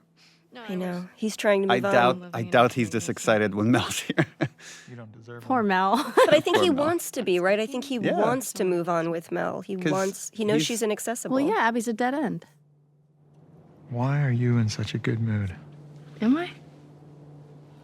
I love that he misreads this. Like he thinks this is somehow about him, and now he's going to convince her to stay. But she's in a good mood because I found Joel's brother. they found Joel's brother. He's at a settlement out in Wyoming. How do you know that? Some Fireflies who served with him got picked up at the wall. I thought he quit like a decade ago. Yeah. So, have these guys heard from him since? It's a lead. I gotta see it through. But you know that even if he is there, and you do find him, he might not know where Joel is, right? Right, because at this point, we're already... Canonically, he's already starting to have issues killing Scars. Everyone's on board. And we're not really talking about it, but there's some track getting laid. He's losing his taste for violence. I like that he was the last person that she went to go talk to about this. People go off base. He already did. Bullshit. Who's more about justice than Isaac? He knows what Joel's done.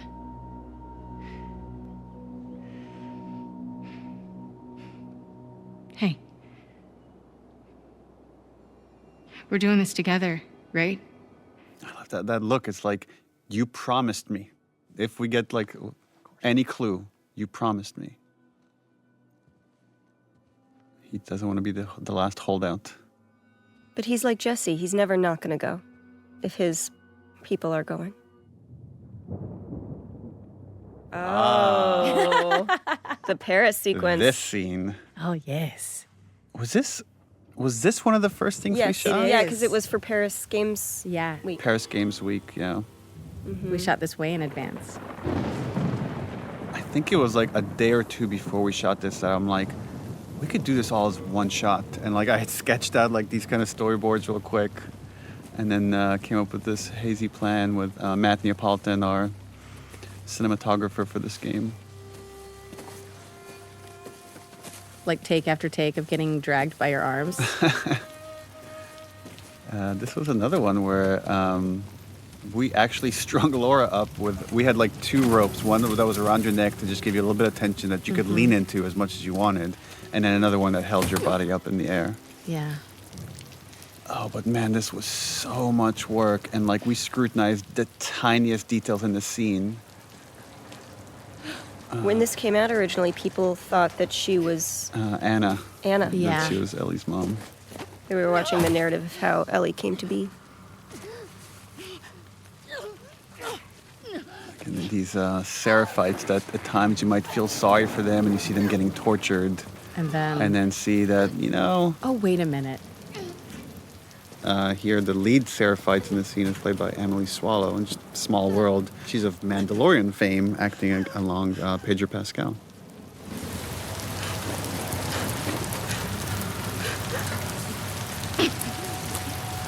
And later we find out this is a bastardization of this thing of like They are nested. freedom so they may know my love wasn't meant as like disembowel them.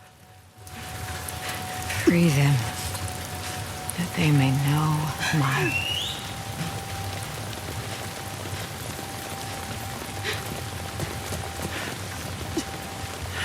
The intro of Victoria Grace plays Yara. Yeah, this scene has a lot of heavy lifting. It's introducing like two major characters of Yara and Lev. Yara.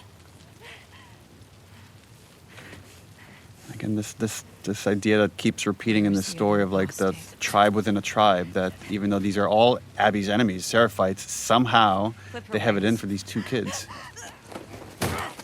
And again, this is one of those weird opportunities. I know it sounds dark, but like in seeing the violence against these kids, it's much easier to immediately understand why Abby makes the choices she makes. They may be their enemy, but these are kids getting hurt. Lighting a scene is really hard. Lighting a scene that's one take, where the camera's constantly moving around in 360 degrees and making sure all those angles still look good, is close to impossible. So kudos to our lighting team. The face change, is she, ugh. The face change, the flow of blood, the water, there's so many things that done improperly would take you out of the scene. And then we spent a lot of, even to the hands right there, I remember we spent so much time making sure you see the tension in the hands as she's suffocating. The shirt, and make sure the shirt felt wet and it's sticking to her skin, and it's a little bit translucent because it's wet. That's the kind of detail that Naughty Dog is crazy about. Demons are coming. So this is the introduction of Ian Alexander, and a fun thing to watch as you watch his face throughout the game is, I think it was lead character Ashley Swadowski came up with it, but if you look at his scars, one of them is a little crooked and wobbly, and the idea that like you see there's physical representation of his hesitation in this religion, even on the scars on his face. And yet, I think the beautiful thing with him is that he remains a believer Yeah. all the way through. Yeah. His faith partly saved him, right? Because he saw the beauty in the intention.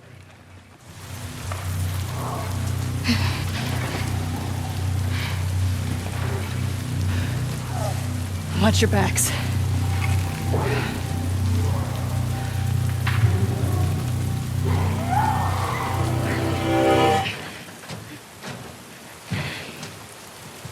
Lock it. Another scene that just, I say this over and over, but it's such beautiful, soft lighting. Right, and so at this point, they've worked together for as long as they need to, but they're off to go on their separate missions. They don't need to be friends. That taking off of the shirt is so hard. I can't tell people how hard it is. The raindrops against this window were difficult. My high school friend has become a renowned plastic surgeon, Jacob Steiger. And he gave me some advice here on this injury and what you would need to do to treat it.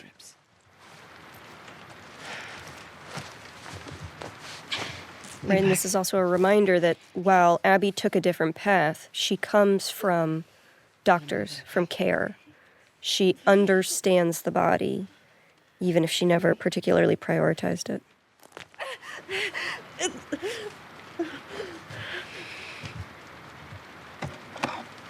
Victoria and Ian were great in this. Just how Ian has to play both being scared for his sister and just angry at this wolf that he has to work with.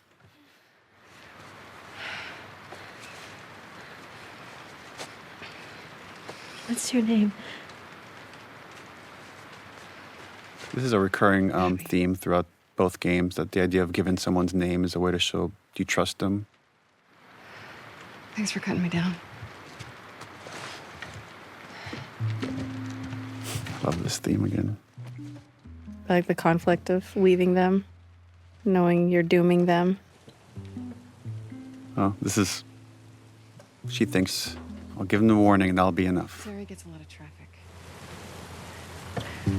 Whatever shape she's in, we need to get out of here by tomorrow. I don't need your fucking help. Look at the lighting on the hair. This game is still very impressive. Owen? This scene turned out to be a bit more controversial than we anticipated. The irony here is as much as this is the counterpoint sex scene to Ellie's sex scene, we don't. Oh, I guess we do show a little more. We show a little bit more. Yeah. He didn't. Well, we'll get to that in a second, but What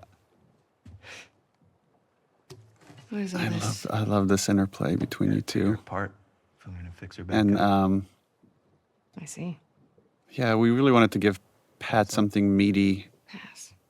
And this monologue, which he just, for my money, knocked it out of the park. Danny's dead. Of like visualizing this moment where he just can't do this violent thing anymore. It's not him. You want to tell me what happened? I like that she's been strung up and beaten and almost killed, and none of that's important right now. Camp. It's just a couple scars and. I just got to come in and sit down and watch him work. And he goes down, and his weapon's right And this there. idea of the tribe within a tribe, and He doesn't go for it. there's no secrets between these two. Instead, he turns to me. And he's old. The idea that he's just been sitting here drinking, conflicted, and I mean, he's about to leave his baby mama. That's how much he can't stay in this place. He feels like he's losing his soul. And this look right here, it's like there's a part of Abby that knows what he's saying is true. But that sense of duty to this group that has taken care of them is still there, but starting to erode. I couldn't do it. Of course, Danny gets in my fucking face about We're watching her maturity in real time. Especially having come off of seeing two Seraphites up close and saving them too. So I grab it, and then I like that there's so much like unspoken between them that's about to come to the surface of like Abby thinks he's so naive and he thinks what she did was so awful, but clearly they've never talked about it until now.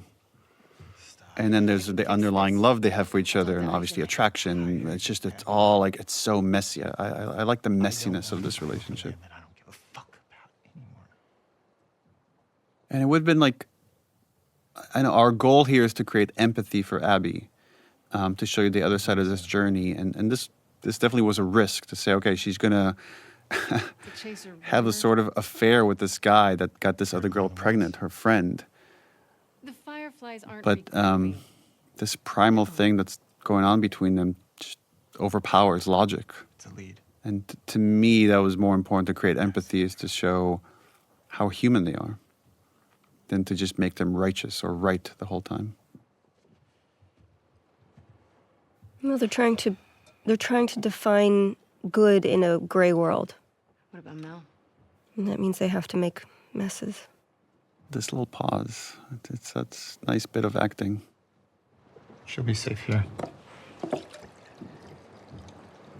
Okay. We'll talk in the morning when you're sober. Don't do that. Do what? Treat me like I'm fucking insane. You feel the She same. knows her more than she knows herself.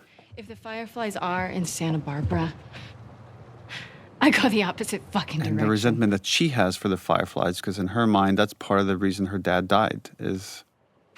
They failed her. Yeah. They failed in every way. Yeah. Sorry I grew up. You should try it.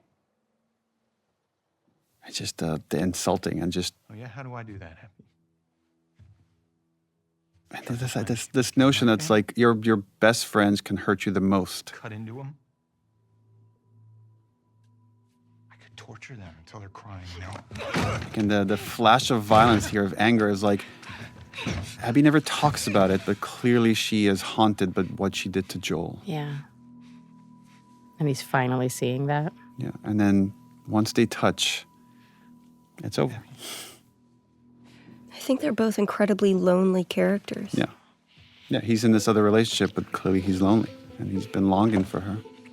And I know people ask this question, why show this? Why you could end the scene right here.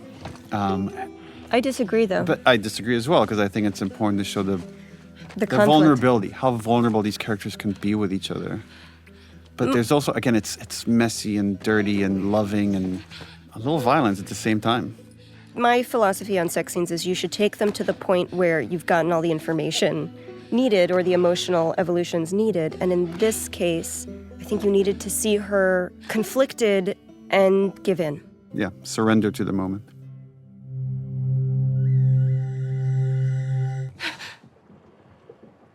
This was a concept we came in quite late of showing a nightmare. But showing that now that this nightmare that she's having about her dad is now switched.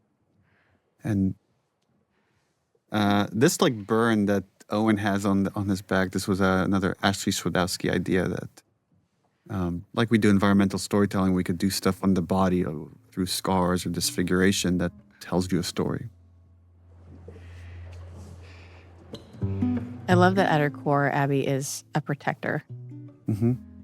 She's Joel. She's Joel. Yeah.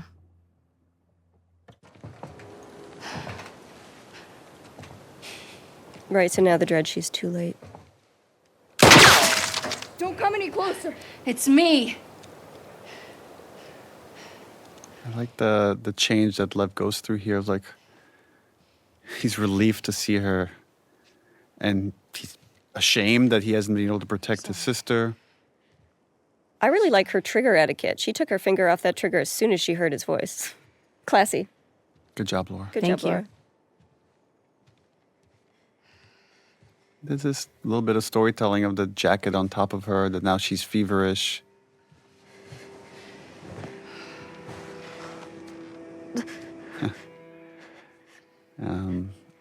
Sometimes we get these unintentional parallels. Like this one comes to mind of Ellie in Winter needing medicine for Joel. Mm-hmm.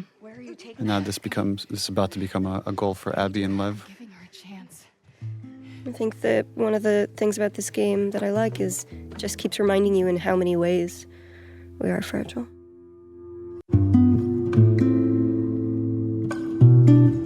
Owen!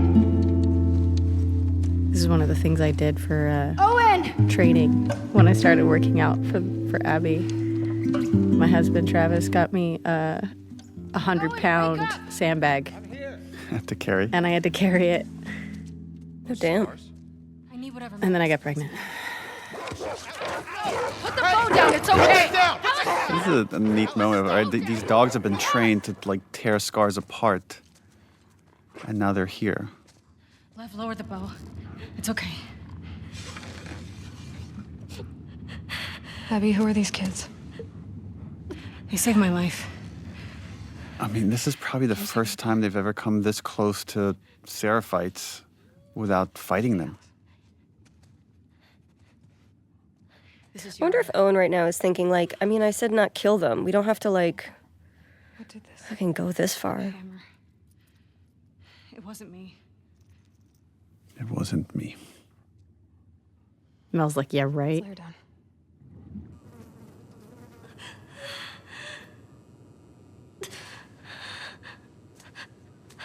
I don't know, it doesn't look that bad.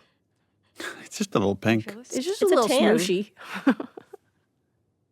Yara. No. I was gonna clean it and try The resetting. bone's shattered. Like, there's a moment here that I always find funny where, like, Owen tries to suggest, like, just cutting it and burning it. What does that mean? And Laura, you make him feel like an idiot. It has to come off. She's a soldier. You can't take her arm. We leave it, it'll turn gangrene. What I love in this scene is even though Mel has very little dialogue outside of tending to Yara, you can see in her performance, in Ashley Birch's wonderful performance and her body language, that she is very much soured to Abby since last we saw her. And hopefully it's very subtly asking the question of how much does Mel know? She would die from infection. You fucking moron. Make me a list. I'll go to the hospital. It's taking me all day to get there. I don't mind. It's not about you, Abby. She doesn't have a couple of days. What if I can get you there in 2 hours? Abby is like such a Hospital, right? singularly minded On the west side? person. Like, when she gets fixated on something, nothing will get in her way. I don't know anyone else like that. High up, it's how we get around the flooding and you people. Can't you handle 2 hours? Probably, yeah. This idea of the sky bridges and that wolves never look up. It's actually it's an idea we got from our focus test, is that we build these elaborate levels, and then we find players look left and right and almost never turn the camera upwards. Oh, wow. So there's this idea that they're patrolling these streets and they never look up to see these secret paths that the Seraphites are using. Abby. Oh yeah, you calling Abby right now? Look at the way Mel's looking at him. Hey. There's also, again, it's kind of a messy theme, but the idea of that we've done certain things and it feels like we can never get past them. And for Owen, it's like, oh, I got this girl pregnant. Does that mean Why are you doing this relationship is doomed and it could never happen? That's the way Abby sees it. But for his mind, it's like nothing is ever final. There's always a chance for like a new beginning. Well, I do. It's a nice, sweet little moment. And Lev's just like, I'm Like, not oh, here. shit, well, I am just not went. here.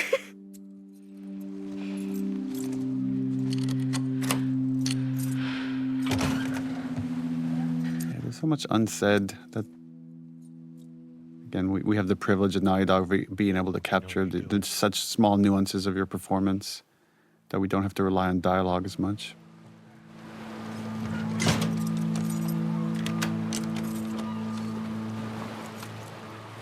Her worst fear realized. Yeah. Can you imagine how bad that would smell? I like that Abby is like, let me recover from near death. And Lev's like, I'm good, let's go. And he's just staring just at her bounces. awkwardly. It was so great on the stage. Looking up and just seeing him. Can I get a minute? Please. Okay, but I'm going to keep staring at you awkwardly. Yeah, I'm not gonna. Just back up one step. The sequence between Abby and Lev used to be shorter, significantly shorter, and Lev used to be the one that died and Yara survived. And it's because we saw the dynamic between you two. Oh, that really? It caused us to have this ripple effect that changed the story and eventually led to us changing the ending and having Abby survive. What? Really? Spores. Masks on. So this is my favorite level in the whole game. And narratively, this level had to do a lot of work, not just because, We were on the run. hey, now we're going to learn more about Seraphite culture and what this is and who Lev is, but this level has to ultimately earn Abby's willingness to walk away from the wolves. If you die, I'll be stuck here. We better start praying to make it. She has I to. She like has to build love. The banter that's forming between these two characters. As they get more comfortable with each other, they're okay insulting each other in this funny way.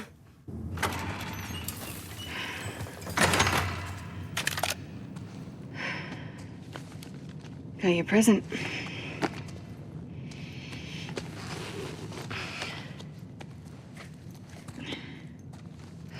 Here.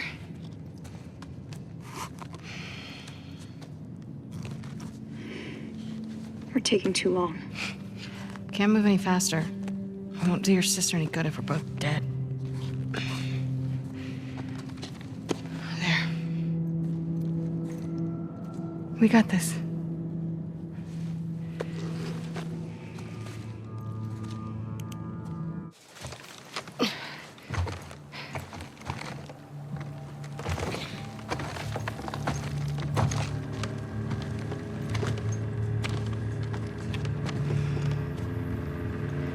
This is as far as you go.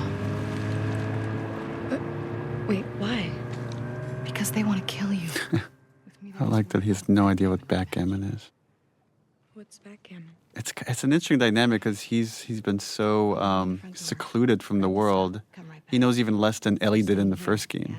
Which makes you think about, like, you know, if we were to come back years later, people that would be born years and years later, like just the world we know seems more and more distant.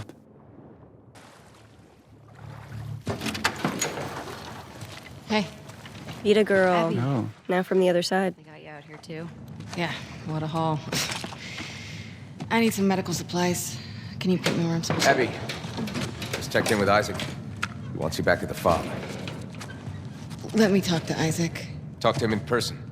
You're going back for the next shipment. You're fucked. Yeah. What are you doing? She's been AWOL. Trying to look confident, though, you guys. Tell by my body posture. Give me your hands. She's not yet willing to Fight them. Mm-mm. She's surrendering to them. They're not her enemy yet. Just staring daggers into his face, though. Like, are you really gonna do that? Hey! Hey! Let me the fuck out! God damn. You're gonna dislocate your shoulder. Chelsea Tavares I never thought I'd see you on Isaac's bedside. did a really fantastic job as Nora. It was important that all of you had really good chemistry. That's just, you have to sell years of friendship in very short scenes. I need some medical supplies. Why? What happened to him? And again, this just myopic focus. Compartment syndrome. Bashed forearm. You're not treating him, are you? Mel. But she's not right. Interesting that even here, that these people love each other. That there's tribes within a tribe within a tribe. Because she's, lying to Nora. We haven't cleared out the lower floors yet. Would they have what I need? The build up for the scariest fight. We're about to get into our Resident Evil homage. I'll be fine. She's so cool. You get caught. Nora? Yeah. Yeah. I'm like, this will bite you in the ass. All right, come on. But, all right.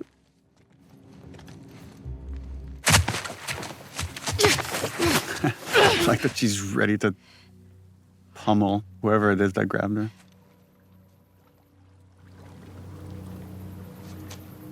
And this is something we'll see with Yara later as well, which like these kids are told to stay put, and they're starting to care so much for Abby, they don't stay put.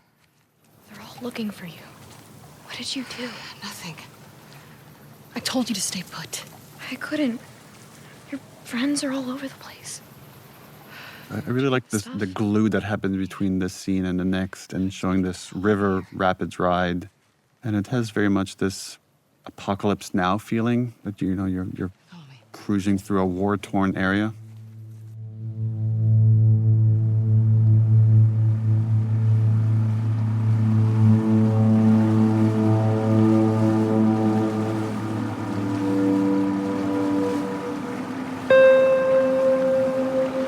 This game is so ugly.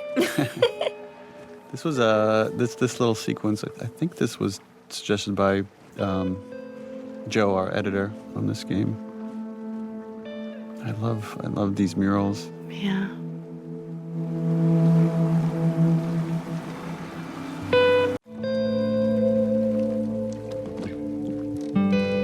Sometimes these like kind of connecting shots I find really beautiful. Just giving you a little bit of a gap in time.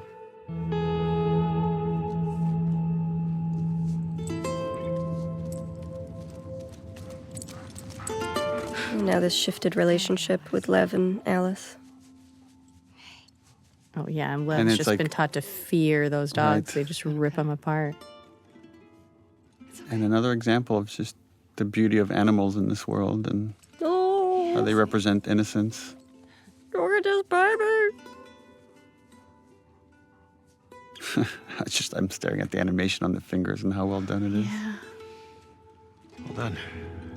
You can go see her now if you want. Is she gonna be okay? Yeah, actually. All this time after what they did to Joel, after all the Seraphites they've killed, finally meeting these two kids, just starts to put it all in perspective for Abby. I know. Her body figures it out before her head does. What happened to us? What happened to us, right? That's the most she's going to talk about, all these things that she's done. Maybe we stop looking for the light. Maybe. The idea that, even when we fail, we still have to push forward for something better. That's what Owen represents. I'm gonna go check on the girl. Okay.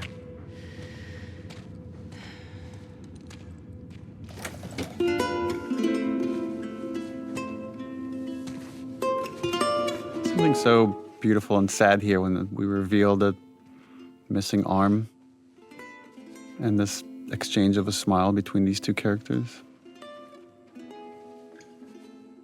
Another time I'm going to sound like a broken record, but it's just, I love showing off your performances with no dialogue. It just makes our job easier as writers.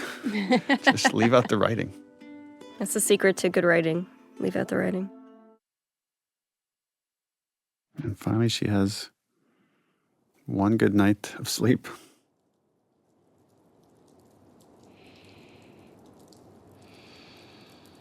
Yeah, but consciousness is about to slap her in the face.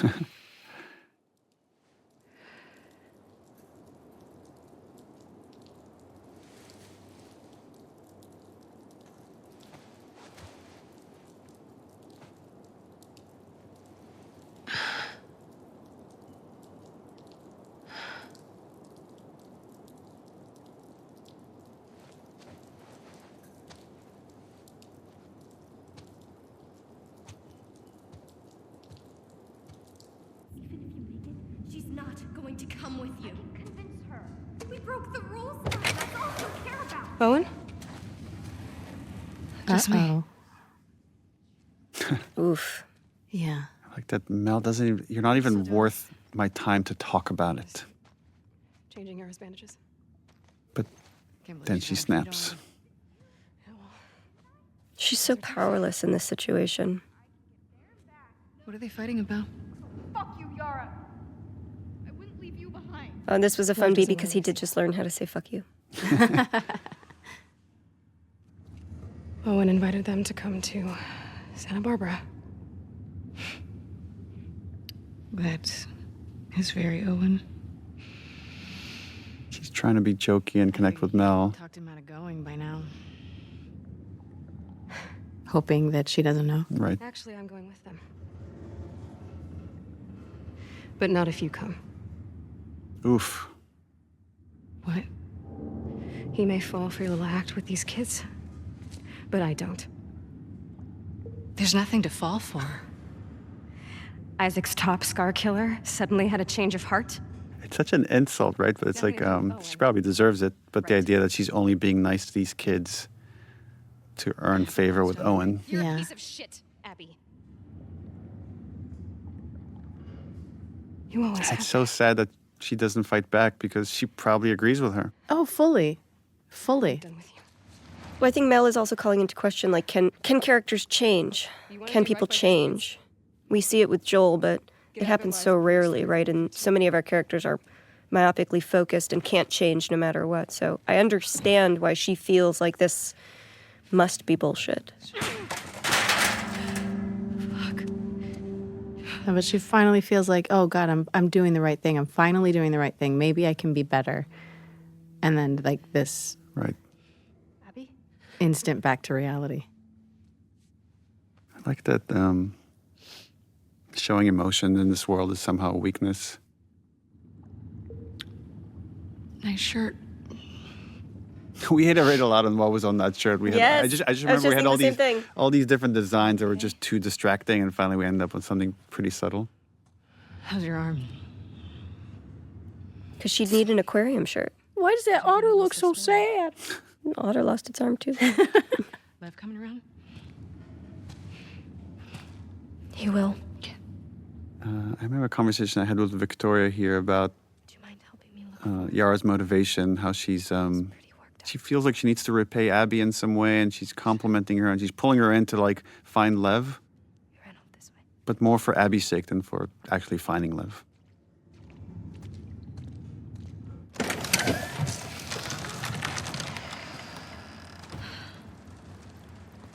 Oh, this was a tough one to write. Oh yeah. How is he doing this? Hey, do you think maybe he could convince your mom?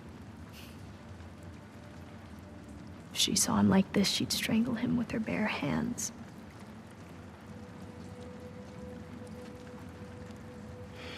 The conflict between love and duty, of like the love a mom should have for her kids and the duty she has for her religion.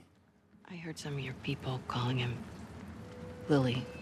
I like here that Yara is the practical one. She sees the world as it is, and she sees the consequences as they are. And in some way, in another universe, she and Abby would be wonderful enemies because they are both strong, myopic soldiers, right? But for Yara, the risk to Lev's life is worth giving everything up. I told him he had to keep it to himself. And the guilt, right? This guilt here. I was hoping he'd snap. Well, it's that it's also Yara has greater love for Lev than their mom had for Lev. That this moment that she's describing here is what made her lose faith. One of the men was suicide. And we don't talk about it, but I think the difference that I see between Yara and Lev is that Yara has lost her faith, and Lev has just refocused it, went back to the origins, to the writings, and sees how it was corrupted. You're so stupid. This is another one of those scenes. I thought Victoria here just knocked it out of the park. Yeah. Yeah. Why don't we find something to cheer him up? I like these in these action games, sometimes having a goal of like, oh, let's find a toy to cheer up a kid. And that becomes your gameplay objective. What about this? It's perfect.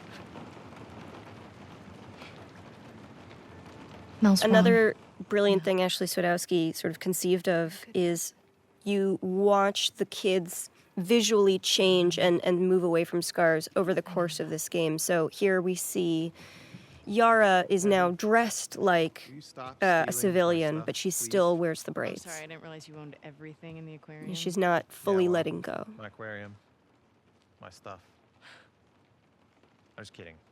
Take whatever you want. You can't. Have you seen Lev? Yeah. Who's down Yeah, we're about to get into this conversation of, I mean, they're talking about their relationship, but thematically there's greater stuff here, which is, when are things too late? When have you gone so far that there's no coming back from it? She couldn't tell I was joking. They are very literal. They're literal people. I suck with kids. It's funny he says he sucks with kids, but I think Owen would be a great dad. Oh, I think he'd be an incredible dad. Another world. Coming to Santa Barbara, right? I can't. Why? You know why. He's such an optimist, right? He's about to talk about that. We'll figure it out. I don't know how, but we'll figure it out. I know. I know it's a fucking mess. I know. But we can choose to be happy. Again, going back to something you said earlier, Neil, but it's like this idea that suffering is the way that we honor the dead. I don't think Abby has fully admitted, like, no, I don't have a right to be happy. There's no. Yeah. What's he doing? He's going after her. After who? His mom. She's gonna kill him, Abby. Is the boat ready? Not yet. How much time do you need? A few hours. This is their last conversation together. She just had surgery. I'm fine. How else am I gonna find him? I'll go with you. Owen? They're heading to fucking Highland.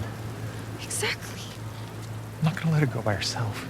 I think there's a part of Abby that knows she's about to head into a suicide mission. Yeah. Yeah, absolutely. And this is her forcing Owen to stay here. She's really trying. She's trying. The irony is in staying here. She is dooms what- them. She is what abandons them, yeah. Dooms him.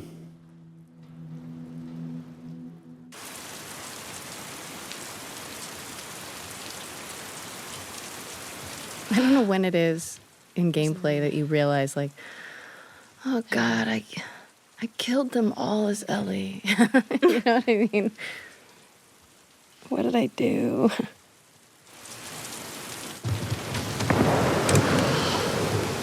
that a sniper rifle? Uh-oh.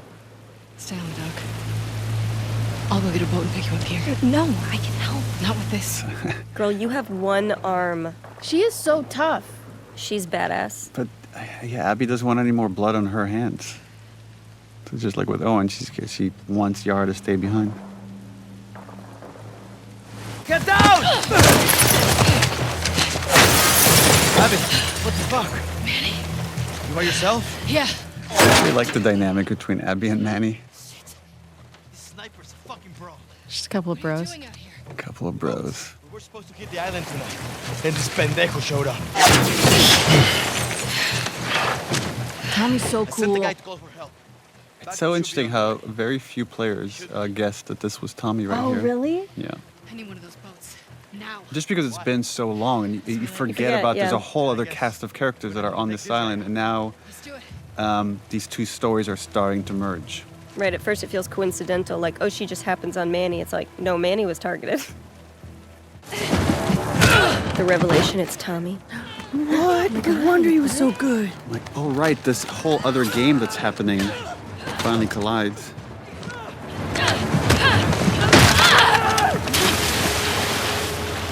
If you don't see a character die on screen, you should always question their death. You all right? That music is so ominous. Yeah. Like how she's just burying the death of her friend. Yeah. Just stay, again, she has this very narrow focused mind. And the realization that it's all gonna come crashing down. And the guilt, I would imagine, right? Like, the thing I would be burying in that moment is, oh, that's that guy? Oh, I'm complicit in the death of my friend.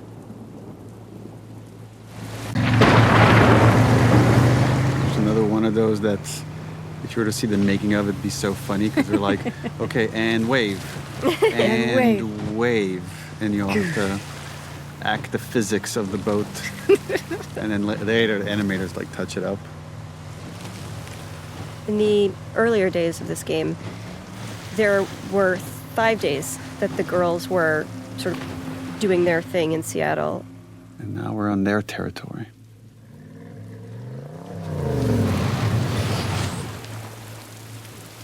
There was a whole day where Ellie would go to Scar Island to give you this opportunity to see them in the same nurturing way that we would see the stadium, where you get to see them take care of their children and their seniors, and you get to see them farming, and you get to see them be human people. But we cut it because ultimately it didn't shift Ellie's journey.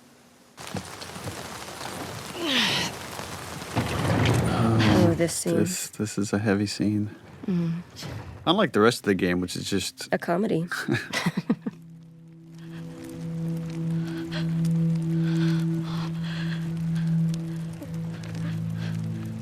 That shift right there for Yara is really nice, of going from grieving to protecting. Consoling, yeah, that's right. Those cuts. And she knew it was gonna happen. She knew that's what the outcome was gonna be. Lev's an optimist. Trying to make her stop. I was just pushing her off of me. She hit the table. With everything that Baby Lev has been through in this past week, this is truly the death of his innocence. Mm-hmm. Now these three have become the us, and the WLF is about to become the them. There's this little connective tissue right here of, or this moment of connection between Abby and Lev that I love, that she hands him the bow. Just the exchange, again, this exchange between them. My baby. Baby. Sweet baby. All she can do is arm him. This way. Got one! Oh, this is This is the... Yeah. So right, originally you would come into this island, and this is where we would have killed Lev, and we had these concepts of stone mound graves, and that you would find Lev being buried in one. But instead, we flippity-flopped it. It's funny. It's like Abby stopping Lev from doing the thing she couldn't even do, is grieve for Yeah. the person she loves. And there's our second Isaac scene. Well, not a good look. This was really fun watching you guys play. This back and forth.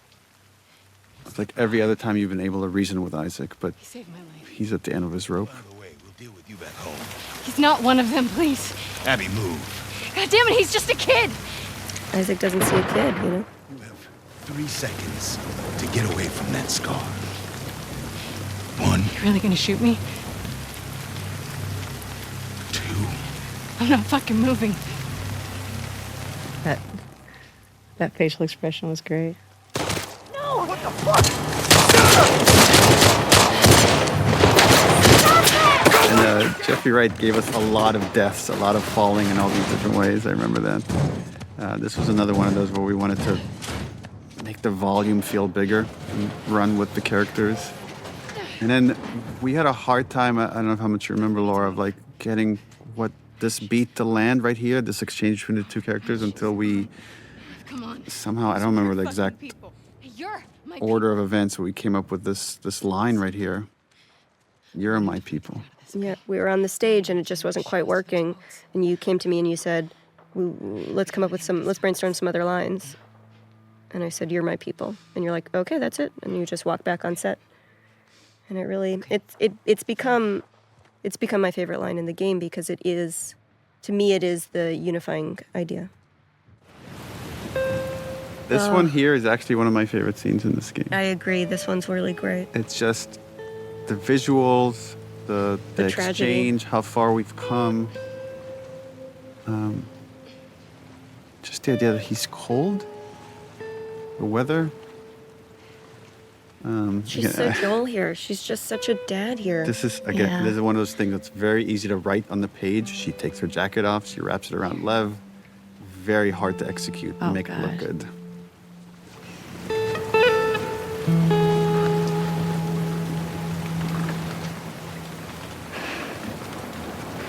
Look how she's looking at him. Well, it's like now she's looking at a small version of herself, right? Yeah. She knows what it is to see your parent dead, to see your world burn, and now she's just got to helplessly watch another person do it.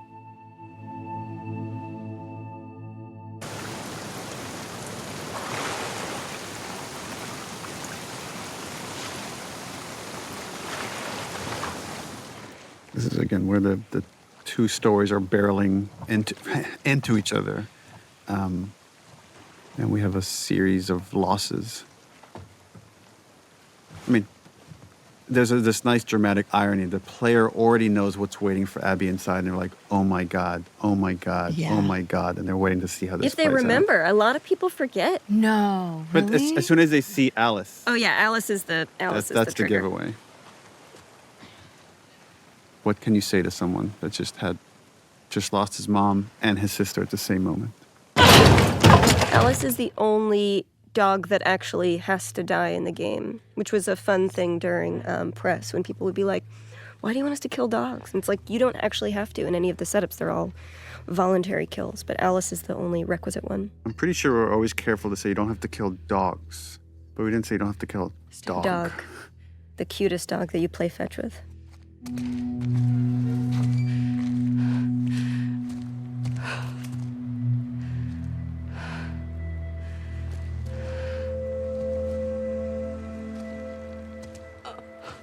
This is, Laura, you make this look very easy, but this is a very hard scene, I think, watching from the outside to act, which is you have to go from grief to pure rage.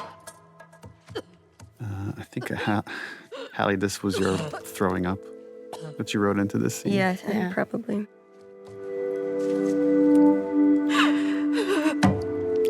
It's such a great visual of how much grief somebody can take before your body just rebels against it. This little, the way he says Abby here. Abby. Almost afraid to show her this might lead to the people that did this. And of course, this was Ellie's mistake of dropping the map here. in her panic attack. And and the music is doing a good job of just taking you internally into Abby's head.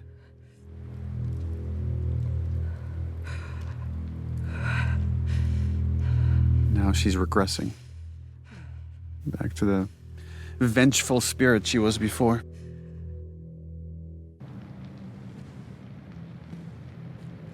Our main characters collide, or about to collide. I think one of the things that makes Laura's performance here so special is that this character is so hard and so terrifying, but in every scene where Laura is scary, there's also this patina of vulnerability, of fragility that's coming through, where you can feel that she's quaking with rage, but there's so much complex stuff happening underneath that rage. It's really great. You're not bad. It's funny because it's the same way I feel about Ashley's performance. So there's always this. Just that rage feels so real. She's so good too, like fucking one shot. And from her perspective, it's Jesse's an NPC. Yeah. He means nothing to her. Stand up! Now! Don't you fucking dare! Shut the fuck up! All right, stop! Stop! What is so beautiful here, or tragic, is that Ellie doesn't get it. Right? What Ellie's about to say here is like, I know why you killed Joel.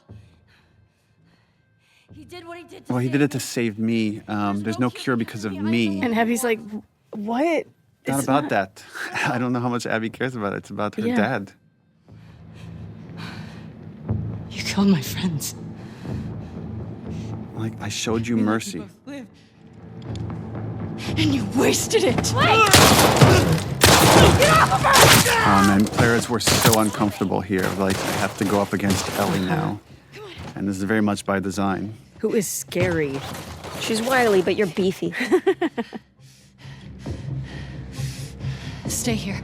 Watch the exits. Don't let him.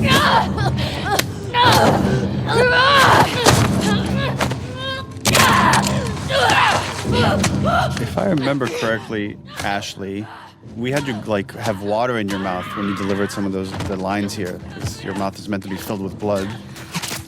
Yes. Wow.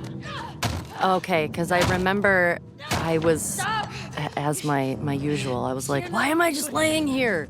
I would try everything I could to try to get up and go save her. So I think the water and having that and having sort of showing or being able to hear how messed up Ellie is in that moment. This is the other scene that lives in my head. The knife to a pregnant girl's throat. It's so terrible, but in her mind, like, Ellie just intentionally killed her pregnant friend, and Mel is so visibly pregnant. And the fact that Abby does not kill them shows that she's kind of in a little bit of a better mental place, I think, than Ellie is. Yeah, Well, she's she's grown also a got her little bit. moral compass, like, yes, right in front of her. Yeah. Well, there's like Yeah. two versions of love right in front of her. One Yeah. is a destructive one of like wanting to do justice by the people that I've lost, and the other one is wanting to do right by this kid that I've come to be their protector. And she Who's already chooses. seen too much violence, who's already experienced too much wrath, right? It's like, he needs peace.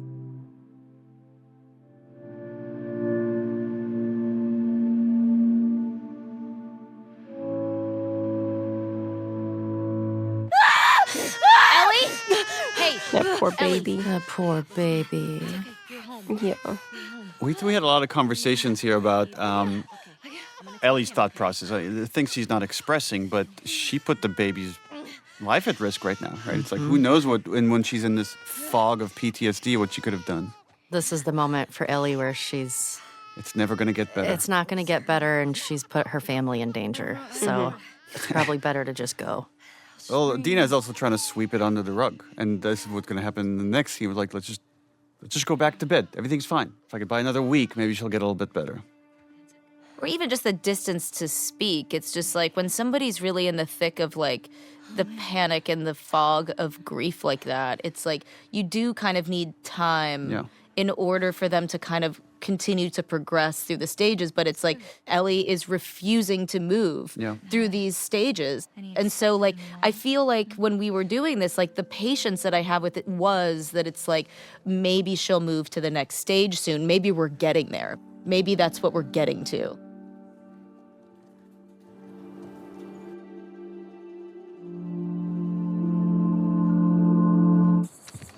I don't know if we ever talked about this, but we had a whole different version of this part of the game where it was Maria that showed up. Yeah, but we felt it would be more intimate if it were seeing how broken Tommy was. Well, it should be like feel more the guilt of like seeing the damage on Tommy and having Tommy been changed over this year since he got back to Jackson, of like the guy that wanted to protect Ellie and not go on this quest for revenge is now guilting her into it. I like that you're coming in late and you're seeing this man has been very broken, and we're getting a sliver of how the abuse he experienced and the things that he did in Seattle have irreparably damaged him. And he's standing right in front of Ellie, and Ellie is looking at how irreparably damaged this man is, and she's like, yep, let's do that to me too. I'm willing to see the ghost of my future. That's the fate I deserve. Sorry. Nah. We talked about it a lot, and yeah, it's what we both want, so. Well, the other thing we were talking about is the other big Ellie-Tommy scene is after Joel's death and how they can't look at each other. And then this happens again here. Once he asks her to go, she can't look at him. I think it's a confrontation thing, or when I'm feeling anger, I get uncomfortable, like I don't want somebody to see it. It's also the shame, right? Of the shame of... Yeah. I'm letting you down. I'm letting Joel down. I'm letting myself down. Yeah. Described her as built like an ox, traveling with a kid with scars across his face. He said they're living... I also think that there's something important in the scene for Dina, right? Because Dina has been such an amenable partner through so much of this game and their journey, and even when Ellie's off the deep end, Dina is a nurturing force. And here she's finally drawing the line. We're done with that. She's finally like, we're done with that. I'm speaking for Ellie now. There's a line here, and you've crossed it. And like the rage I felt too when he keeps going, I was like, it's insidious. You know, it's like he came and brought the virus back into the house, and now she's sick again. Think of all the guilt he's carrying. He failed to save Joel. He failed to save Jesse. He failed to get Abby. He's fucked up. His marriage has fallen apart. All he has left now is this revenge. That's it. Well, it also it goes back again to that ego thing where it's like, you asked me to do this and I did it. I went to Seattle. Now I'm coming back for you to pay up, and you're going to be a little bitch about it? Well, and again, he's too blind to see the suffering that she's going through. All he could see is like how damaged he is. But what does he say? Like, oh, you live out here, and you got your family, and everything's cushy, and everything's fine, and I'm the one suffering. But he doesn't see that he's not the only one suffering. What a joke. And I love that Jeffrey, when Dina walks over and Ellie's sitting there at the table, and Jeffrey is not even acknowledging Dina. In a way, Tommy might feel like, I'm more family to you than Dina is. I've known you longer. Like, that's exactly think what of everything it felt, we've been through. And it's the only time there's really personal conflict between Ellie and Tommy. That's one of my favorite Dina moments. Yeah. Because it felt so real. I was so mad. Yeah. Just like flying out the screen door and being like, listen, motherfucker, get off of our property. I love it.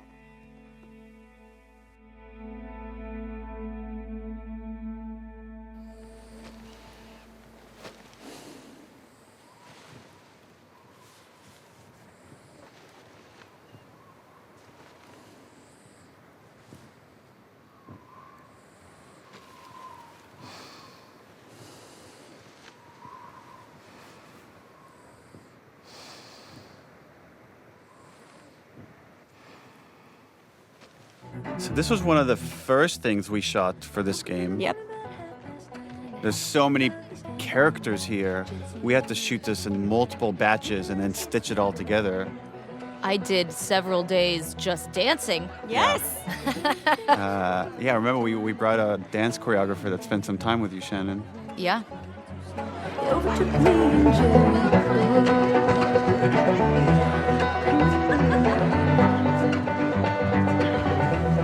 this was the demo, and so we had to.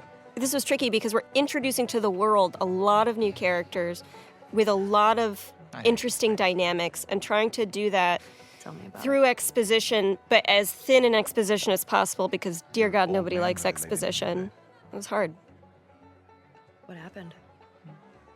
This scene has jumped around all over as we're playing with the structure. It used to be in the very beginning, and then we felt we just had too many cutscenes in the beginning. We needed to get to the action a little bit faster, and then we moved it to the end. We changed the writing for the beginning. She's putting on quite the show. But there's something kind of nice, and I guess there's a tragedy to it of coming here at the end as a memory. Of just seeing Jesse's alive and Ellie and Dina are okay and and there's Joel. Hey! What took you so long? Oh, I'm here. And this like really innocent first kiss. Hey, don't forget, we're heading out early, so get some rest. Yes, sir. You're such a dick. Come on. This was the first scene we shot. This was the first scene we shot after you hired me. Yeah. How bad do I smell? I look at this and I'm just overwhelmed with all the details of the shirt, of sweat stains, of little hairs on the neck, little dimples on the smile. And just, this is hundreds of people of work for months to get this little moment. Sweat and trying to capture. The hair that I put behind her ear is crazy. Yeah. And that has to switch from being physics hair to being hand animated hair It's as soon as crazy. you make contact with it. Whoa.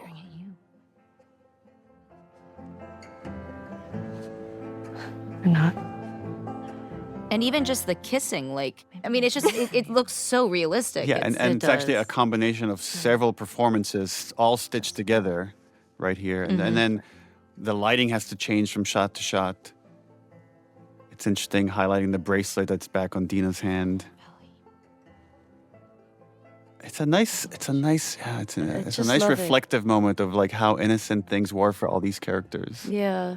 I love just the little surprise on Ellie's face, the little like moment of shock before melting into it. And then we're about to get into Seth. And again, Shannon, your rage is so real here. Hey, this is a family event. Fuck are you looking at? This whole interaction was based on one time I was at Blockbuster and I'm just talking to my friend. I'm throwing curse words around, and the dad in front of me had his two kids, and he's like, "Do you mind? There's kids around." And that always stuck with me. I felt such shame having like used curse words in front of these kids. What did you just say? Ellie, Ellie, don't. Get the hell out of here. Get your hands off me. Hey!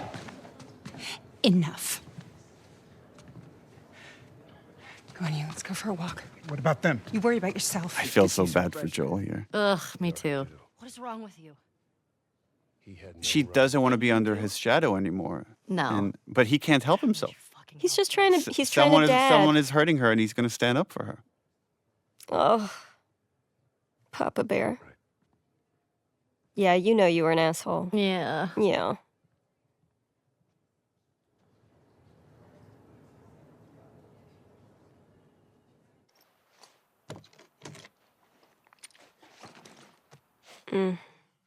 Saddest scene. Yeah, with the first game, right, we're talking about how do you take this obsession of love, of a parent's love for a child, to the end of the line? And then this has the reverse of it, of like, how do you take hate to the end of the line? Which is also like another expression of love. And the engineering of it was that here she has this family that loves her, and it's not good enough because she's letting down Joel in her mind.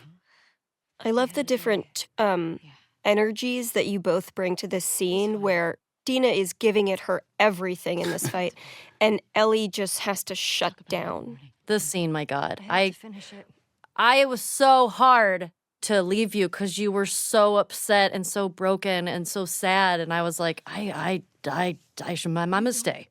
I'm sorry. I would argue this is maybe Ellie's darkest moment, even though I know where we're going, because this is the choice where she forsakes. This is where she makes the choice. Yeah. And I think she knows there's a very good chance she's going to die on this journey. I guess the thing that we don't talk about is like, I think she's suicidal. Yeah, I think agree. there's the guilt of what The should have pain is happened too at the loud. hospital. That's why she leaves in the middle of the night. She's not saying goodbye because it's clearly suicide. Yeah.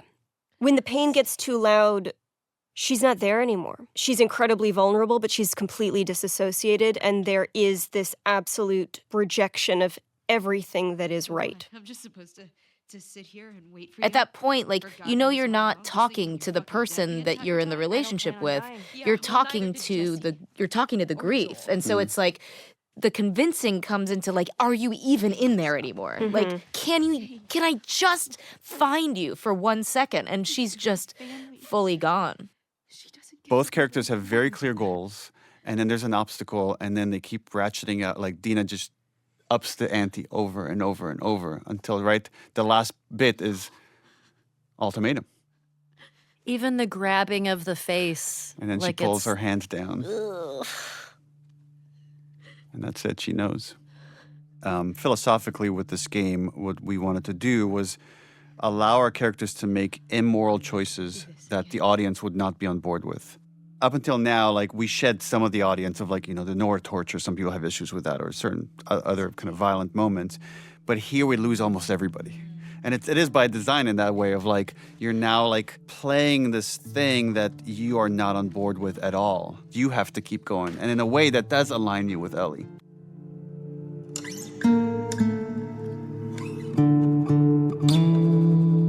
These shots are so gorgeous. There's a nice misdirect coming up here. We purposely gave Lev chucks. So you're thinking for a second that, oh, okay, this is where I pick up Ellie's journey. And again, now you've been a while away from Abby and Lev.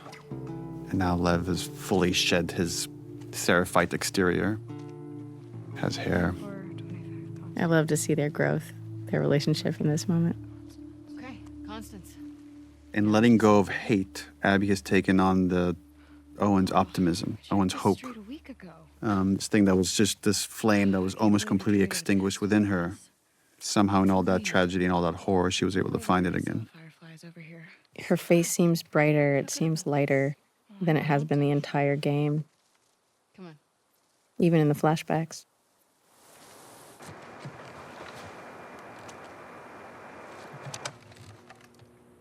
Is this frequency currently in use? This is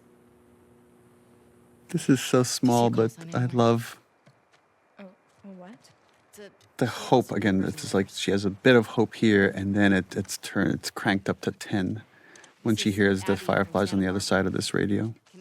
And isn't the firefly on the other side of this radio another Vox Machina hero? Is it really? Yeah. Who is it? Liam O'Brien. Is it? Yeah. He was my fellow nurse, wasn't he?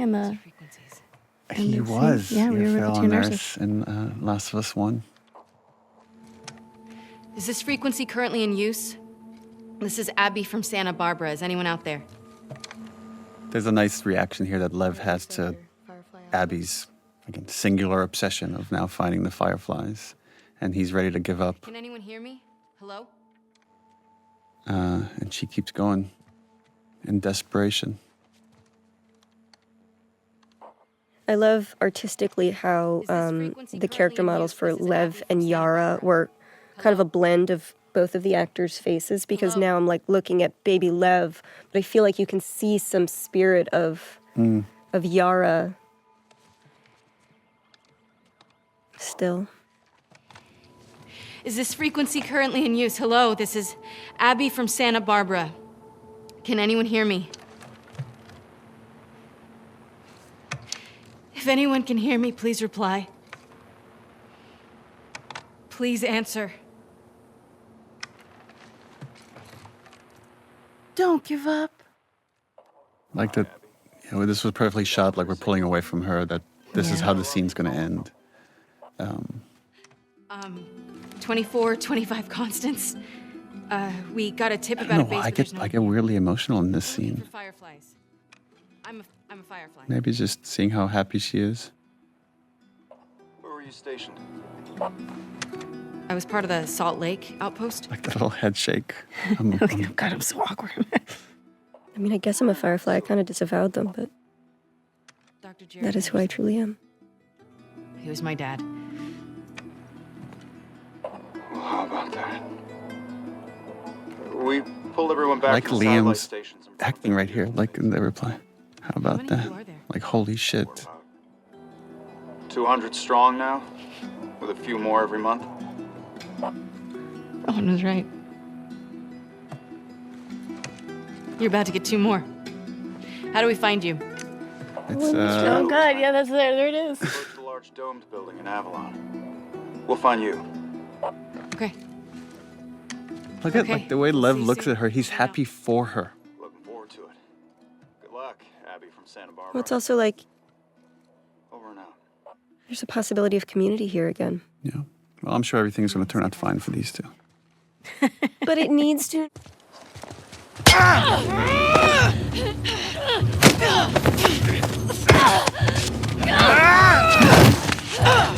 Here they get ambushed by a new group, the Rattlers.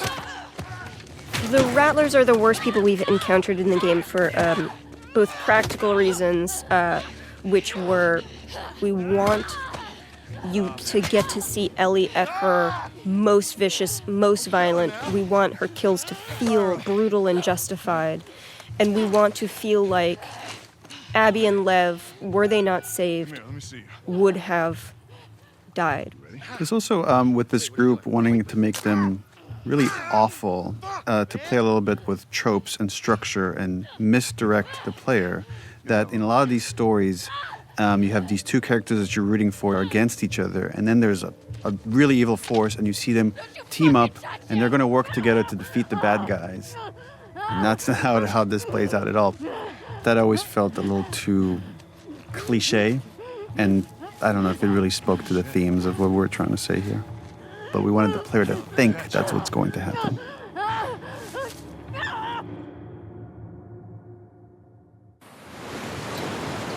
There's a nice economy here of storytelling. Like, we don't show Abby arriving at Santa Barbara with this boat that has become a character of its own in the story. And we're just here with Ellie picking up the tail end of their journey. There's also like a really interesting note here from Abby.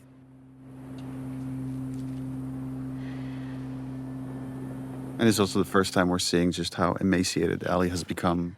And she's sunburned and clearly not taking care of herself in the pursuit of Abby. I mean, it mirrors it can't all be for nothing because she's killed so many people at this point. If she stops, that all is just for nothing. I really like that, the parallel of the first game of her wanting to see things all the way through with her stubbornness, even though there's a part of her that says this is not the right thing to do.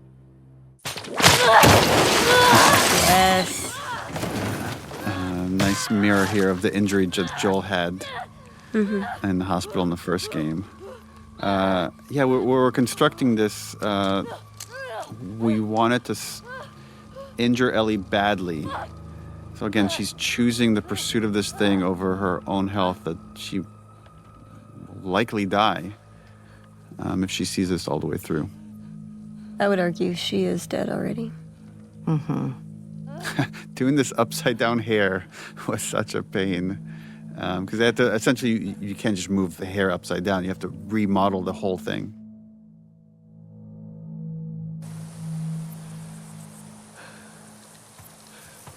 And we wanted her to have lost so much blood. It's again, the whole thing is starting to feel like a fever dream, and she thinks she's seeing like Abby and Lev, and then realizes, oh no, it's We got a live one.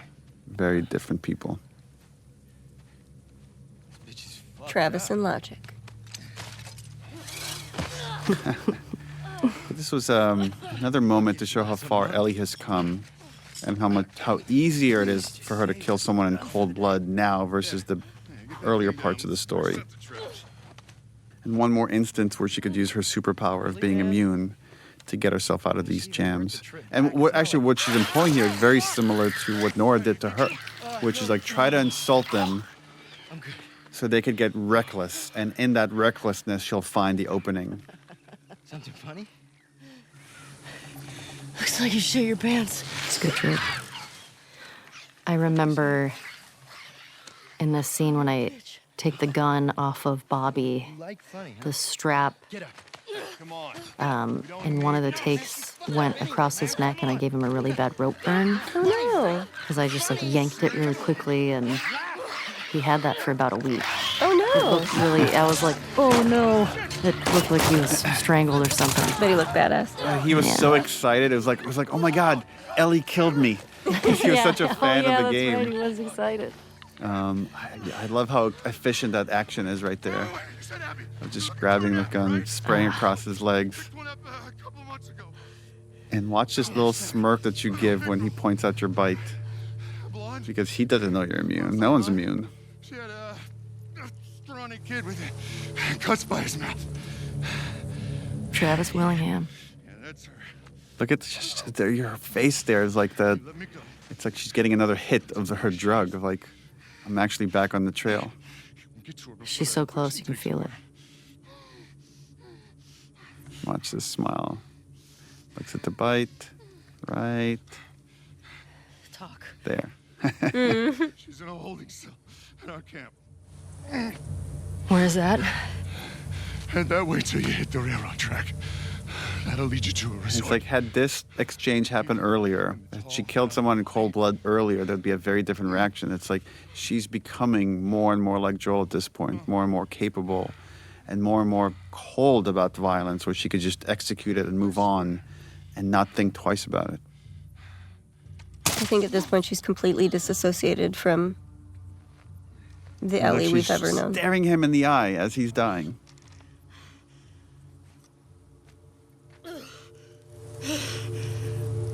And just a hint that the injury's getting worse and worse. But again, she's not going to stop. She can't. Not yet. Remember this. Yeah, so the idea, right? She gets hit right at her injury. I like how badass this scene is. And the desperation. Ugh. Remember the thumb to the eye. I got the key! And this is Matthew Mercer. Yeah. Oh, yeah. What I like about this sequence, too, is, like, you can look at everything that Ellie does as so ugly and so brutal and so unnecessary, but had she not come after Abby, who knows if these people would have ever been free? Who knows if this uprising would have ever happened, right? So again, there's these butterfly wings happening because of all of the choices she's made, that none of them are just black and white. You've got this constant gray you have to reconcile with. Oh, they're staring at her like she's some kind of wild animal. Again, like there's this whole crazy thing going on here of like slaves and slavers, and Ellie cares none of that. It's just she's so single-minded about Abby, and pretty soon, like in gameplay, she's gonna just start repeating Abby, Abby. I wonder how much of Ellie is hoping to die in that fight.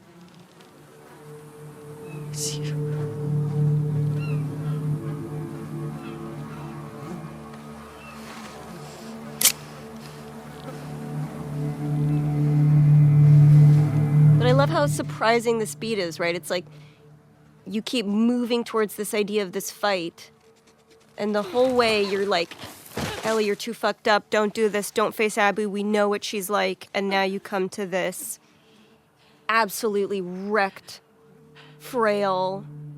I also love, it's pretty much wordless, and you could tell so much with the performance what's going on in their heads, and you could see Ellie's confusion and anger and sadness for what she's witnessing. Yeah, it's hard. It's like finally the prize is right there, and now it just doesn't feel as satisfying. I always read that like there are boats this way moment is like, if I'm nice to her, if I'm just like treat her like not my enemy, then maybe like this will all go by quietly.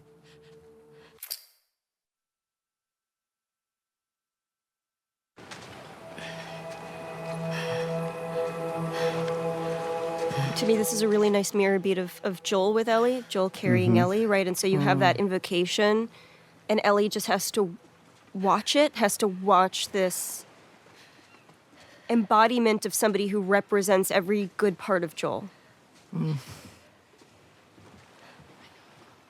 It makes me so sad.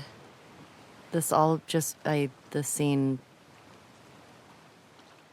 It's just because Ellie doesn't know what to do with all of that anger and that hurt from losing Joel. And now this is the moment. Yeah, because at this point, that's all Ellie has left. It's just this fucked up quest.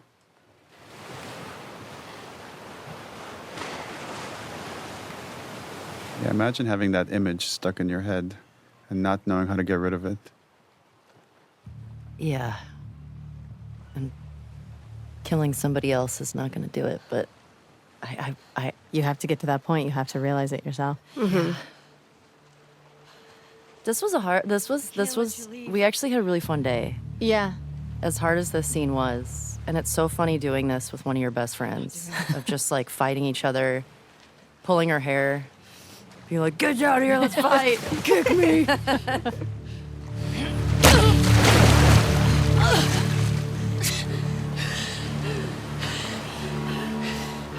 No.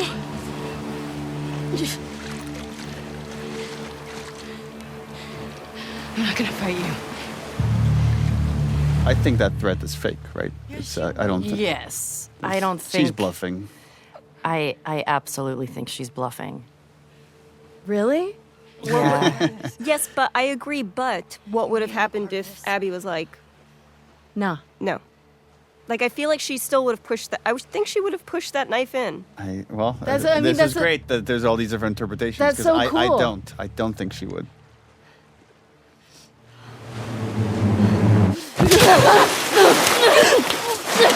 There were all these other versions of how Ellie lost her fingers. Remember, Hallie, of like, there used to be when someone was waiting for her at the farm and then tortured her in retribution for what happened in Seattle. Yeah. Oh, I didn't know that. Yeah, it was like the parent or somebody of somebody who died, of like an NPC essentially, who came, and so you're seeing that cyclical nature of violence of like, you killed my person, you killed my person, you killed my person. So somebody you didn't even realize you'd really killed tracks Ellie down.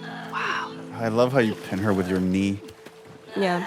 So originally the conception was that Abby dies here, and it would have been such a different game, I think, if right now there was just a body underwater and Ellie was having this moment. Yeah, you didn't know that? I did not know Abby died here originally. Well, yeah, originally, like, I think both Yara and Lev died, and this was just Abby by herself when you meet up with her.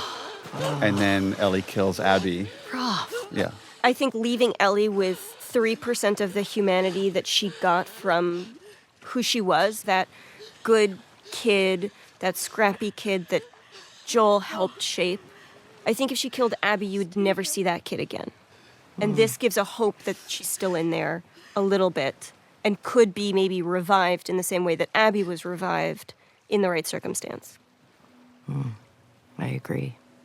Seeing the reactions, there's people that wanting to know, what was it exactly that made Ellie stop? Is it Lev?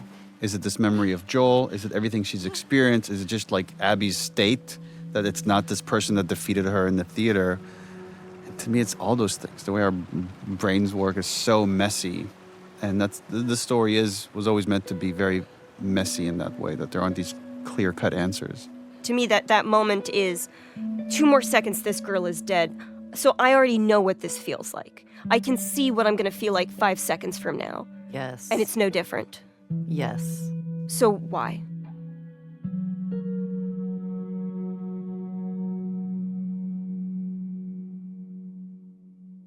Originally, the house was fully empty.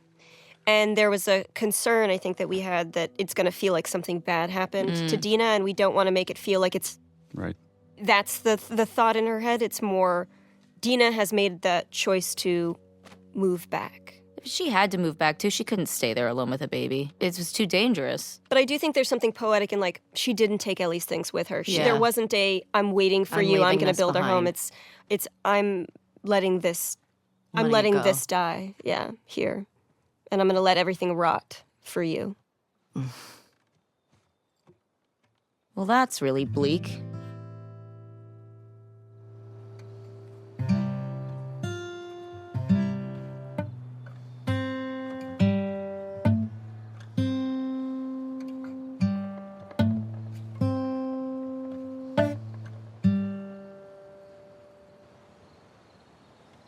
Yeah, we wanted to create a metaphor for the unintended consequences of pursuing justice at any cost. And here we get to feel it of the song that means so much to Ellie, she just can't play it anymore.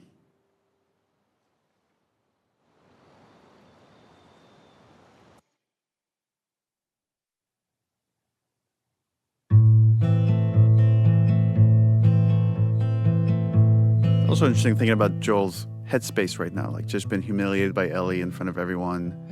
Who knows what's going through his head, but for me, sometimes when I get just filled with anxiety, it's guitar. It's just sitting down and just jamming and just... Yeah, not even playing a song, just playing through something. And we've had this scene at different spots of the game until we finally landed. It's this final moment. Yeah, I think originally we were going to put it before the midpoint showdown of the game. Right. Oh, it plays so much better at the end. Yeah, no, now you can't imagine it anywhere else once it's here. What are you drinking? Traded his soul for coffee. Where'd you get that? Those people that came through last week. Oh. I would do the I'm same. embarrassed as to what I had to trade. This is the most Ashley has ever pushed back on a scene. Wait, really? Which this was because originally it was written that they hug at the end of this scene. And you're like, I don't know if they would. I'm not sure we could get all the way there. You were a sport about it, and we did 2 versions, one with a hug, one without a hug. And they were both very, very good. But ultimately, you were right. They're starting to forgive each other, but they're not fully there. Ultimately makes it more tragic. Yeah. I think that's why she goes on this journey, because it's just like it was never solved. Our relationship was never fixed. Dina. Is she your girlfriend? No.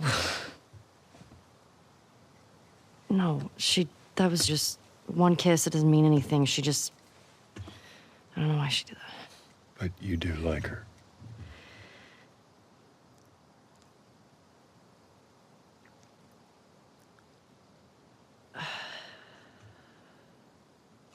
They just have like a father-daughter moment. Just this exchange about this crush that she has on this other girl, and Joel telling her like she would be lucky to have you. Again, he has unconditional love for Ellie, and that's what drives her mad. It'd be so much easier if he was just a complete piece of shit. Oh yeah, you could just forget about him. Yeah, but you can't. I mean, that's what's hard. I mean, she knows that he cares, and she knows that he does love her. I was supposed to die in that hospital. I also love that you My life bring don't it back fucking to matter. we're talking around the thing that we need to talk about. You took that from and me. you doing all of these gestures to try to make it better is not what I want. I'm going to bring it back to what the issue is, and that's I should have died in that hospital. I also love watching. When do you both decide to make eye contact? Oh, right, interesting. And it's like right here for I watch at the end of this statement for emphasis. All eye contact. Because I am dead serious. I don't care the cost. I would do it all over again, even if it means I'd lose you. There is something to be said for your writing in this, which is I would do it all over again, and I would do it all over again. Walk the knife's edge of meaning, because there's one that is repentant and there is one that is resolute.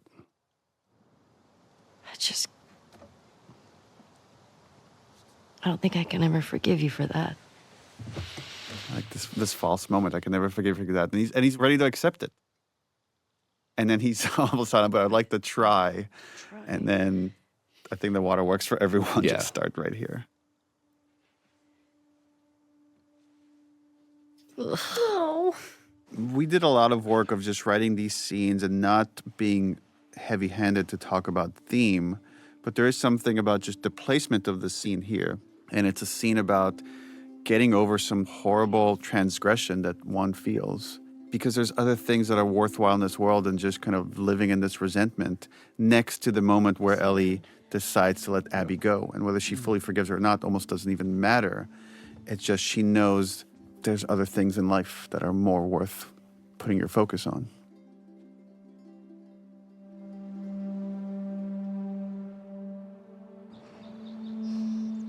It's interesting seeing since the game has come out. It's been out for a few years now. How many different interpretations there are for this leaving of the guitar here. Whether it's she's fully forgiven Joel, or whether she's fully forgiven Abby, or whether she's willing to move on, or whether she just doesn't want to be under Joel's shadows anymore. And when people always I don't know if you get this often, people often come to me and they want the answer. They're like, which one is it? And I'm like, it's all those things. It's all those things in some way. Like, people's minds are so complicated. Yeah. I mean, I think it's what we've been talking about with grief and how that can sort of manifest in somebody.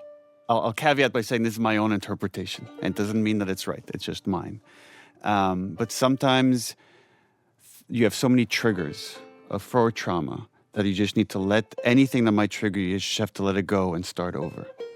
I mean, how I felt in that moment of, it's easier just to not get close to people.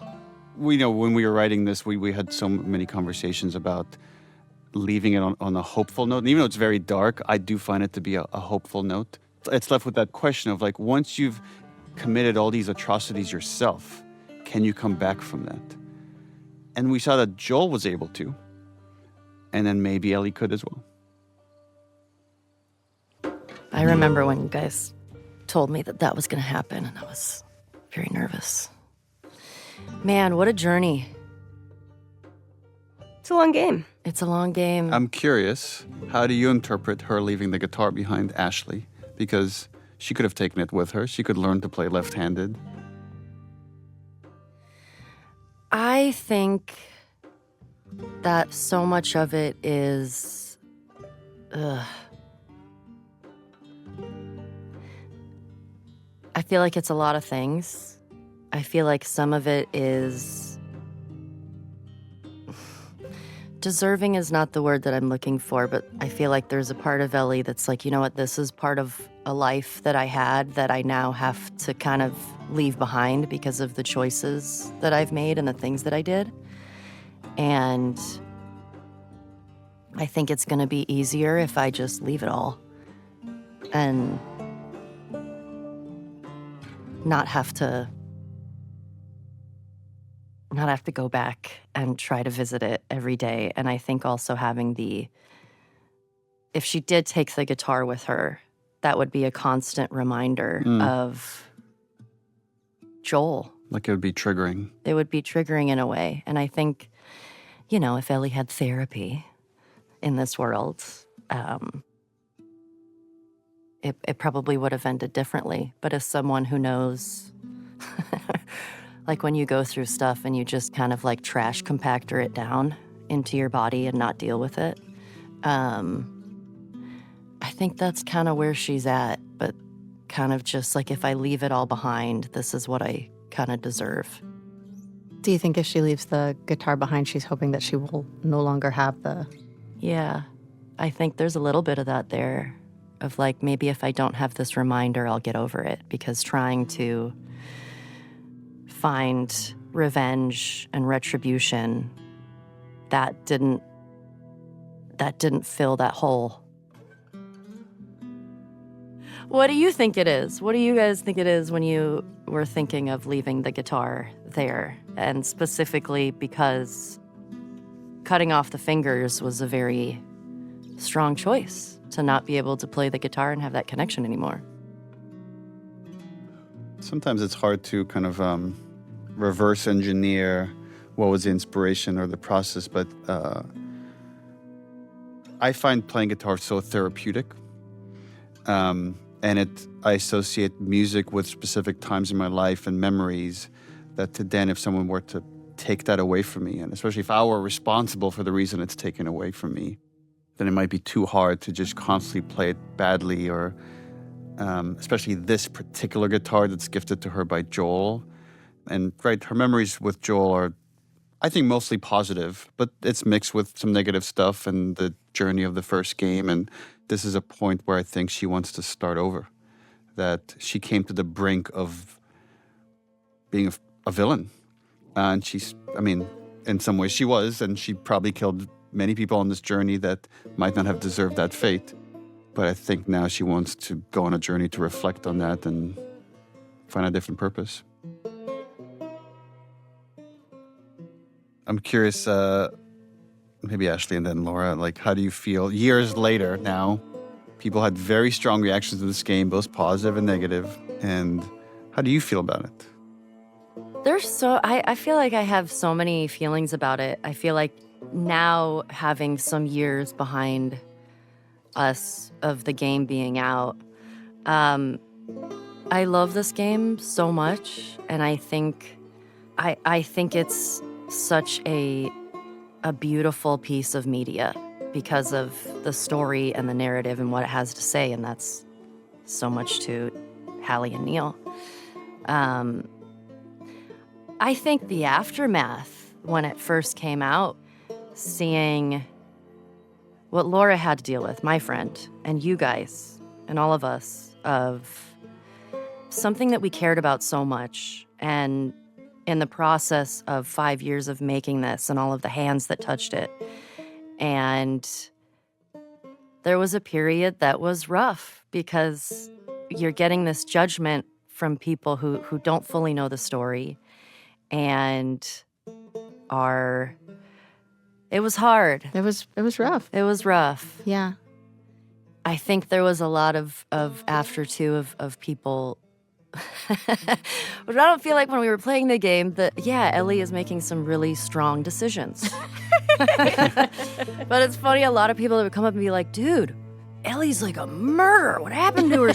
And I'm like, no, she's got some stuff. But even still, like now having, coming out of that time of I feel like that was one of the first times where I've sort of dealt with like a reaction like that. Uh-huh. And it sucks. It hurts, especially if you love something so much. Yeah. And all the time that everybody put into it. And it sucked seeing my friend get attacked and things that all of you guys of things that I care about, but I know that's so much of the world we live in. But I think it was just like a perfect storm of timing too. And because everybody was so separated, we were all dealing with that separately, right? Yes. We didn't get to see each other and like talk it through. Right. And it's crazy because for so long, and I've talked to you about this, like there was no closure for the game. Normally like you wrap and we have like a wrap party and we get to like see everybody and unpack. Kind of like rejoice in what we made and like how much of our hearts we poured into something. Right. Yeah. And we never got the celebration of finishing it and seeing it released to the world. And all we got instead was like that vitriol like thrown. Ugh. So it was rough, but it's, again, it's been years and I'm so just proud. And it's a story that if you play it, I don't see how it can't change you. Yeah. It changes how you view violence. It changed how I played games. Like as I was playing the game, I found myself, I wasn't attacking people anymore. Like I started like, I love to just destroy every person that I come across. Like it's a completion thing for me. And as I'm playing, I was like, I stealthed everywhere. Instead, I didn't want to hurt anyone anymore. Yeah. I remember when we started doing press at the end of the game, toward the end of the game, people would be like, oh my God, and all the dogs, you have to kill all the dogs. And I remember being like, you don't actually have to kill any of the dogs but Alice. So that's on you. And people like having to own that reality, right? Like you have to face your own ugliness in the game. And I think I think the game will age well. I think the story and the mechanics and the beauty of the world will hold up over time as an incredibly complex piece of storytelling in and of itself, outside of like its own medium. Yeah. I hope, but yeah, that was a rough time. Well, I remember, right, so it's months before the game comes out. We have to delay it indefinitely because there's a backlash from our most hardcore fans and people just waiting in the wings to attack Naughty Dog. Yeah. Because we're woke and diverse and all these Woke, other diverse, reasons. taking too long to get a game out. So we're all at home, and we all kind of have to be depressed at home as this is happening and finish the game. Yeah. And then the game comes out, and it goes on a little bit of a redemption arc because it won all these awards. And I don't know if I've ever talked about this, or I was afraid to like talk to you all about this.